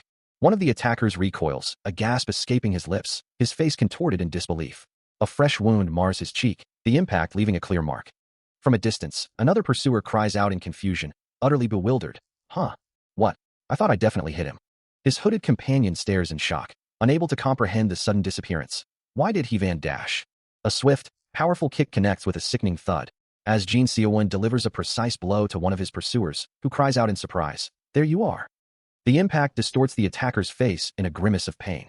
Then, in a blur of motion, Jin Seowon vanishes, leaving only a faint blue trail. Only shimmering particles remain where he once stood. The struck attacker kneels, clutching his face, muttering that the hit definitely connected, while his companion looks around in confusion. His companion's hand rests on the blood-splattered ground, wondering aloud, where did he disappear to? Suddenly, Jin Seowon reappears, a streak of blood on his cheek, his eyes burning with fierce resolve, as he thinks, no way. He holds a dagger, its blade now stained crimson. The first attacker reels back, blood splattering from his face as the impact of an unseen blow sends him stumbling. While his companion, bewildered by the suddenness of the assault, scans the empty space, questioning the impossible disappearance. Then, with a sudden burst of speed, a flash of blue and red energy erupts, marking the precise moment of his re-engagement. Another swift, brutal strike lands, sending the first attacker reeling again, blood spraying from the force. Crimson streaks follow his rapid movement, a testament to the speed and precision of his attack. Still unable to comprehend the situation, the second attacker curses his opponent's elusive tactics. Meanwhile, the first attacker collapses to one knee, clutching his injured face, the pain evident in his strained posture. Suddenly, he reappears on a nearby rooftop, a bloody dagger now clutched firmly in his hand. From his elevated position, he looks down at his bewildered foes, a chilling challenge in his voice. He pushes off a rooftop with a swift, silent motion, leaping effortlessly across the chasm between buildings, his landing barely a whisper. A frustrated cry echoes from below. But even with his incredible speed, the exertion begins to show, his breath coming in ragged gasps. Still, he presses on, a cloaked figure darting through the city's labyrinthine streets. His footsteps light and quick. Suddenly, he reappears, catching one of his pursuers off guard, who gasps in shock, instinctively drawing a bow. Jin Seowon, now holding a bloody dagger, addresses the man, remarking on his choice of attire. He continues, his voice laced with confidence, declaring that approaching him in broad daylight, while wearing such a conspicuous garment, was a grave error. He muses about the ease of acquiring something if one is capable of capturing it, then, with a frustrated growl, decides to simply take it himself. A white-haired man, observing the scene, interjects, his voice cutting through the tension. He apologizes for chasing Jin Seowon, admitting the target was quicker than he appeared. Jin Seowon then turns his attention to a hooded figure who stands before him. The hooded man demands assistance, questioning Jin Seowon's loyalty if he is truly an ally. A masked figure nearby expresses confusion, unable to discern any ally. The hooded man, his face now showing fresh marks, glares. He dismisses the situation, ordering his companions to simply eliminate Jin Seowon. Jin Seowon, a streak of blood on his neck, reflects on his earlier decision, regretting not having dispatched his opponent more swiftly to deal with the others. He had resigned himself to an inevitable 2-on-1 fight. But then a sudden realization struck him. Wait a goddamn minute. Wasn't he the one with the numbers on his side? A blur of white hair and dark clothing streaks forward, wreathed in vibrant green energy, striking Jin Seowon with devastating force. The impact ripples through the air, leaving him reeling, his face etched with shock and pain. He barely has time to register the blow before another, even faster assault begins. A crimson burst of energy erupts, slamming into him once more, sending him tumbling helplessly through the air. The white-haired assailant stands triumphant, watching as Seowon falls. He barely has time to react as the white-haired assailant lunges, a crimson blade of energy tearing through the air. The attacker presses his advantage, forcing him to parry with a desperate surge of blue mana. His eyes blaze with a fierce blue light, mana swirling around him as he gathers his strength. With a swift motion, his hands come together, crackling with raw power. He unleashes a retaliatory strike, closing the distance in a blur of motion. A frustrated snarl escapes him as a wave of crimson energy erupts. You slippery bastard. He follows through with a devastating triple shot, sending multiple projectiles hurtling forward. But the counter is swift and brutal, a sudden impact showering the ground with his blood. A searing pain explodes in his chest as he takes a direct hit, blood gushing from the wound. Blood erupts from the fresh wound, a stark testament to the critical blow he just sustained. As he struggles to breathe, One of the attackers sneers, reminding him that a point-blank shot never misses. Lying broken on the ground, Jin Seowon is surrounded by his assailants, the white-haired figure looming over him, a faint blue aura shimmering around them. Yet, even in his dire state, a flicker of defiance ignites within him, believing he had landed a hit. This time, I definitely got him. With a sudden, desperate surge of strength, his hand grips a sword hilt, ready to strike back. The white-haired attacker simply dismisses his efforts, a single word dripping with disdain, arrogant. Yet, the other attacker, his face now streaked with blood, stares in disbelief, unable to comprehend what just happened. A sickening thwack echoes as his hand is struck, blood splattering violently from the impact. He cries out, reeling from a brutal impact. Meanwhile, a deep, jagged wound, still glowing with residual blue energy, tears through his attacker's flesh. The white-haired assailant watches, unimpressed, remarking that their shared location doesn't imply his interest. A system notification confirms the opponent is knocked out, urging a final blow to finish them off, or for a teammate to revive them. He then observes the strange magic, questioning if Jin Seowon is a magic user. Jin Seowon, still bleeding, dismisses the title, claiming to be merely a returning student. The white-haired man issues a cold challenge, stating that if Jin Seowon wants to save his ally, he must endure until the end. With a fierce, determined glare, Jin Seowon vows not only to defeat him, but to survive until the very end. He moves with blinding speed, a surge of purple energy trailing behind him, sending his white-haired opponent reeling backward through the air. As the purple energy continues its relentless assault. But the white-haired assailant, recovering instantly, unleashes a double strike of his own, the force of the blow erupting in a blinding flash. Yet, even as he takes the hit, Jin Seowon prepares his own counter, his arm glowing crimson as he unleashes a powerful strike. He aims for the precise point where the attacker's momentum originates, knowing that to truly counter, one must close the distance and strike at the source. His blow connects squarely with the white-haired assailant's shoulder, sending a spray of blood into the air. He braces himself, the lingering impact of his own strike still resonating through the air. As his opponent reels back, blood spraying from his face, a scoff escapes the white-haired attacker, acknowledging the speed of Jin Seowon's counter. But before Jin Seowon can press his advantage, the white-haired attacker retaliates, his blade arcing with purple energy, unleashing a technique known as Bloody Rush. He closes the distance in a blur of yellow-green light, his attack aimed directly at Jin Seowon. His face is a mask of fierce determination, focused entirely on the strike. The blade connects, and blood erupts once more, a crimson spray against the chaotic energy. Yet, a flicker of doubt crosses the white-haired attacker's face as he realizes the impact felt different, not as potent as he remembered from previous encounters. He glances at his sword, a strange thought forming in his mind. His attack hadn't cut as deeply as he had predicted. His eyes wide with a mix of shock and dawning realization, Jin Seowon grapples with the unexpected power of his opponent's attack, wondering if he is truly capable of withstanding such force. Meanwhile, the white-haired attacker, his expression a mask of disbelief, mutters that his opponent must be thinking like an illusionist, though he himself isn't entirely sure what's happening, only that he's getting a strange feeling. Jin Seowon stands his ground, his body tensed and ready. As the white-haired attacker's eyes glow with renewed menace, promising that his neck is next, he lunges forward, a blur of motion, declaring that if he cannot finish his opponent in one hit, he will simply use a counterattack. A crimson aura erupts around him as he strikes, the impact tearing through the air with violent force. Jin Seowon's mind races, struggling to comprehend how he can possibly counter such relentless movements, his body already taking a brutal toll. Blood splatters from his torso as the attack connects once more, a testament to the sheer power he is enduring. Am I still failing? He wonders, a flicker of doubt crossing his mind, yet he knows this shouldn't have been a reason to give up. He stares down, lost in thought, his expression a mix of confusion and dawning realization. A deep resolve hardens within him, a faint blue aura beginning to emanate from his form as he decides to try something new. His feet move on their own, filled with a potent killing intent, the blue energy swirling around his ankles. The blue energy around him intensifies, reflecting his newfound determination.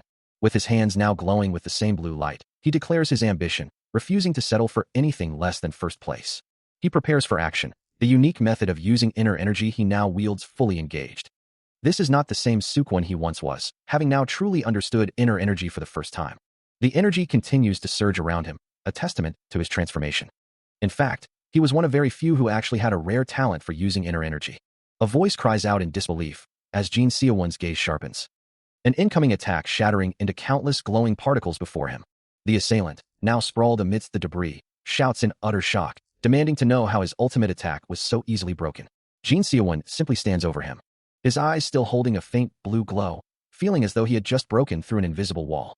As his hand reaches into the newly opened treasure, a crisp system notification rings out. He feels a surge of power as the system confirms his advancement, announcing a level up and the acquisition of new skill points. Simultaneously, a status window updates, showing the current player count at 196 out of 200. Gazing at the glowing contents of the chest, he muses that strong Gaius indeed possess a significant amount of inner energy. Among the treasures, he spots a recover scroll, noting that this particular Gaius must have done a fair amount of farming. Another system prompt appears, asking if he wishes to use the recover scroll. He decides against immediate use, planning to save it for later and slowly continue farming. Later, as he sits in contemplation, an unseen voice questions, "Well, Jin Sia-won, who do you think you picked up and messed up things?" His thoughts then turn to an item, a damaged cloak of riding, which possesses a fixed function but requires a craftsman with special abilities or a special scroll for repair. He considers a past decision, regretting not having saved a particular item, believing it would have helped him defend his rank. Yet, with a pragmatic sigh, he decides to hold on to the item he currently possesses, wondering what other options he truly has. Suddenly, a system notification flashes, revealing a new acquisition, the lightning-struck cottonwood bow, capable of imbuing arrows with potent lightning energy. A wave of realization washes over him as he processes the bow's ability, recalling a previous encounter with an opponent who wielded similar lightning-infused arrows. He marvels at the implication, understanding that he has now gained the very skill he once faced, a skill he's only just begun to learn. With a newfound determination, he begins to move. His eyes glowing with electric blue energy as he resolves to test out his newly acquired power. He fires a volley of glowing blue arrows, moving with incredible speed, leaving trails of crackling blue energy in his wake. Jin Sia-won surveys the remnants of a cleared dungeon, a familiar sight to him, noting its practical advantages. He moves through the quiet streets, observing that only one team remains active in this sector. Deciding to take a break from the main objective, he opts to farm for a while before continuing his mission. Inside one of the buildings, he muses that perhaps these are merely village houses, offering nothing but junk items. A thought then crosses his mind, questioning if there might be hidden items within the cloak of hiding skill. He pauses, contemplating the possibility of quiet escaping him. Looking out a window, he recalls a similar situation in the town center. Such locations are typically prime spots for accumulating farming points. With renewed purpose, he leaps onto the rooftops, continuing his search from above. Still within the desolate structure, Jin Sia-won considers his next move, thinking it prudent to secure his rear. He pulls the heavy door shut, sealing off the path behind him, his mind already drifting to the potential treasures that might lie ahead, a legendary cloak of hiding, perhaps, or rings that could boost his stats. He continues his ascent, nearing the top of the ruined building. But as he surveys the empty space, a quiet frustration begins to build. Is there truly nothing here? He wonders, not a single item to be found. A sharp thump echoes as his hand slams against the crumbling wall, his gaze sweeping across the desolate cityscape outside the broken window. Sometimes, he mutters, it really just pisses him off. His expression hardens, a clear sign of his growing annoyance. He senses a disturbance, a sudden shift in the dungeon's quiet. Looking down from his hidden perch, he spots two figures casually traversing the town square below. A scoff escapes him as he notes, they are farming without a care in the world. He wonders if they possess any valuable items, contemplating whether to confront them alone. From the window of the clock tower, he continues to observe, weighing his options on how to deal with them. Suddenly, a realization dawns, a subtle shift in the ambient mana. His light blue eyes glow with an intense, electric light, his perception sharpening to an unnatural degree. Below, the two figures pause, their heads tilting upwards, as if sensing his presence. The white-haired attacker smirks, addressing his companion, remarking that the door was opened, and that definitely means nobody has come here. He surveys the dungeon below, noting a healing scroll among the debris, which he considers a promising sign. Meanwhile, one of the figures below grumbles, I didn't even notice the trap because there was so much junk around. While the white-haired attacker dismisses it, it ended up being a pretty useful trap. Deciding to act, Jin Sia-won plunges downward, a torrent of glowing blue energy surrounding him as he descends. He impacts the ground with a blinding flash, a powerful explosion of light erupting from his landing. His eyes burn with fierce blue light, a determined resolve etched across his face. With his hands still glowing, he knows that if weakness is perceived, one must always strike first. A digital interface flickers, proclaiming the world's strongest survivor and a promise to be with you. Below the digital overlay, Jin Sia-won and the white-haired attacker observe their downed opponent, the latter questioning, A shadow. Suddenly, a vibrant blue energy begins to coalesce around him, rapidly forming into a spectral hand that glows with ethereal light. The hand lashes out, striking the unnamed attacker with immense force, sending him reeling backward, and he collapses to the ground amidst shimmering blue particles. Jin Sia-won looks down at the defeated figure, a dismissive thought crossing his mind. If this mage was worth his salt. The white-haired attacker, observing the swift defeat, begins to speak, a faint blue aura already swirling around him. If he couldn't even protect himself, I wouldn't have. His words are cut short as a colossal surge of brilliant blue energy erupts from his form, radiating outward with explosive power. Jin Seowon meets the incoming strike, a shield of blue energy flaring around his arm to absorb the impact. The force of the blow erupts in a blinding flash of azure. His green-haired assailant stumbles back, utterly bewildered by the sudden appearance of his target.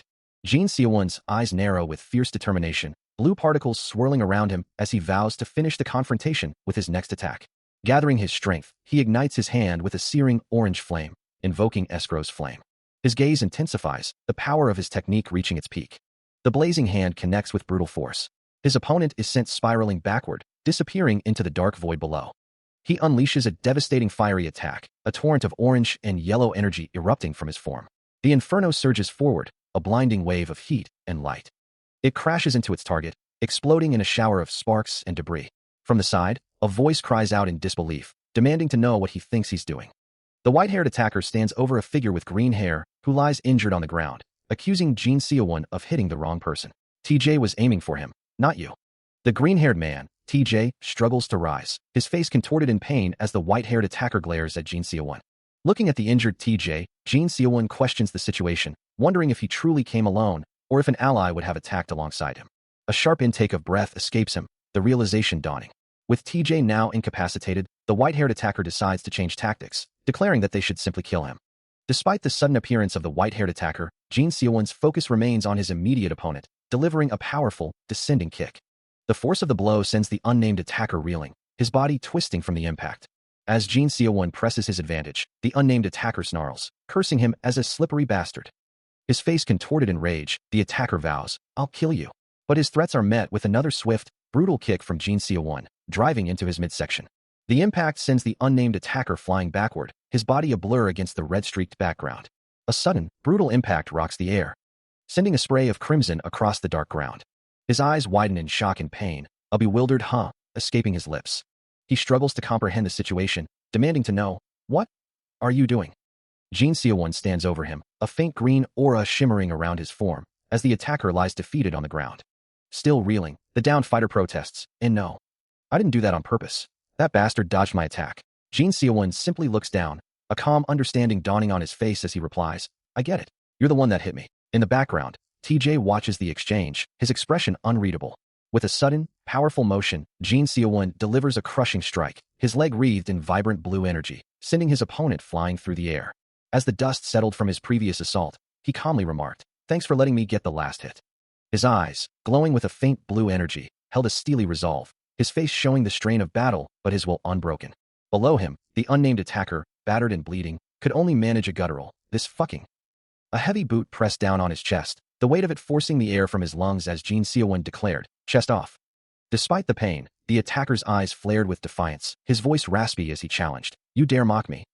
From a distance, TJ observed the scene, a thoughtful expression on his face, considering, is he the type who has a lot of armor on his armor? His gaze fixed on Jin Seowon, he continued his assessment. He looks like a strength-type character. Will he be a bit faster now?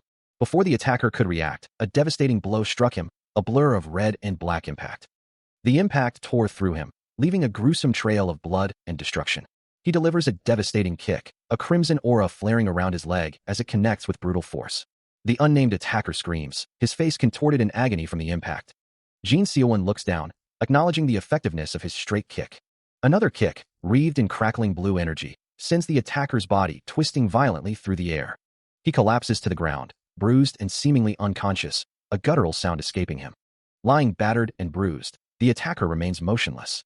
Yet, with a defiant struggle, he pushes himself up, declaring that Jin Seowon cannot stop the air forever and will eventually have to step on the ground again.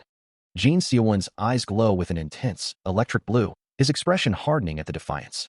Another powerful, red-tinged impact strikes the defiant foe.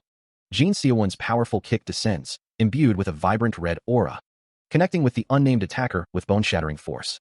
The impact unleashes a torrent of crimson energy, sending a shockwave that cracks the very foundations of a nearby building.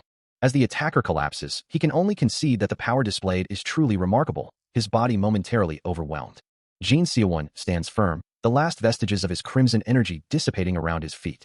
Even after such a devastating blow, the unnamed attacker's will remains unbroken, a defiant thought echoing that brute strength alone won't be enough to catch him. He struggles to rise, a faint red glow emanating from his form, as Jin Seowon watches, his own aura still faintly pulsing. With a final surge of power, Jin Seowon silences the defiance, declaring that he'll see if the attacker can keep running his mouth after he's dead. Despite the devastating blow he had just received, the unnamed attacker's eyes blaze with a fierce, red energy, his body tensing for another assault. He lunges forward, connecting with a brutal strike that sends Jin Seowon reeling. A piercing strike that momentarily catches him off guard. The attacker presses his advantage, his fists glowing with a vibrant blue energy, relentlessly driving his assault against the protagonist. He snarls, his voice filled with raw defiance, declaring that even a worm will squirm when stepped upon.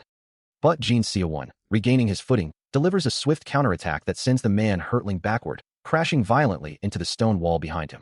Even as he lies defeated on the ground, the attacker's spirit remains unbroken, his voice raspy as he challenges Jin Seowon. "Keep fighting until you die, you stupid bastard." With a final, decisive action, Jin Seowon brings his foot down, a faint green glow emanating from the impact, silencing his defiant opponent. Leaving the defeated figure behind, Jin Seowon turns and walks away, his silhouette receding through the archway. Despite the overwhelming force he just faced, the white-haired man defiantly shouts, his voice echoing amidst the rubble of the half-destroyed building, questioning the protagonist's actions. A faint blue glow emanates from Jin Seowon's hand as he prepares another strike, a chilling question hanging in the air. Then, a torrent of brilliant blue energy erupts from his palm, slamming the white-haired man violently into the shattered remnants of the structure. The impact leaves him stunned, his eyes wide with the horrifying realization that he is fighting a real person, not some spectral illusion. He reels from the shock, the blue energy still crackling around him. The sheer force of the attack, causing his very hand to tremble. Overwhelmed by terror, he can only scream for help. The sheer force of the impact continues to reverberate, tearing through the environment with destructive power. He watches the chaos he has wrought, his expression unreadable amidst the settling dust. As he turns to walk away from the devastation, a thought crosses his mind.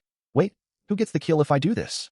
A slight annoyance flickers across his face as he mutters, "Damn it, I did this because I thought it would be fun. But if I don't get the kill, I'll..." Meanwhile, the defeated attacker tumbles through the air, finally collapsing amidst the shattered remnants of the battlefield. He lies motionless, a stark testament to the overwhelming power he just faced. He considers the system's automatic collection of loot, noting that even without a chest, items from a corpse are still gathered. Otherwise, he muses, he would have wasted an entire day chasing a mere goblin. Right, he decides, it's time to loot, as a notification confirms he has obtained the Goblin King's magic staff, the only unbroken staff he possesses. A sudden realization hits him. This mage was a golden goblin. He finds items he has never seen before, including a magic catalyst scroll, which can activate magical powers. Another notification appears, revealing a philosopher's stone. Then, a fragmented secret manual, containing skill secrets that will be revealed once all fragments are collected. Having caused enough commotion, he decides it's time to leave.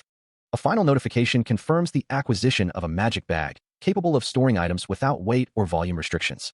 He considers the restricted zone, which is rapidly closing in, and the possibility of other hunters already being on the other side, having arrived earlier than him. With a decisive gesture, he resolves to waypoint the restricted zone and head directly there. Having already checked the remaining cottages, he found nothing of value. So, to avoid wasting any more time, he sets off. The distance was considerable, but having grown accustomed to long runs, he traveled at a much faster pace than during his first game, entering a new monster spawn zone. As he runs, a system notification informs him that on certain maps, specific zones dictate the types of monsters that appear, and that in these maps, a boss monster will eventually emerge, dropping a special item upon defeat. He then finds himself face-to-face with a pack of creatures, realizing there are far more than just werewolves, and wonders why he wasn't informed earlier. He considers the system's new information, noting that in addition to regular and boss monsters, there are also buff monsters that provide players with special buffs for a limited time. Pondering if he's truly back in the game's previous iteration, he wonders if he's finally arrived at his destination. Suddenly, a monstrous claw, glowing with malevolent red energy, slashes through the air towards him. His eyes widen in shock, as he questions the sudden appearance of the creature. Another creature, reptilian and swift, lunges from the shadows, followed by a bird-like monster with a piercing cry, its sharp beak aimed directly at him. He finds himself completely surrounded, a lone figure against a horde of diverse, aggressive monsters. Just as the situation seems dire, a figure steps forward, staff glowing with green energy, declaring their intent to hold the line defensively. Another voice responds, acknowledging the plan and offering thanks for the unexpected support. A monstrous creature, a grotesque fusion of wings and writhing tentacles, suddenly manifests in the dark dungeon, its presence heralded by a deep thrumming and a chilling purple aura. Observing the new threat, he notes its unusual combination of mage and martial artist traits, a type he hasn't encountered before. Without hesitation, he readies his weapon, its blade shimmering with a faint glow as he prepares to engage. A quiet challenge escapes his lips, wondering if this new encounter will be a simple warm-up. Then, with a burst of speed, he lunges forward, his attack leaving brilliant blue energy trails in its wake. A digital interface flashes into view, displaying the protagonist's status as the world's strongest survivor, his current level and various game options laid out before him. Suddenly, from the shadows of a crimson-lit dungeon, two massive snakes with glowing red eyes lunge forward, their fangs bared. Before they can connect, a swift, unseen force impacts, sending blood splattering across the cavern. Jin Seowon unleashes his 7-star sword attack, his blade glowing with fierce red energy, carving through multiple foes in a single, devastating sweep. He stands amidst the carnage, his breath heavy, the defeated enemies scattered around him. Another swift impact follows, his glowing hand connecting with an unseen target. Then, with a surge of blue energy, he conjures an ice lance, sending shards of ice flying towards his remaining opponents. Turning to his ally, who bears a fresh wound on his cheek, Jin Seowon hears him declare, "There sure are a lot of them. We've almost done, and we're about to get a good reward." To which Jin Seowon replies, "Let's end it strong." Nearby, TJ, also showing signs of the fierce battle, insists, "I'm able to handle it myself," though he quietly adds, "It costs me a lot of mana every time I call on it." As the battle rages, a powerful impact shatters ice into countless fragments, the air crackling with residual blue energy. A massive armored enemy recoils from the force, its glowing blue eyes wide with surprise.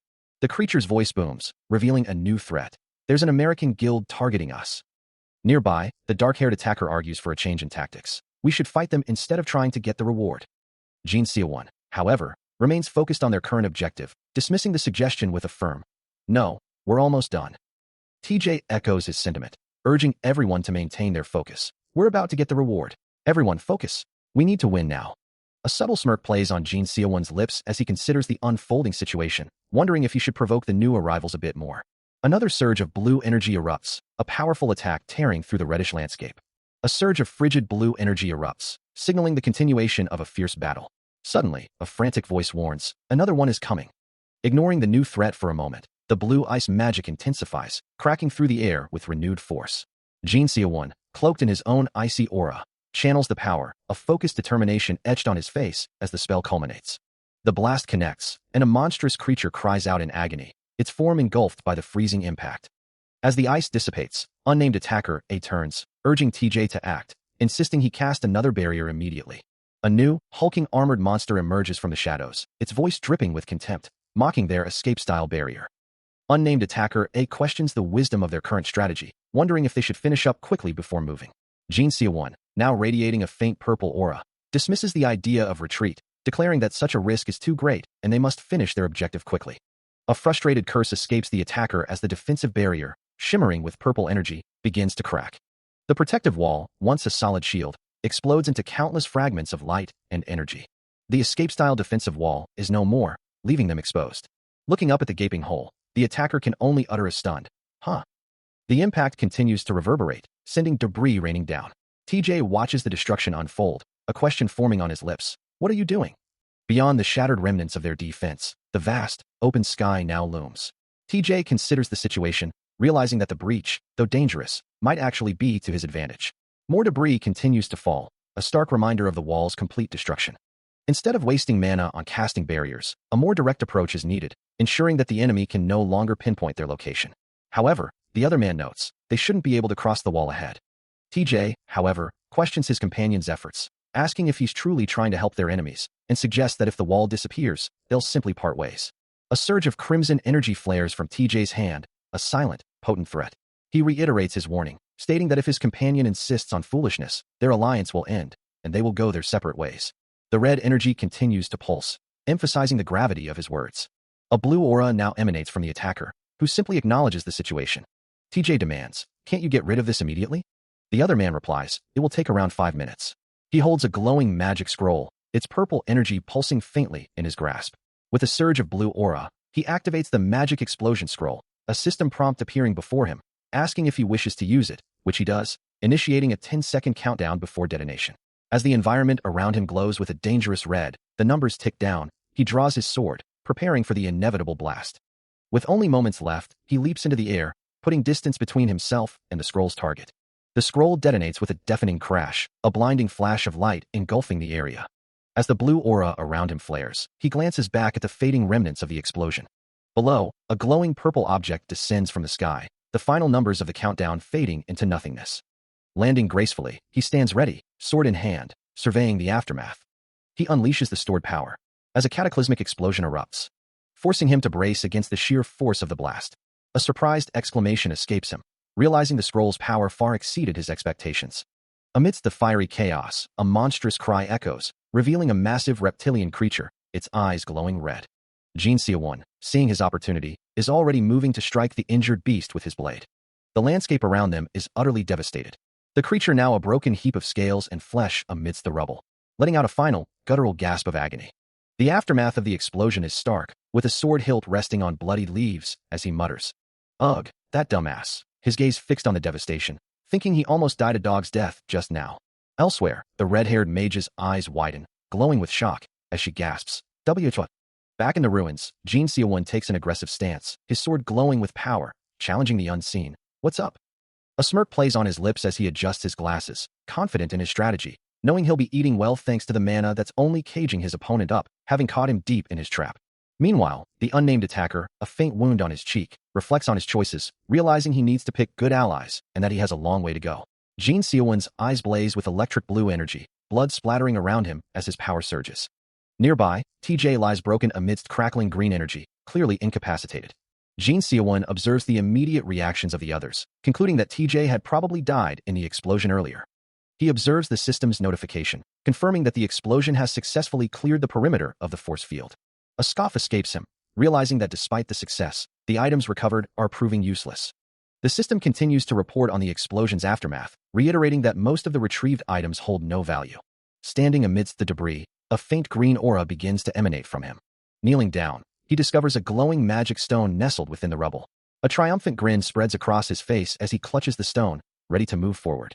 Another system notification appears, detailing an energy necklace, made of pure gold, yet seemingly without function.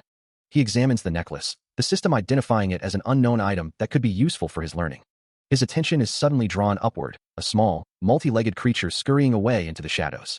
A little later, the dust settles over the ravaged landscape, revealing Jin Seowon standing amidst the defeated remnants of grotesque creatures. He observes the fallen, a thought echoing in his mind. "You're telling me they're struggling against these guys?" Suddenly, his gaze catches something unusual on the blood-red ground. "Hm? What's this?" A small, glowing object drawing his attention as he wonders. Is this a reward for defeating the monsters? As he picks it up, a system notification confirms his suspicions, announcing the acquisition of a magic stone, a source of mana for recovery or crafting, followed by another, revealing an energy necklace, a pure gold artifact useful for learning new abilities. Holding the glowing stone, he muses, "Isn't bad." His mind already racing with possibilities. "I wonder how to use these tiers, or whatever." The red, desolate landscape around him seems to shimmer with a faint, ethereal glow, reflecting the newfound power in his hands. He considers the game-like mechanics of his new reality, pondering if, like other games, the buffs he receives from monsters could completely flip his situation. He knows he needs to grow as quickly as possible, but before he can truly strategize, two crucial pieces of information remain unknown. First, he needs to gauge his own strength. He wonders if he's strong enough to even hurt the boss monsters. And second, he needs to know if there are other players like him in this brutal game.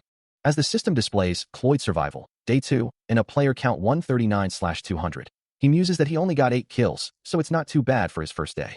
With his thoughts collected, he decides his next move. He should first move toward the marker he placed earlier at the center of the map. He muses on the pleasant weather of his previous game, a stark contrast to his current surroundings. As he finds himself in a scorching desert, wondering why the conditions have changed so drastically, his gaze sharpens, a flicker of curiosity crossing his features. Suddenly, his attention is drawn upwards, a soft exclamation escaping him. He spots a vibrant, phoenix-like creature soaring away, leaving behind a large, ornate chest, and feels a certainty about its nature. A surge of excitement propels him forward, convinced it must be a valuable supply drop. With a burst of speed, he leaps towards the chest. The treasure chest lies waiting on the arid ground. A system notification chimes, offering a bonus reward to the player who defeated the boss monster. Another prompt appears, asking if he wishes to open it. With a decisive motion, his hand reaches out. As he considers the gamble, knowing this match is already underway, a surge of blue energy erupts around him, swirling and intensifying as the reward activates. A small, glowing red pill materializes. As Jin Seowon stands amidst a dense forest, his brow furrowed in confusion, wondering why his status system is already revealing his location before he's even had a chance to check it. He knows he needs to act fast, to grab the newly acquired items and escape this place. A flicker of urgency in his light blue eyes. A moment later, now clad in a dark cloak, he studies the system messages detailing his new acquisitions, a cloak of hiding, which allows him to vanish into shadows, and a red cloud pill, a spiritual elixir promising a 30-minute boost to all stats and invincibility. He hums thoughtfully, considering their potential. Having just received the Windblade Grimoire and the Cloak of Hiding, he considers the Red Cloud Stone, wondering if he can use it immediately. The system's promise of an immediate stat boost upon consumption is tempting, but he knows there are more pressing concerns. For now, rapid movement is paramount, and with a surge of blue energy around his feet, he activates Cloud Stride. He accelerates instantly, a blur of motion leaving shimmering blue trails in his wake. The forest becomes a streaking canvas of greens and browns as he pushes his speed to its limit. With each powerful stride, he covers vast distances, the Cloud Stride skill propelling him forward. His form is a mere afterimage, a phantom of blue light darting through the trees. Finally, cloaked in shadows, he comes to a sudden halt, a chilling sense of danger washing over him. He pushes through the dense undergrowth, his senses sharp, knowing his pursuers are still some distance away. Confident he can lose them, he wonders what kind of trap they might use to chase him. A sudden burst of energy sends rocks and debris scattering from a nearby cliff face. As he considers the possibility that they might fall for the bait, he's left behind. His feet pound against the earth. As he glances back one last time, ensuring his lead. Meanwhile, the glowing box he left as a decoy sits empty. Just as the pursuers arrive, having started running the moment they saw its light. One of them, riding a swift mount, remarks that Jin Seowon probably thinks he's far away, while his companion expresses disbelief that he ran off with the Windblade Grimoire. A cloaked figure, their green hair visible beneath the hood, clutches a glowing red gem, a Tears of Lana, as they continue their relentless pursuit. Looking back at the path they've traveled, the two cloaked pursuers confirm they are on the right track. As they approach a glowing box, one of them instructs the other to leave the magic and keep an eye out for any trace of their target. Meanwhile, Jin Seowon glances over his shoulder, observing the distant figures of his pursuers. A smirk plays on his lips as he realizes they have fallen for his decoy perfectly. He continues to run, knowing he needs to gain as much distance as possible. After 30 minutes of relentless evasion, he finally collapses onto a rock, utterly exhausted. Still reeling from the intense escape, he questions his own capabilities, the exhaustion evident on his face. Meanwhile, his pursuers continue their relentless chase through the dense forest, not yet close enough to strike, but certainly not far behind. One of them, his eyes glowing with fierce determination, curses the situation, realizing more parties are converging on their location. A high-pitched sound echoes through the trees, as faint, glowing particles drift through the air. The mysterious sound persists, the forest bathed in an ethereal glow. Back with the protagonist, his body finally gives out, collapsing to the ground in utter frustration at the timing. After 22 agonizing seconds, a new resolve hardens his gaze. A chilling realization dawns on him, his eyes flaring with an intense blue light as he understands the gravity of the situation. With a surge of power, a vibrant red aura erupts around him, enveloping his form in crackling energy. He cries out, suddenly engulfed in a torrent of fiery energy and debris. The orange and yellow flames swirl violently around him, rising in a powerful, destructive surge. The attack, a devastating cloud strike, continues to batter him. The inferno consumes everything in its path. From a distance, TJ watches the unfolding chaos, remarking that it looks like Jin Seowon is being targeted for elimination, as a strange, high-pitched sound echoes through the fiery air. Then, with a soft, swift hiss, multiple spears pierce through the lingering flames, launched by the unnamed attacker and his allies. He barely registers the two figures, one mounted and one on foot, charging towards him, a desperate question forming in his mind. Before he can fully comprehend the situation, a massive explosion of fire erupts, the devastating Escrow's flame ball engulfing his position. Through the searing heat and blinding light, the two attackers continue their relentless charge, their forms silhouetted against the inferno. A cold dread washes over Jin Seowon as he realizes the full extent of his predicament, cursing the fact that both his assailants are mounted. Still, the mounted and foot soldiers press their advantage. But Jin Seowon refuses to yield, gathering his resolve and preparing to unleash a powerful counterattack. With a surge of inner strength, he activates a martial arts technique, his body enveloped in a fierce, glowing aura as he prepares to move. Blue particles explode around him, signaling an imminent, blindingly fast maneuver. Enveloped in a fierce, fiery aura, Jin Seowon prepares to meet the onslaught. From the chaos, an unnamed attacker on horseback charges forward, spear leveled, shouting, "Take this, you filthy pig! Die for us!" An unseen voice echoes the command. Chase him down and kill him at once. But before the spear can connect, his hand shoots out, gripping the shaft as red energy flares around his fingers. With a powerful twist, he deflects the weapon, sending the mounted assailant reeling back. The spear shatters under the immense force, its pieces scattering as blood splatters into the air. Having dealt with the immediate threat, he turns and flees, leaving a trail of debris in his wake. As he runs, a chilling thought crosses his mind. What? They broke through my barrier. Still reeling from the previous encounter, Jin Seowon is caught off guard, a glowing blade tearing into his side. The force of the blow sending blood spraying as his body recoils. He tumbles through the open sky, a discarded spear briefly visible in his descent. Crashing hard onto the earth, he creates a small crater of dust and debris. Yet, with a determined grunt, he pushes himself back to his feet, a faint, shimmering energy beginning to coalesce around him. Nearby, a spear, likely from his earlier defense, impacts the ground with a dull thud. Ignoring the pain, he focuses inward, knowing he needs to concentrate his inner energy, as a brilliant blue aura begins to envelop his form. The raw power surges, crackling with electric blue light around his clenched fist. Now fully engulfed in the vibrant, swirling energy, he prepares for a decisive counterattack. With a surge of inner power, Jin Seowon unleashes a devastating blue energy attack, a focused strike aimed at his unseen assailant. His eyes burning with resolve, he channels every ounce of his being into the assault.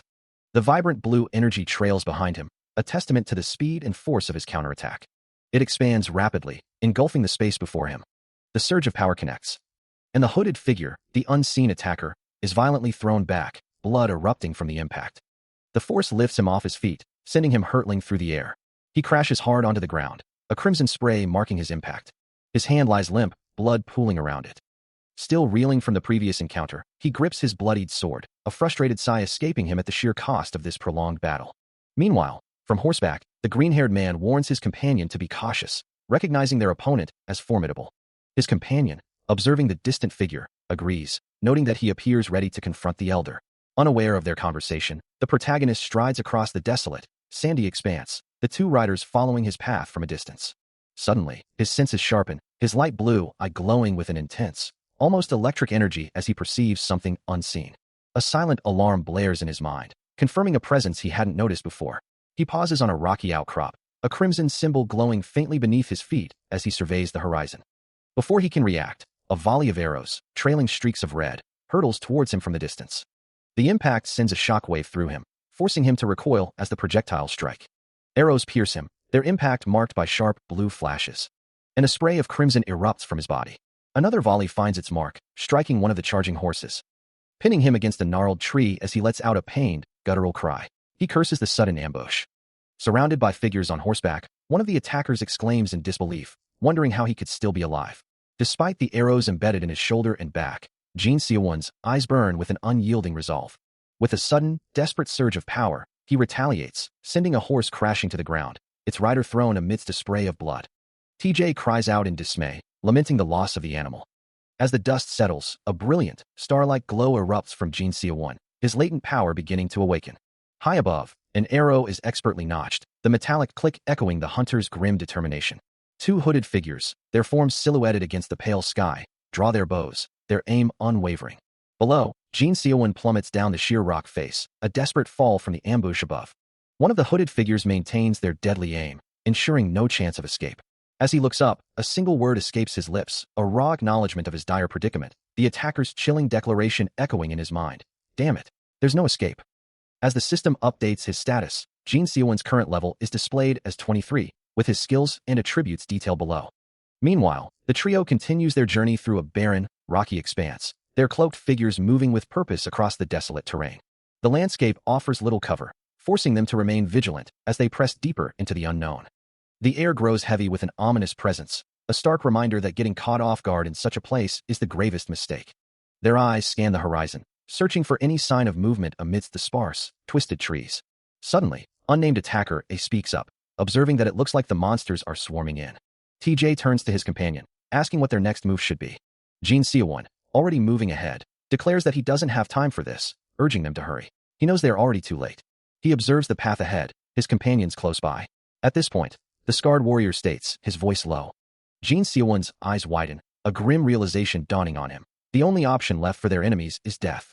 He understands the brutal logic of their situation. The opposing forces want him on their side, and the other team eliminated. A faint blue aura begins to emanate from him as he resolves that if they hesitate, he'll become a tank, charging headfirst. This isn't the time for careful planning. He'd rather act impulsively than be left behind. Then, how are you going to make them fight? He challenges, his gaze sharp. With a decisive grip, he seizes the warrior's arm, declaring that their willingness to fight is irrelevant. The warrior protests, startled. There's no need to provoke the monsters like that. He makes his intentions clear, declaring that anyone unwilling to charge forward should get lost, as he'd rather rush and then be left behind. A voice from behind remarks on his audacity, though another quickly adds that he doesn't seem to possess much common sense. Jin Seowon's eyes glow with fierce resolve, knowing there's no way he's letting anyone from the outside escape this place alive. His determination burns bright, as the unnamed attacker offers a grim choice. If you side with him, I'll at least spare your life. The tension hangs heavy between the two companions, while TJ expresses his frustration, lamenting that he hasn't even gotten a chance to fight yet. The unnamed attacker questions the point of it all, wondering if they'll even get out of here alive. A hooded figure cries out in surprise, as a glowing, intricate circle stone of the fourth circle, pulsating with faint blue energy, is revealed. Jin Seowon explains its significance, stating that any mage would understand its immense value. The hooded companion, holding the stone, confirms its rarity, noting that a Circle 4 is a substantial find for their kind. Jin Seowon agrees, suggesting it could fetch a fortune. After a moment of contemplation, he reveals his proposal. Standing with his two companions in a vast, desolate landscape, Jin Seowon begins to elaborate. He explains that the team who finds such a valuable item is not simply choosing a side, but rather making a statement. Following Jin Seowon's unexpected proposal, one of his companions, his expression grim, acknowledges the terms, while TJ declares his unwavering support. Suddenly, a glowing blue orb materializes, crashing into the ground, signaling the immediate start of a confrontation. From the shadows, three dark, cloaked figures surge forward, their forms blurring with speed as they close the distance. Jin Seowon stands his ground, his gaze fixed on the approaching threats. As the confrontation begins, he reflects, wondering if his nature as a clone contributes to his detached emotional state. He considers his strategy, concluding that using a seemingly insignificant item to delay multiple opponents is a worthwhile trade-off. With a burst of blue energy, he launches himself into the fray, moving with incredible speed. Still strategizing mid-combat, he acknowledges his slow mana recovery, knowing he must proceed with caution, but then, a few minutes later, the immediate skirmish concludes. He surveys the vast, open expanse, a clear blue sky stretching above him, musing, "So this is the center of the dungeon, where I place the pin." As he steps into a dark, foreboding forest, a shiver runs down his spine, making him feel as though a boss monster could appear at any moment. Deep within the gnarled branches, ominous red eyes begin to glow, and a massive, crimson symbol flares to life on the forest floor, radiating an intense energy. His eyes widen in surprise as the power surges. Crouching low, he feels an unfamiliar, intense thirst, a sensation he's never experienced before. Simultaneously, a fiery red and orange energy, labeled Escort's Flame, erupts from the earth, engulfing him in a swirling vortex of power, his own eyes glowing with an ethereal blue as he senses the overwhelming chi. He had considered the possibility, but now, caught off guard, he realizes his naivete, wondering how they managed to close the distance so quickly. A sudden, explosive burst of fire erupts around him, as one of his attackers descends from above, initiating a devastating assault. A voice echoes, "Your little tricks bought you some time, but that ends now." Engulfed in the intense, crackling flames, he struggles against the overwhelming heat. The fiery explosion continues to rage, its power seemingly boundless. Suddenly, the air shimmers as a new technique is unleashed, Martial Phantom Arts, First Form, Shadow Clone, creating multiple shadowy figures. Fiery particles dance in the air, remnants of the ongoing conflagration. The explosive force slams into him, sending him reeling from the impact. Now surrounded, he faces a barrage of attacks from the fiery shadow clones, completely overwhelmed. Engulfed by the searing inferno, he lets out a guttural cry of pure agony. His face contorted in a silent scream as the flames consume everything around him. The blinding light of the explosion flares, a torrent of fire and smoke descending, the sheer force of the blast echoing through the air, leaving the very ground scorched and smoldering. From a distance, a cloaked figure surveys the devastation, the forest now a charred wasteland, lamenting that they can't even loot the target. Nearby, the green-haired mage, TJ, stands beside his accomplice, wondering aloud if he might have overdone it, having unleashed a little too much power. He then casually asks if the target is probably dead, while the other figure urges them to leave before anyone else notices their destructive work. As the smoke clears from the devastating explosion, the other attacker questions, wondering if they should collect the fallen's belongings. But TJ dismisses the idea with a wave of his hand, declaring that he already possesses rare gear and has no interest in such trivialities.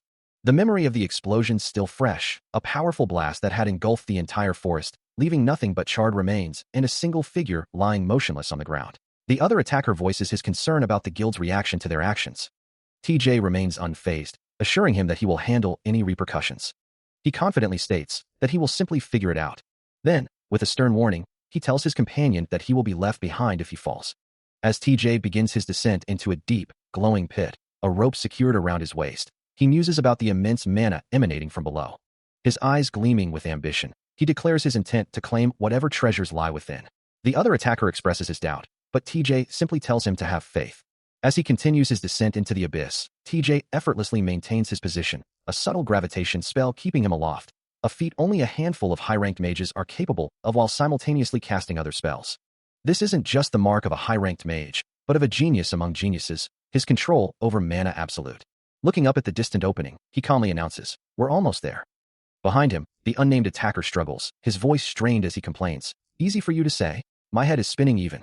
TJ retorts without looking back, "You're the one who insisted on coming along after being told not to." The cavern plunges into absolute darkness below them, the depths seemingly endless. Suddenly, a panicked scream echoes through the void as the unnamed attacker loses his footing, plummeting into the darkness. As the unnamed attacker plunges into the abyss, TJ shouts, "Hey, what are you doing? That was dangerous." His body tumbles uncontrollably, disappearing rapidly into the darkness below. A moment later, thick drops of blood begin to fall, splattering against the cavern walls. More blood follows, a grim testament to the impact. With a determined expression, TJ begins his own controlled descent, his gaze fixed on the depths. He plunges downward with a soft swoosh, the air rushing past him. As he descends further, the small, still figure of his companion becomes visible far below, a chilling sight in the vast emptiness. Finally, he lands with a soft thud, surrounded by the vibrant, glowing blue mana of the pit's bottom. Looking around, he questions aloud, "Huh? There's no one here." He plunges into the depths, the impact of the water jarring his entire body. A massive splash erupts, swallowing him whole. Blue mana surges through the water, its raw power visible in the glowing currents. Submerged in the vibrant blue, he struggles to orient himself. Bubbles escape his lips as he fights the overwhelming pressure, his mind racing. His eyes, wide with alarm, scan the murky depths. Meanwhile, in another part of the pit, Jin Seowon stands amidst a throng of shadowy figures, his gaze fixed on something unseen. Back in the water, a chilling thought echoes in TJ's mind. Who could have killed that mage? With a surge of power, Jin Seowon gathers brilliant blue energy into his hand, preparing for a decisive strike. He lunges forward, a trail of azure light following his rapid movement. As the unnamed attacker braces himself, TJ's eyes ignite with a malevolent green glow. Before Jin Seowon can connect, TJ unleashes a devastating, bone-shattering strike, a crimson aura exploding around him. The glowing fist connects, delivering a brutal impact. Red streaks of energy linger, marking the force of the attack. Refusing to yield, Jin Seowon unleashes a powerful blue energy attack, declaring he won't fall so easily. Moving with incredible speed across the battlefield, he commands his weapon, "Extend," chainsword, and the blade shoots forward, a blur of steel. The sudden, unexpected attack draws a sharp reaction. The chain wraps tightly around TJ's arm, binding him. But TJ's eyes flare crimson, a dangerous glint appearing as he recognizes the tricky maneuver. With a surge of red energy, he yanks the chain, pulling Jin Seowon in close. Before Jin Seowon can react, TJ delivers a brutal blow, sending blood splattering.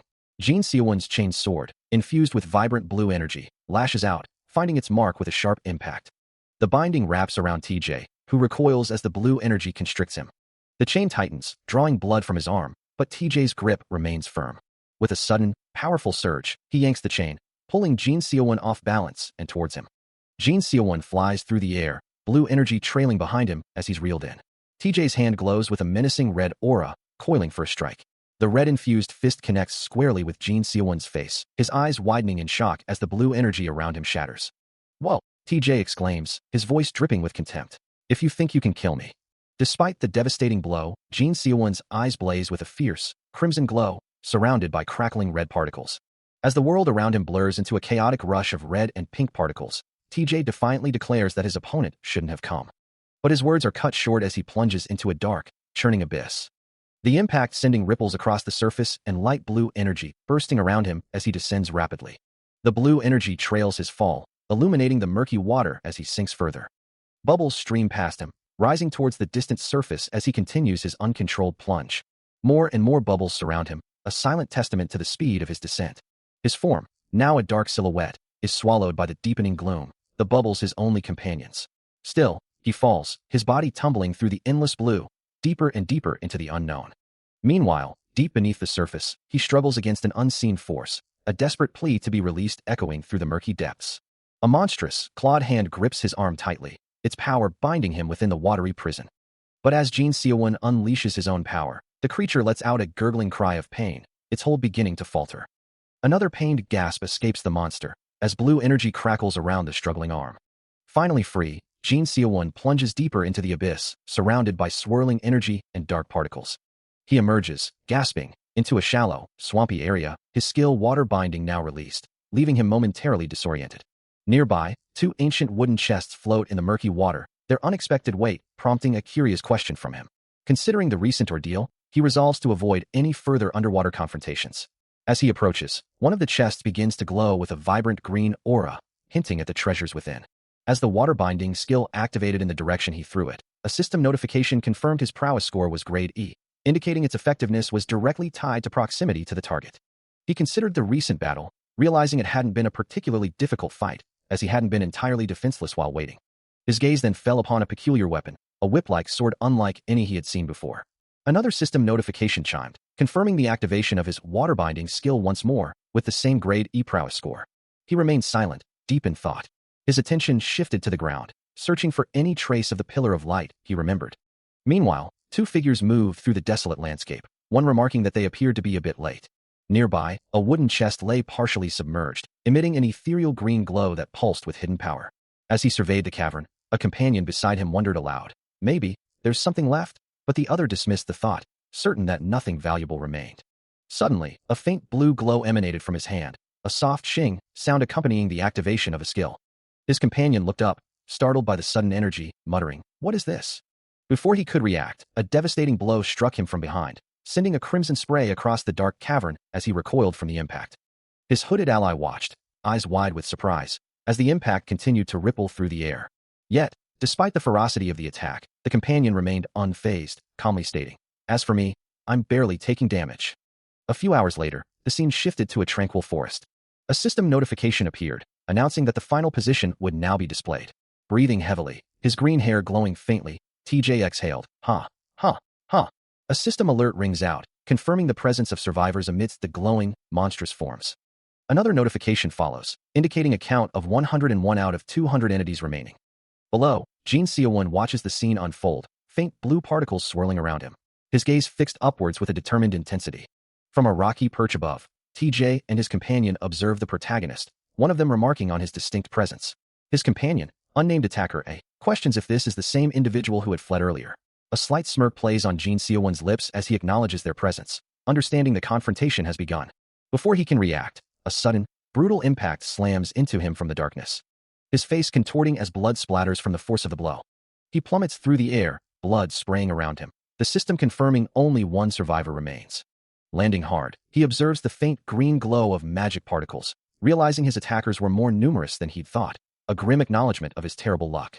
His face bruised and battered, he wonders who he's meant to eliminate, musing that as the sole survivor, he's merely a meal for the others. Moving through the winding cavern, he considers finding a secluded spot to hide and enhance his abilities. He continues his trek, eyes scanning the treacherous path ahead. Finally, he settles into a dark, quiet alcove. He welcomes the chance to finally rest, knowing that utilizing the magic stone and elixir will demand at least 6 hours of his time. As the green light envelopes him, he reflects on how long it's been since he last truly rested, the constant struggle making time feel endless. The desolate landscape remains quiet, as 6 hours pass in the eerie silence. Under the cover of night, a lone figure makes his way across the rocky terrain, his dark cloak blending with the shadows. He muses that night has fallen, but the darkness only serves his advantage. Suddenly, a system notification rings out, displaying the stats of Aoyama Haruto, a martial artist and mage with considerable inner energy, strength, stamina, and magic resistance. He acknowledges that this is undoubtedly the best method to increase his inner energy. Yet, a hint of dissatisfaction crosses his face as he thinks that compared to the first game, this is still nothing. As he continues his journey, Haruto wishes he could absorb mana directly from energy cores. He gazes down at the desolate, dark landscape below, a quiet thought escaping him. He notes, with a hint of weariness, that there are still so many left. A memory flashes, of everyone else looking just like him, yet he can't shake the feeling that he doesn't belong with any of them. As green particles glow around him, the player hunting continued until sunrise, leaving him to walk away from the fallen. The moon finally gave way to the dawn, marking the passage of another night. Now, a system window appears, clearly stating Cloyd survival, day 3, confirming that makes 3 days now. He ponders aloud, wondering how many have dropped out. Sitting on a worn suitcase, he reviews the glowing orange screen, his expression unreadable. He continues to observe the system's progress, noting the dwindling number of survivors in the Cloyd survival event, where monsters are marked by red circles. Suddenly, a new notification flashes across his screen, announcing the appearance of a Cloyd monster, destined for defeat. He considers the implications, wondering if the true challenge is only just beginning. The system updates again, reiterating the survivor count and the Cloyd monster status, along with the visual cue of red circles marking the threats. Aoyama Haruto decides to investigate, acknowledging the nature of the Cloyd event. Standing before a weathered chest, he reflects on the escalating intensity of these player-hunting events. Despite the danger, he cannot ignore the potential for a significant advantage. The system reveals the buff monster's true nature, a demon. With his decision made, he continues his solitary journey across the barren landscape. A guttural growl echoes from a shadowy, monstrous maw. A lone, hooded figure stands before a colossal, scaled beast, its dark form towering into the cavernous gloom. Looking up at the immense creature, Jin Seowon assesses the overwhelming odds, concluding that it would take at least 6 party members to even stand a chance against it. The beast's reptilian eye, a piercing yellow, glares down with predatory intent. A wave of shock washes over him, the sheer scale of the threat becoming terrifyingly clear. Deep within a cavernous space, a colossal, blue-scaled serpent with piercing red eyes emerges from the shadows, its presence radiating an ancient, predatory power. Observing a hulking, furry creature in the distance, Jin Seowon mutters to himself, having initially dismissed it as nothing more than a common werewolf, too weak to put up a fight. The furry beast lets out a guttural cry, its powerful jaws snapping shut with a violent impact. As it roars with renewed ferocity, a crimson aura flares around its head, signaling a surge of raw power. Witnessing this sudden display of strength, Jin Seowon's eyes widen in genuine shock, his previous assessment shattered. He stands his ground on the uneven, rocky terrain, his stance firm despite the growing unease. Just as he processes the furry creature's power, the massive blue serpent reappears, its menacing head filling his vision, demanding his immediate attention. A sickening squelch echoes through the desolate landscape as Jin Seowon pulls his leg away from the massive blue-scaled serpent, its head rearing back. He finds himself questioning, "Huh? Why did I suddenly calm down?" As he leaps away, a thought crosses his mind. Maybe it only works within a certain range. Observing the monster from a distance, he understands that when creatures make such noises, they are usually trying to lure people in. Deciding to cut his losses, he resolves to leave it for now, confident he will find another way. A few minutes later, he continues his journey. Now traversing a dense forest path, he walks with purpose. His thoughts drift to his objective. Just searching for a new dungeon after that one was a bust. I didn't get anything from the last one either. His gaze sharpens, a faint blue glow emanating from his eyes. With a swift motion, he unleashes a powerful wind blade, green energy swirling from his outstretched hand.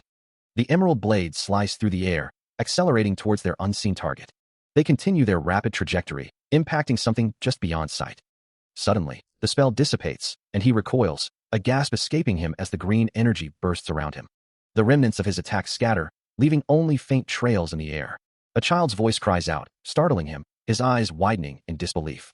He scans the dense forest, searching for the source of the unexpected sound. Looking down, he sees a small, glowing green creature on the ground, whimpering an apology. His gaze falls upon a small figure, a young boy clutching a phone, and the realization hits him. It truly is a child. Jin Seowon's expression hardens, a single word escaping his lips in disbelief. He wastes no time, grabbing the nearest man by the collar, demanding to know his age. A blur of motion follows, as he prepares for a swift, decisive strike. A massive, dark energy blade erupts from his hand, slicing through the air, but he curses, realizing he's missed his intended target.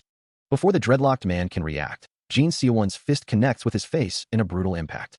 The man recoils with a pained gasp, a strange, glowing purple energy emanating from his open mouth, catching Jin Seowon by surprise. His jaw distorts, revealing rows of razor-sharp teeth and a pulsating, purple tongue, as Jin Seowon's expression shifts from surprise to grim determination. With a burst of green energy, he moves, ready to face the monstrous threat. He continues his relentless assault, a blur of motion as he delivers a powerful kick, green energy trailing in his wake. Simultaneously, he forms a dual barrier, intercepting his opponent's guard with a precise, calculated strike.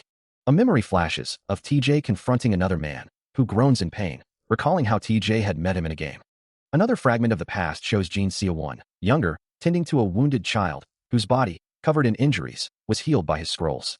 Back in the present, TJ sneers, declaring his opponent to be the lowest scum. The other man, still reeling from the earlier confrontation, admits that TJ's strength is far greater than he expected. TJ's hand begins to glow with a fierce orange light, his resolve hardening as he vows to take all of his opponent's power. With a surge of raw power, he unleashes a devastating energy blast, sending it hurtling towards Jin Seowon. The orange energy expands rapidly, engulfing everything in its path with a violent rush. As the powerful incantation concludes, Jin Seowon unleashes a massive, expanding fiery orb, its intense heat radiating outwards. The inferno rapidly engulfs the space, its raw power threatening to consume everything in its path. Streaks of burning energy continue to erupt, a testament to the sheer force of the attack. Meanwhile, Aoyama Haruto stands poised, a scroll clutched in his hand, observing the distant flame barrier and noting its unexpected strength.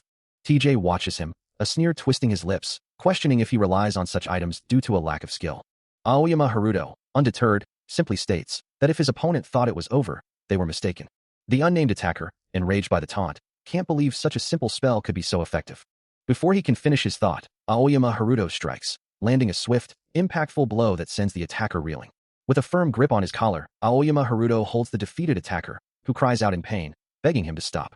He challenges his opponent, asking if he's truly unafraid, especially after the monster the other kid faced. Before TJ can even react, a swift, brutal strike connects with his face, blood erupting from the impact. The force of the blow sends him reeling, his hand flying up, already stained crimson.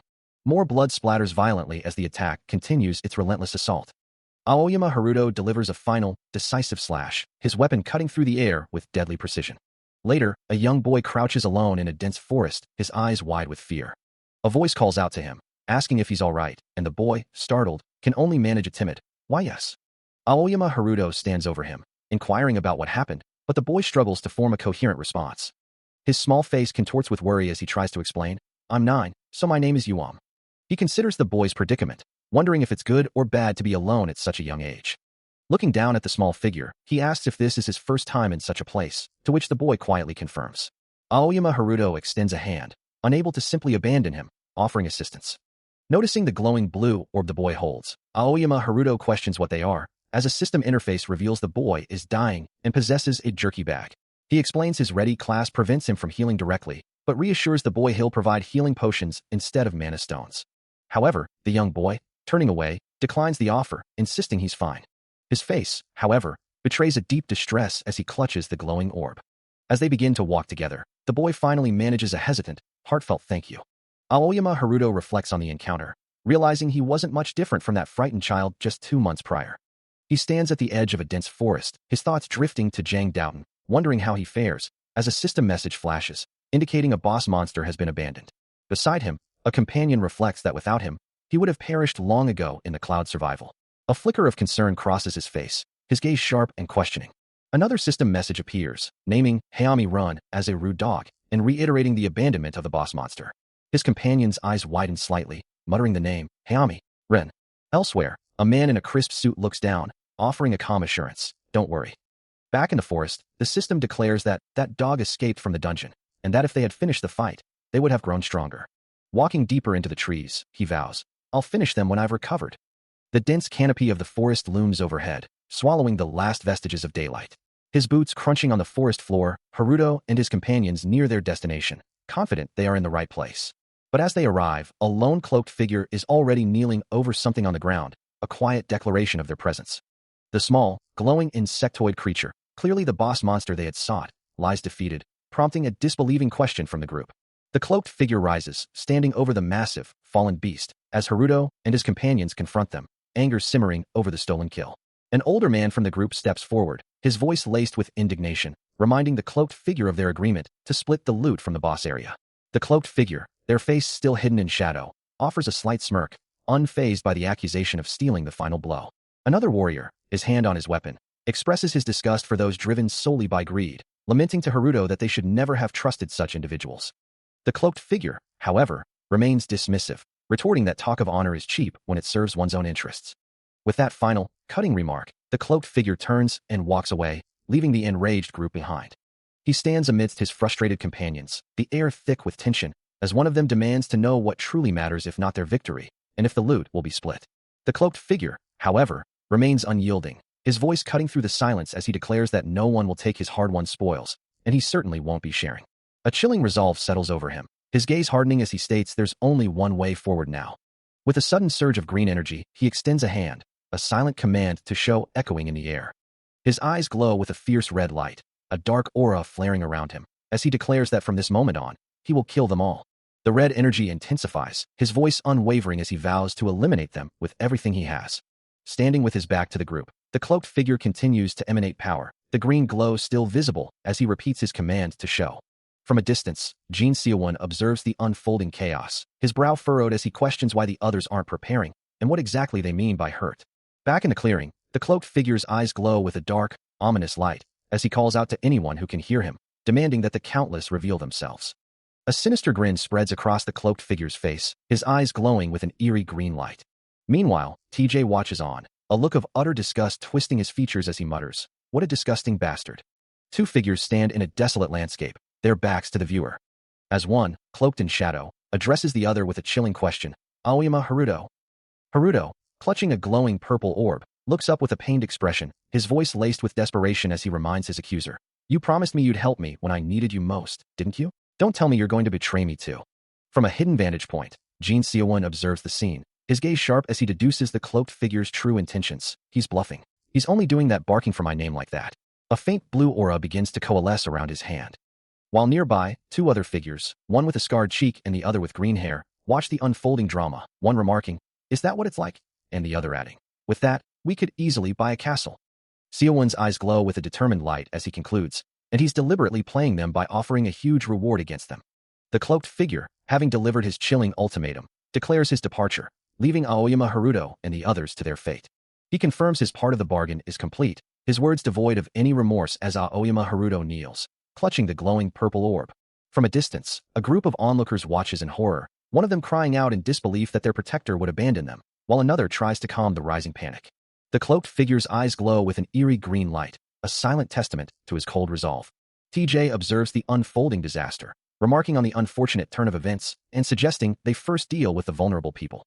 Unnamed attacker, A moves with swift purpose. A blur of motion. The cloaked figure, meanwhile, is already gone, vanishing with incredible speed, leaving only a lingering sense of his presence. TJ then questions why they shouldn't just take the orb and flee, but unnamed attacker A reminds him that the cloaked figure is still nearby, somewhere in the shadows. A surge of brilliant blue energy erupts, enveloping Jin Seowon in a dynamic, swirling aura. The ethereal light solidifies, forming intricate patterns as it expands, completely encasing him in a protective, yet menacing, shell of pure mana. The energy continues to surge, radiating outward with immense pressure, a clear sign of his formidable power. Meanwhile, TJ observes the vulnerable group from a distance, a scoff escaping him as he remarks on what he perceives as a perfectly disorganized mob. Elsewhere, the cloaked figure watches the unfolding chaos, his thoughts dismissive of the mages, whom he considers useless, mere ants at heart, surprised that the place would fall apart so easily. Closer to the group, the attacker grins, deciding it's time for some fun. True to his word, the attacker wastes no time, striking down one of the defenseless figures, who collapses to the ground. A figure, cloaked in shadow, issues a chilling threat, demanding retribution for a past slight, and vowing to return once his full strength is restored. Meanwhile, the cloaked observer, watching from a distance, remarks that the situation has escalated beyond his expectations. Elsewhere, a surge of vibrant blue energy tears through the forest, leaving a shimmering trail in its wake. As the energy envelopes a group of figures, TJ declares his intent to wait for a signal. But the attacker, enraged by the encroaching power, vows to shatter it. He promises a grim fate for his opponent, causing the cloaked figure to question TJ's judgment, wondering if this new force is truly the one they sought. Unfazed by the chaos, Jin Seowon offers a confident, knowing smirk. Without hesitation, TJ unleashes a torrent of crackling yellow lightning, striking the figure on the ground with immense force. As the energy surges around him, he calls out the name of his spell, Chain Lightning. From his outstretched hands, a blinding wave of yellow energy erupts. The lightning continues its assault, battering the prone attacker with relentless strikes.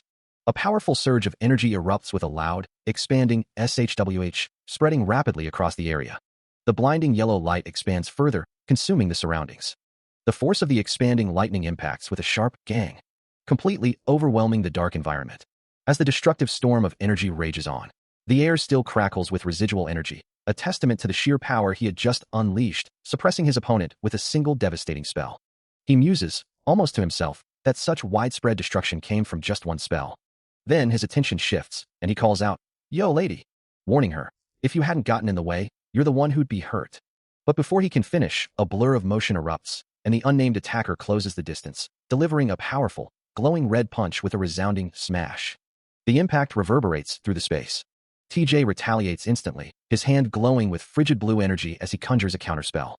"Ice Blade," he declares, unleashing a torrent of sharp, icy magic. The attacker is caught in the freezing assault, thrown backward amidst a shower of crystalline shards. He reels back, the ice shards from TJ's attack still biting into his flesh, a chilling frost spreading across his body.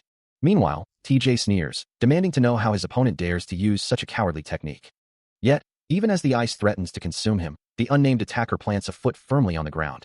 A surge of raw power erupting from him as he lunges forward, a desperate cry of die, escaping his lips. TJ responds instantly, conjuring multiple glowing ice blades to meet the charge. But his opponent's eyes glow with an eerie blue light as he commands, "Turn them into frost." TJ's expression twists in disbelief as his own ice blades, now infused with a foreign power, turn against him, freezing his arm in a sudden, shocking reversal. The unexpected betrayal of his magic sends a jolt of pain and terror through him, his eyes wide with horror. The ice continues its relentless assault, tearing into his flesh and drawing blood, leaving his arm a mangled, bleeding mess. He watches, stunned, as the very lightning he conjured is now being manipulated.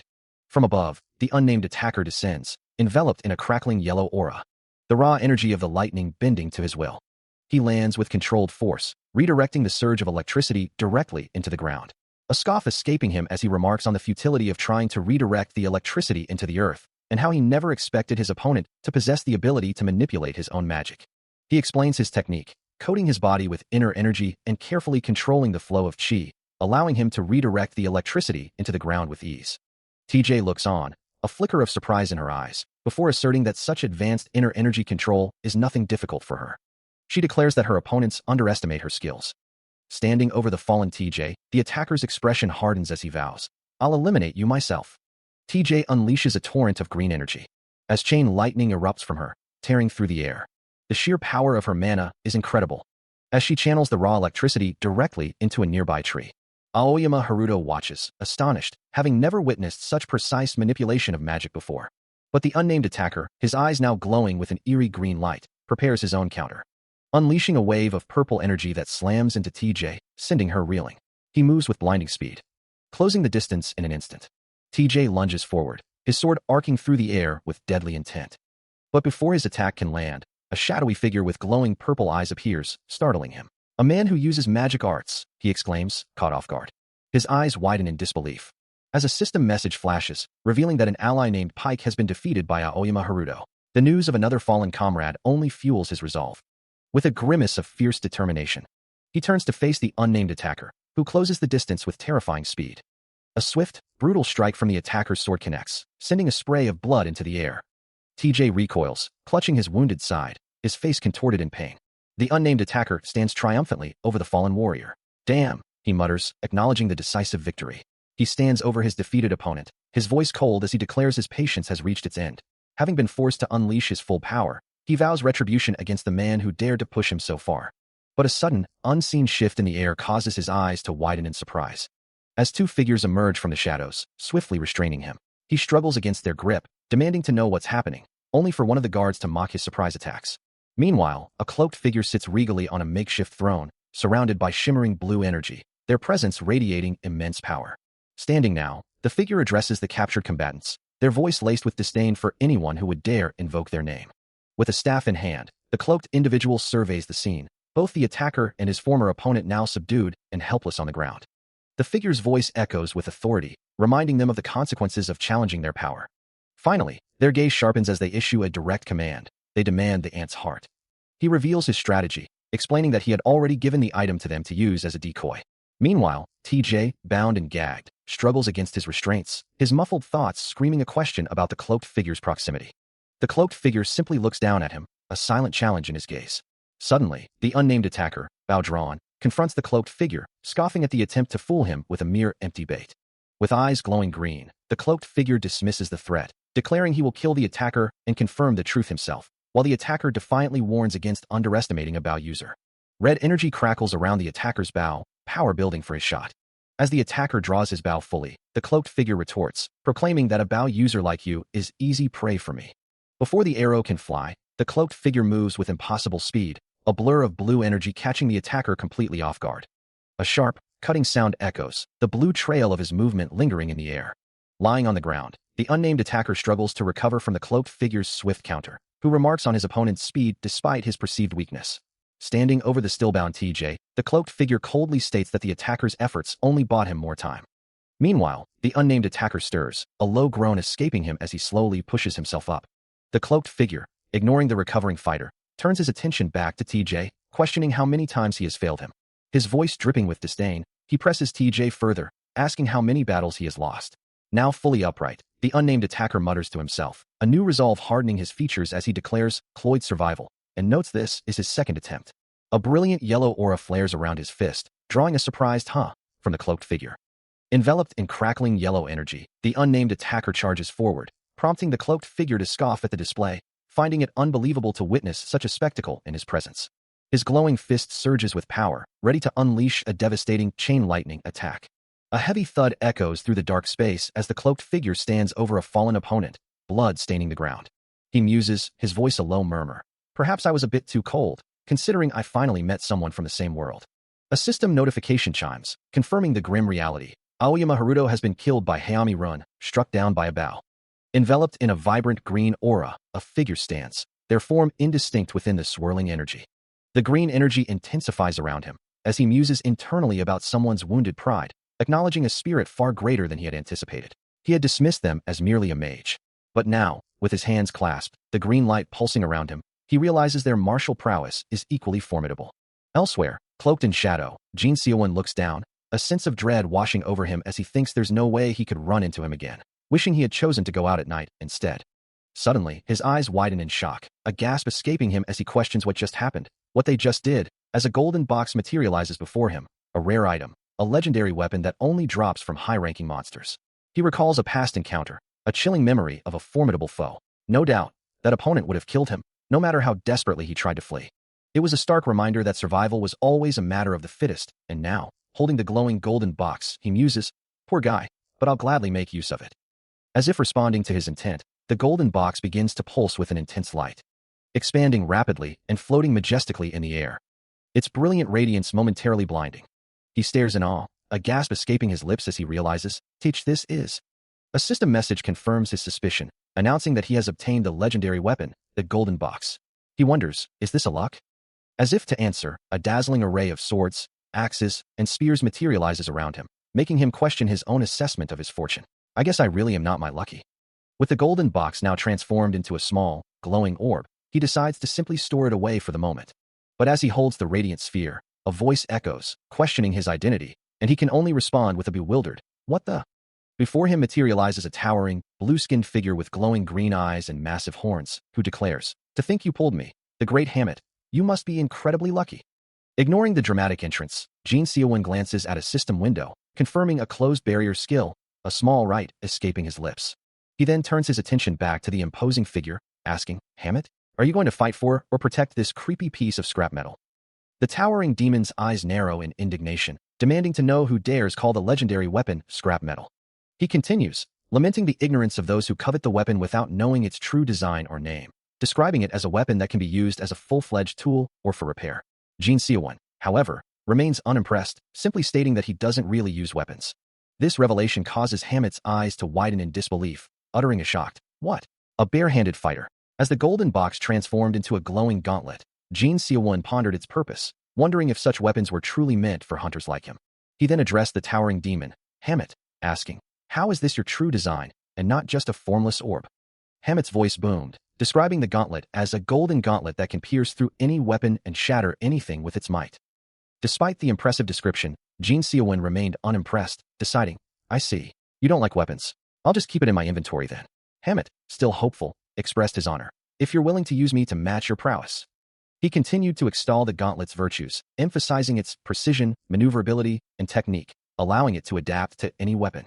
But Jin Seowon, holding the glowing artifact, simply found it kind of weird to use such things, leaving Hammett utterly stunned. With a final, dismissive gesture, he declared, besides, I'll just put you in my inventory, as Hammett watched in disbelief. The demon cried out in protest, hey wait, I am not an object to be handled so carelessly. The imposing demon spirit demands to know what kind of weapon Jin Seowon hunts, if any at all. Jin Seowon, cloaked, considers the question for a moment. He muses about finding an extremely durable material that he could use however he wanted, but then dismisses the idea, refusing to become a mere weapon himself. The demon spirit, glowing with ethereal energy, clarifies that if Jin Seowon were to become a weapon, he would be the substance itself. Jin Seowon, his hands now glowing with a faint blue aura, reiterates his lack of interest in becoming a weapon or using Hammett's power. Yet, a slight smirk plays on his lips as he admits that this isn't half bad, much to Hammett's indignant fury, who questions if his power means nothing. As Jin Seowon begins to wrap his hands with white cloth, the demon continues to protest, demanding if he has any idea how much power he had to sleep through to obtain him. The rapping continues, tightening around his fists. Jin Seowon simply replies that yes, it's all Hammett. Hammett, the ancient weapon spirit, continues to elaborate on his vast power, insisting that his abilities extend far beyond what he has already shown. As Jin Seowon listens, a faint blue aura emanates from his wrapped hands, while Hammett questions if he truly understands the depth of his potential. The spirit then asks if he's ever wondered how he managed to acquire such a formidable weapon, implying a deeper connection or destiny. He reveals a skill window, explaining that Jin Seowon can open the random skill box once a day, and that some of these skills are so powerful they can completely turn the tide of battle. Hammett continues, emphasizing that even if Jin Seowon doesn't want to become a weapon, he can still utilize these incredible powers whenever he needs them. He then asks if he needs to explain it further, reiterating that the power is always available to him. Hammett's expression shifts to one of concern as he senses Jin Seowon's growing distraction, wondering if something is amiss. A chilling sensation washes over Jin Seowon as he perceives a distinct killing intent directed squarely at him. The feeling intensifies, confirming the presence of a hostile force. He stands cloaked in the mystical forest, his hands glowing faintly with an inner power. The spirit before him explains, "I can't give you a random skill box. You've been wrong." Jin Seowon questions if some of the boxes came up incorrectly, to which Hammett clarifies, "I haven't got any for you yet, but the ones I've given these mages have been wrong." A skeptical expression crosses his face as he retorts, "Think you're trying to con me?" A soft ding sounds, signaling a random skill box, a legendary item known to high-level mages and witches. Hammett sighs, confessing, "Since we can't pinpoint the exact time, I've been trying to pretend it's not a big deal, but I've lost them all. Now's your chance to get one, but I don't have any." Suddenly, Hammett gasps, "You can read my thoughts." Jin Seowon calmly confirms their shared consciousness, stating, "Of course, we're bound together, so our consciousness is shared." But before the conversation can continue, a sudden surge of red energy erupts, streaking through the air with incredible speed.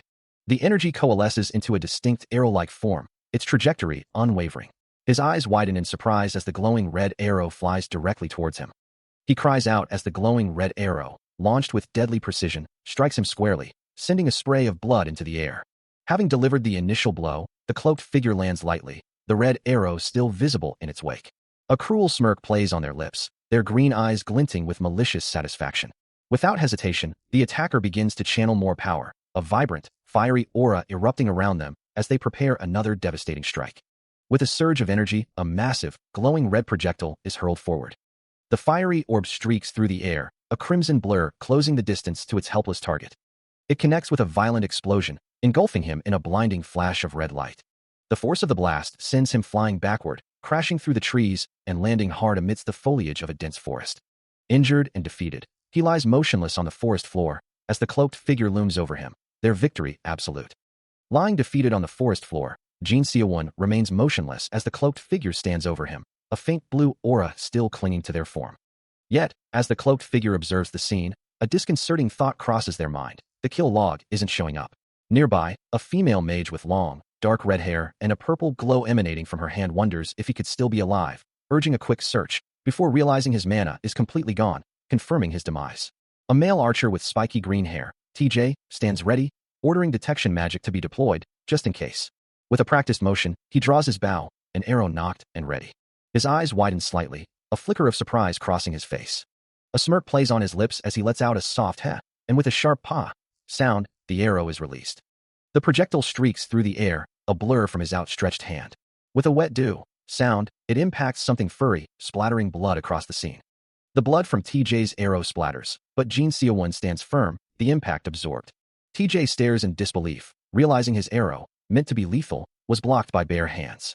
Jin Seowon, however, feels a sting, the block not entirely perfect, but enough to survive. From a distance, the female mage curses, her magic already spent in the previous assault. Jin Seowon closes the distance, a mysterious blue object glowing in his hand, as TJ frantically draws another arrow. He glances at the glowing item, a small smirk playing on his lips, acknowledging the unexpected utility of his finds. TJ turns to flee, his legs blurring in a desperate attempt to escape. But Jin Seowon is faster, striking him from behind with the glowing blue object, sending a spray of blood into the air. The blow lands true, leaving TJ reeling, blood staining his uniform as he stumbles. The force of the impact sends a spray of blood and shattered energy across the air, leaving TJ reeling, his mind racing with disbelief. He can't comprehend how anyone could have shot an arrow from such a distance. Nearby, the unnamed female mage cries out in frustration, her magic completely depleted and useless. A purple aura flares around her as she vows to herself that most are foolish to think her dead. Even as TJ plummets through the air, a trail of blue energy marking his descent. Desperation etched on her face, she pleads with him, begging him not to die yet. Jin Seowon watches the falling figure, a faint blue glow emanating from him, musing that it's the first time he's seen someone escape his arrows, and he wonders why. From a distance, Hammett, glowing with a soft blue light, questions the cloaked figure beside him, asking if he intends to pursue the female mage. The cloaked figure dismisses the thought, wondering if she was even talking about him, and decides they should clear up this mess first, while Jin Seowon continues to ponder the situation. Jin Seowon reflects on his past assumptions, realizing how completely wrong he had been about the nature of a seer. Days turn into weeks as he treks through an endless forest. The virtual world stretching out before him, a vast and perilous landscape.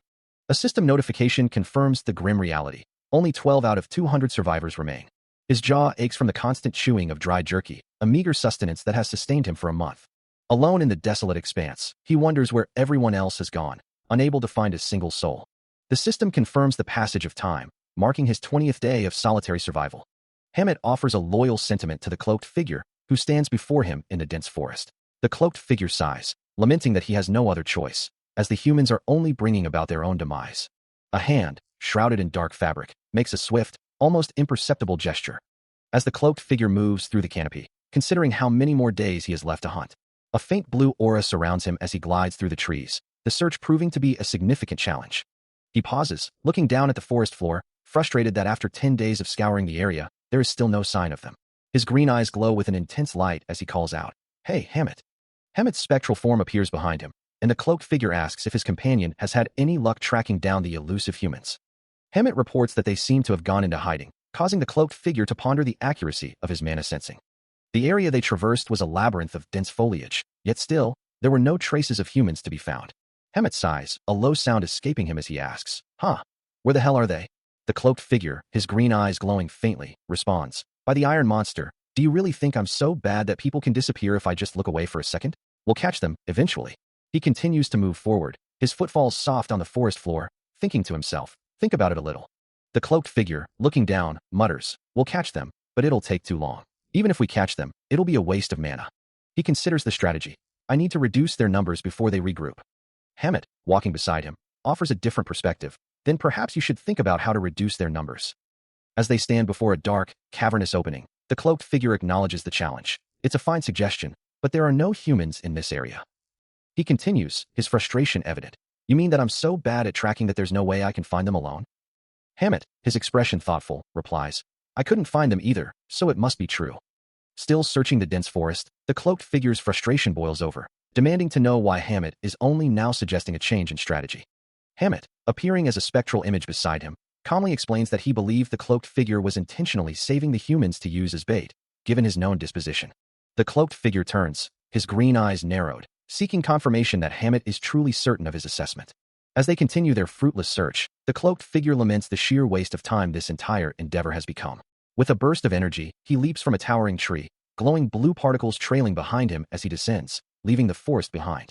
70 minutes later, in a desolate, rocky canyon, a red-haired mage, clad in purple robes and clutching a staff, stumbles forward, utterly drained of mana. Surrounded by a small group of equally weary survivors, he urges them to press deeper, regretting their past failures to eliminate their pursuers as they desperately seek refuge.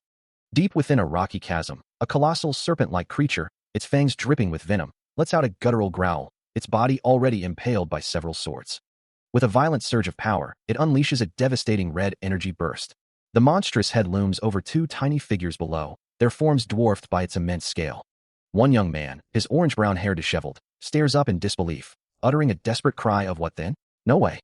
Nearby, Aoyama Haruto, sword in hand, urges a blue-haired mage to follow him, shouting, "Aoyama, just this way, hurry."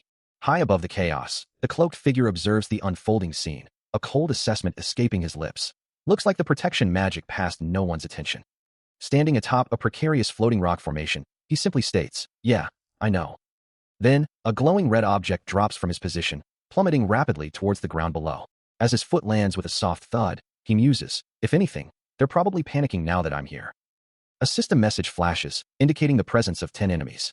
The air shimmers with residual magic, as glowing particles drift through the desolate landscape.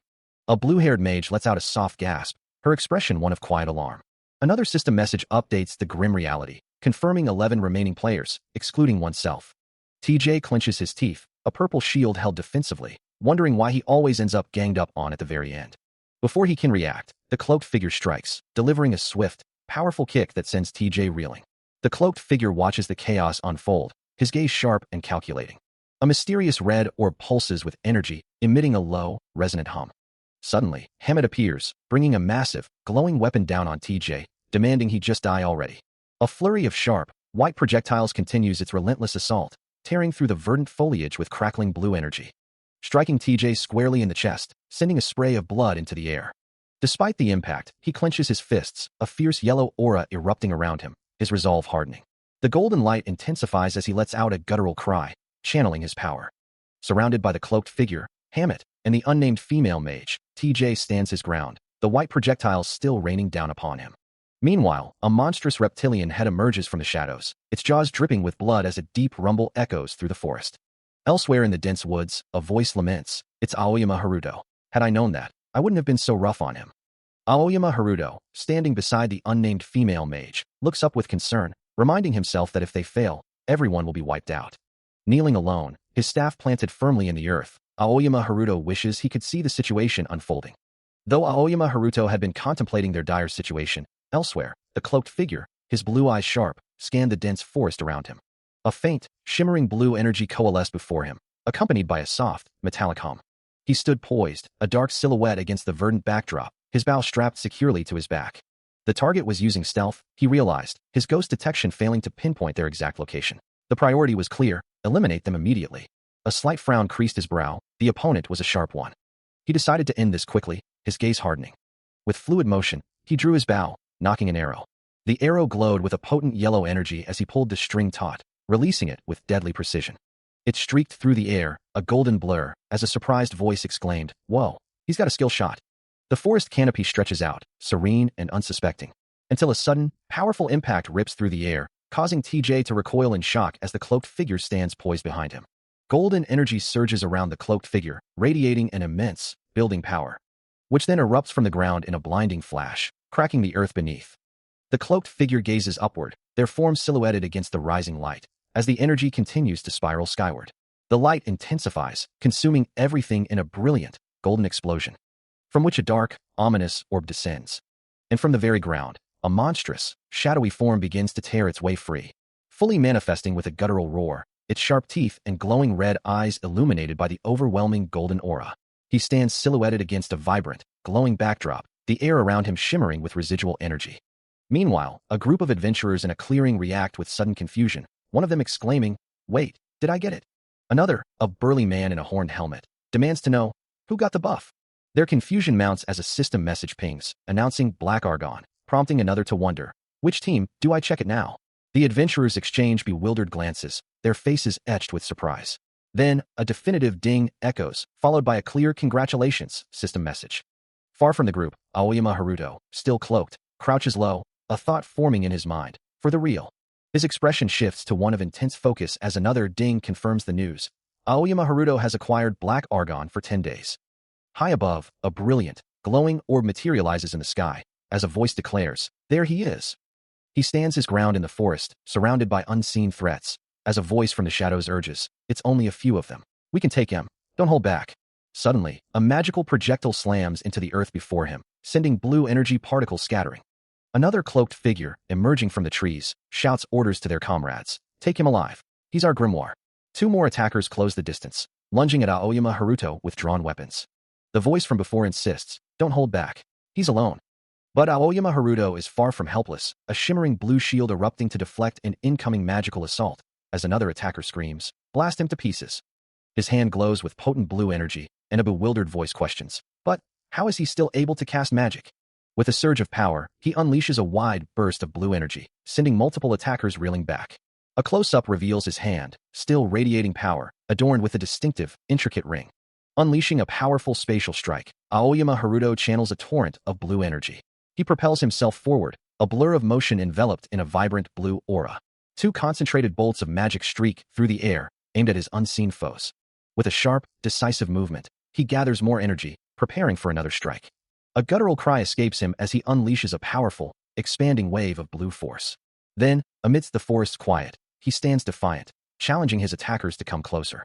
A holographic status screen materializes, displaying Jin Seowon's current level and various statistics, a familiar sight to him. Observing a pulsating orb of light hovering above jagged rock formations, a voice laments its apparent uselessness, despite having just acquired it.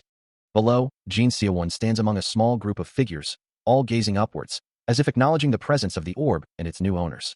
A bead of sweat trickles down his temple as he considers the situation, admitting to himself that he's seen this scenario countless times, yet it still manages to capture his attention. Meanwhile, a robed mage and an armored warrior stand before the glowing orb, the mage declaring their intention to attack the one already deemed destroyed. Without hesitation, Jin Seowon surges forward, a blur of motion across the desolate landscape. His eyes narrow with fierce resolve, as he decides to show them the true extent of his power. A sudden, explosive impact erupts, signaling the beginning of the confrontation.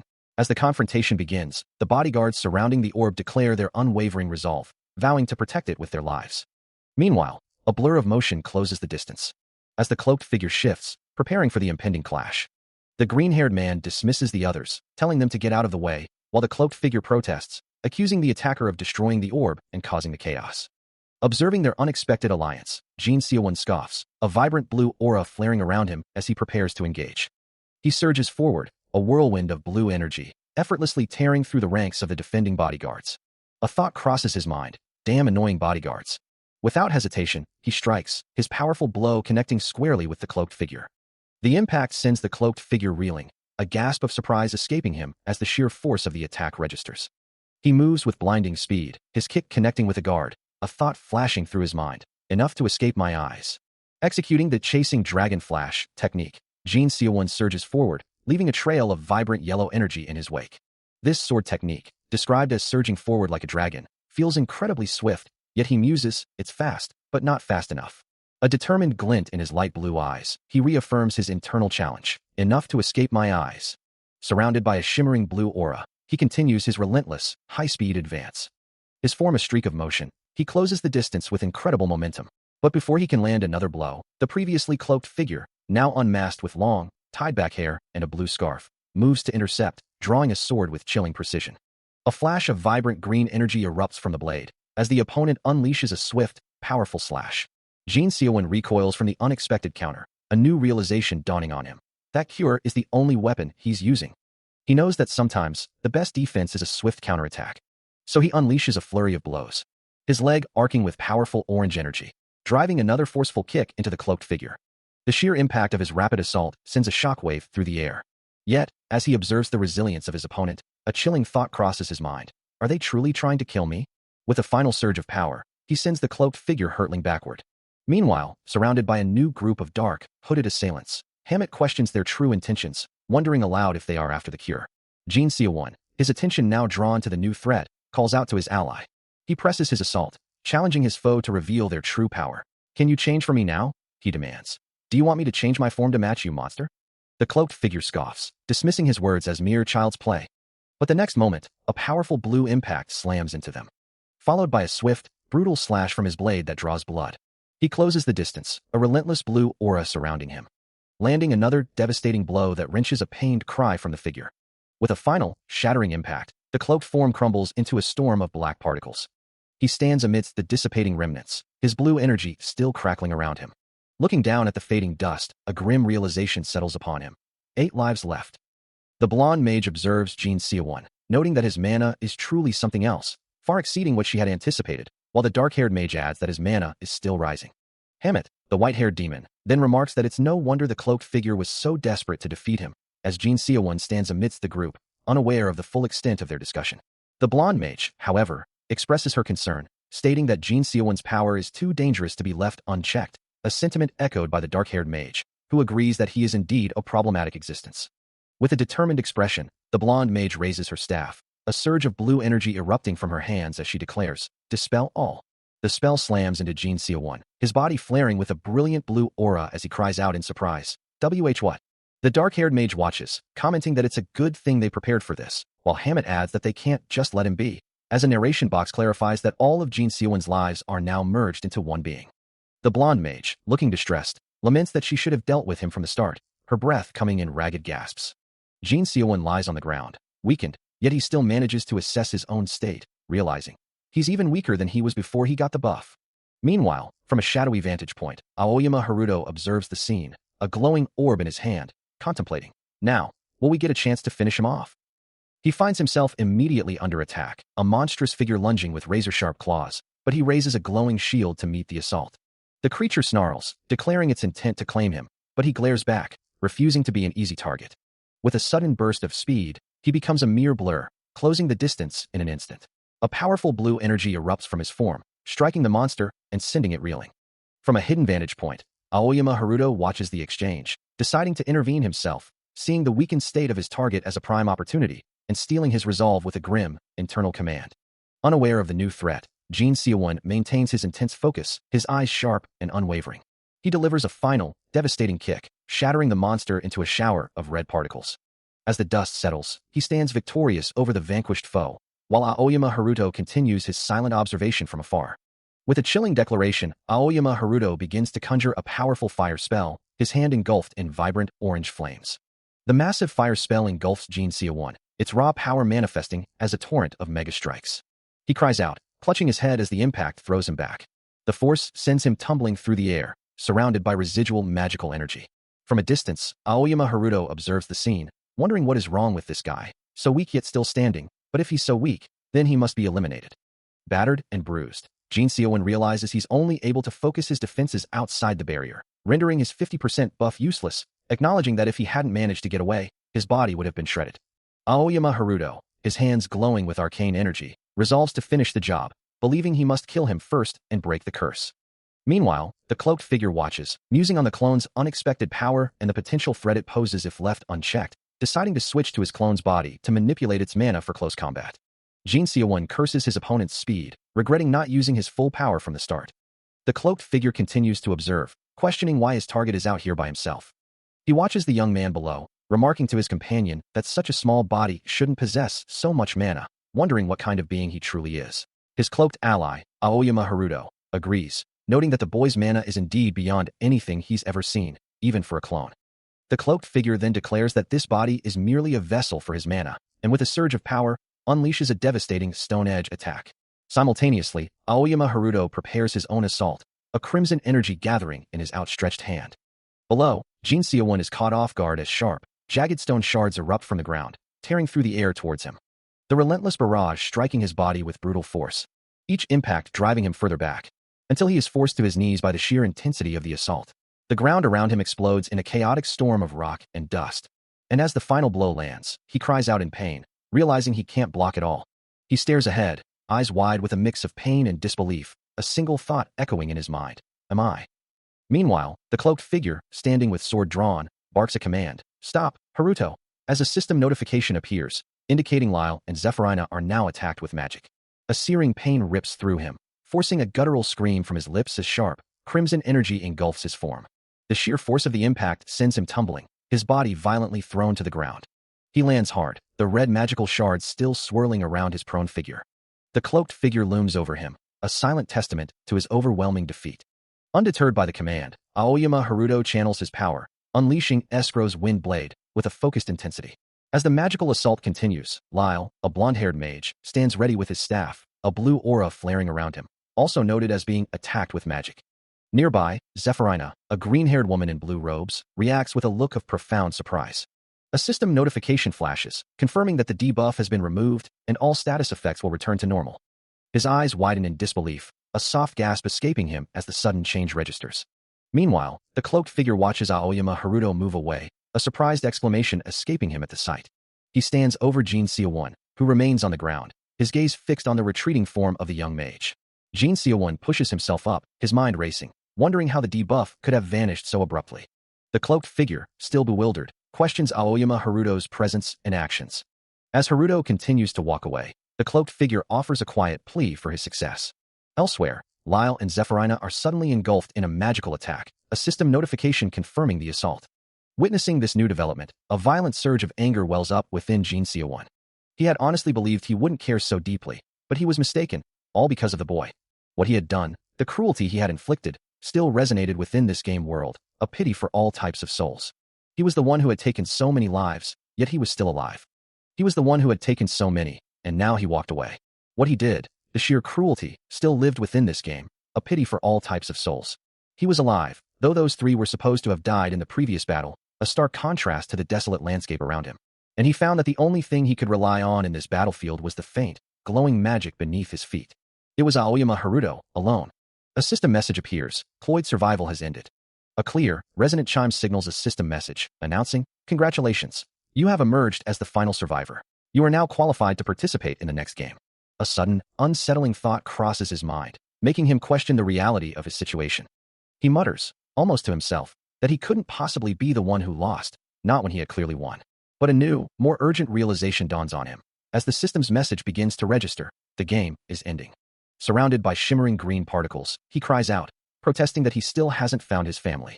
His hand reaches out, glowing with the same verdant energy, desperate to maintain his connection to this world. He believes that if he can just grasp onto something, he might be able to stay. But the system's finalization is absolute, and with a frustrated cry, he realizes his attempt is futile. The game has been finalized. Despite the overwhelming odds, his resolve hardens, refusing to accept this outcome. He is the first to clear the game, and he won't give up until his family is found. Hammett, appearing as a translucent, horned figure, expresses his relief and gratitude for Jin Seowon's victory, attributing it to his master, while the system labels him as selfish and assigns a value of 100 coins. He then praises Jin Seowon, calling him useful and a good kid, before eagerly demanding rewards from his master, urging him to consider Hammett himself as a prize. Jin Seowon, looking at the spectral entity, questions the value of 100 coins for Hammett, implying it's an exorbitant price. He suggests there are far more useful items available, as the system displays another option, a cloak of hiding for 70 coins. Hammett, undeterred, then proposes another idea, suggesting that since the golden weapon is on the wish list, perhaps Jin Seowon should give it a try. The spectral figure quickly defends his loyalty when questioned, while the system reveals a crucial piece of information. The old man surviving forever can open the golden box, a detail Hammett seems to acknowledge with a sudden realization. As the conversation continues, a system message appears, announcing that Aoyama Haruto, as the winner, has been granted 3 spin attempts. Jin Seowon, his expression troubled, thinks to himself that he needs to convey this vital information to someone, as the system reiterates the condition for opening the golden box. Hammett looks away, his expression unreadable, while Jin Seowon remains focused, grappling with the implications of the system's revelations. He examines the newly acquired Anubis's necklace, a system window detailing its properties. Yet, even amidst the chaos of battle, a thought gnaws at him. He can't equip it. The system confirms his suspicion, explaining that he lacks the necessary gear and needs a full set of equipment to activate its effects. Before he can process this, a new system message flashes, announcing the start of the second roulette spin. He cries out in protest, attempting to halt the spinning wheel, but it continues regardless. Meanwhile, Hammett clenches his jaw, a visible frustration etched across his face. A system message appears, labeling him Selfish Hammett. His expression quickly shifts to one of immense relief, realizing he won't have to return to that confined space again, as the system reiterates its judgment. Jin Seowon, still processing the unexpected roulette spin, acknowledges the outcome, stating that while it would have been perfect to get something else, perhaps this isn't too bad, as the system confirms the result. On the third roulette spin, he obtained a fragmented secret tome. He continues to ponder the item's true value, wondering if this thing is truly worth it. The system then displays the item's details, confirming it is indeed a fragmented secret tome. After giving it a lot of thought, he dedicates himself to absorbing the tome's knowledge, surrounded by floating pages. Holding the book, he declares his intention to become stronger, to learn everything he can from it. Moments later, the system confirms the completion of the tome's absorption. A new system message appears, indicating an exclusive skill has been acquired, knowledge of the Ancient One. Emerging from his intense study, Jin Seowon walks through a forest, covered in blood, startling a young man and woman who gasp at his appearance, the woman exclaiming, "What's happened to him?" He's covered in blood. He stares at his blood-soaked hands, a familiar sensation washing over him. This is how it always begins when he's pulled into the game. He rationalizes, telling himself it's just fake blood for a film, a performance for someone named Hannah. But a deep sigh escapes him, the inconvenience of it all already weighing on his mind. If this is going to be a recurring event, it's going to be a real pain. He reflects on the timing, having just completed his second game. Still, there's no time to dwell. He needs to clear his head and prepare his equipment. The bloodied shirt comes off, revealing the toned muscles of his back. He tosses the ruined garment into a waste bin, lamenting the loss of his favorite shirt. Having been through this once before, he knows the drill. The moment he returned home, he immediately began to sort himself out. For any true gamer, strength and superior gear are paramount, but above all, it's about setting a clear goal and relentlessly pursuing it from day one. A soft purple aura begins to emanate from him as he focuses. In his hand, a radiant force circle stone glows with an ethereal blue light, its power palpable. 3 hours after acquiring the four-circle stone, he lets out a pained gasp, still struggling with the aftermath. His body convulses, unable to fully adapt to the new power coursing through him. 6 hours later, the agony persists, a thought echoing in his mind that he simply cannot grow accustomed to this level of pain. Finally able to relax in a bath, he senses a significant increase in his mana and overall stats, prompting him to consider checking them and finding something to eat. Dressed and refreshed, he gazes intently at a glowing status screen. The display confirms his suspicions. His HP has risen slightly, but his mana has seen a dramatic increase, a realization that makes him reflect on past struggles. Stretching out the last of the lingering discomfort, he decides it's time to satisfy his hunger. His gaze returns to the screen, a frustrated thought directed at Hammett, wondering why he can't be left alone and questioning the decision to keep him trapped in this place. The mysterious glowing orb, the source of his current predicament, pulses with an ethereal light. "You possess great abilities, and you are too modest," the spectral figure of Hammett declared, looking down at him. Examining his own hand, he questioned, "What do you mean, Hammett? I'm just a normal person. How can I be able to do all of this?" The spirit then clarified, "It's because I'm an abnormal person, and I'm in an abnormal place." "What do you mean?" Jin Seowon pressed, as Hammett explained, "Because you are the only person who can use the system. Not everyone can use the system. Only a few people can. In my world, there's no one who can talk like you," he countered, though the spirit insisted. "Even if you're not the only one, Hammett is the only one who can help you here. I'm the only one who can help you in this abnormal place." "Your abnormal place," the spectral guide reiterated. A frustrated groan escaped him. "In this world, you need a certain level to carry a single longsword."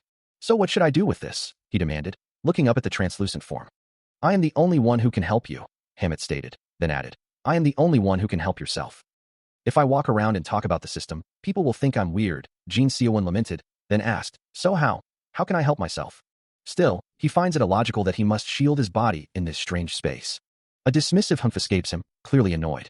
Then, with a soft pop, the items he had purchased materialize on a glowing interface, a development he grudgingly accepts. Stripping off his jacket, he muses on the potential for a killing intent detection skill. A new notification announces a delivery service, and he realizes his food has arrived. He quickly devours the meal, letting out a satisfied burp. Exhausted but sated, he sits amidst the empty containers, the simple act of eating reminding him of home after a long period of starvation. An unseen voice asks if the food was good, prompting Jin Seowon to retort, frustrated that Hammett can't eat, and keeps asking. Hammett's voice persists, expressing curiosity despite his inability to partake, calling his master heartless, as Jin Seowon's eye glows with a faint blue light. As he prepares to leave, a familiar voice questions him, "Where are you going?" It asks, to which he retorts, "Once you're gone anyway, why should I bother answering you?" A slight pause hangs in the air before the voice concedes, "TSK, you do have a point." Stepping out, the familiar cityscape unfolds before him, a sight he hasn't truly seen in a long time, not since he worked at the internet cafe. He'd been too consumed with survival to venture outside.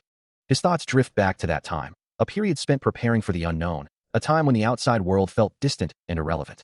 Now, seated at a computer, he overhears a conversation about a tournament next week, a holiday event that someone has already signed up for, lamenting the missed opportunity. His finger hovers over the screen, a prompt appearing. "Log? What's that?" he wonders aloud. He muses on the game, comparing it to a past experience. "Well, I guess you can say it's a budget version of Lloyd Survival." He then adds, "Now that I've had a taste of Lloyd Survival, I don't think any game can satisfy me." The true reason he returned to the internet cafe after months of absence, a place he once frequented, begins to surface in his mind. He recalls a specific encounter, wondering, that high school mage, or was he a swordsman? I couldn't tell because the language was being translated in real time, but he was definitely wearing a Japanese school uniform. He stares at the screen, a deep sense of unease settling over him as he recalls the countless players who had been consumed by the game. Even after all this time, the memory of Lloyd's Survival still haunts him, a game that had twisted so many lives.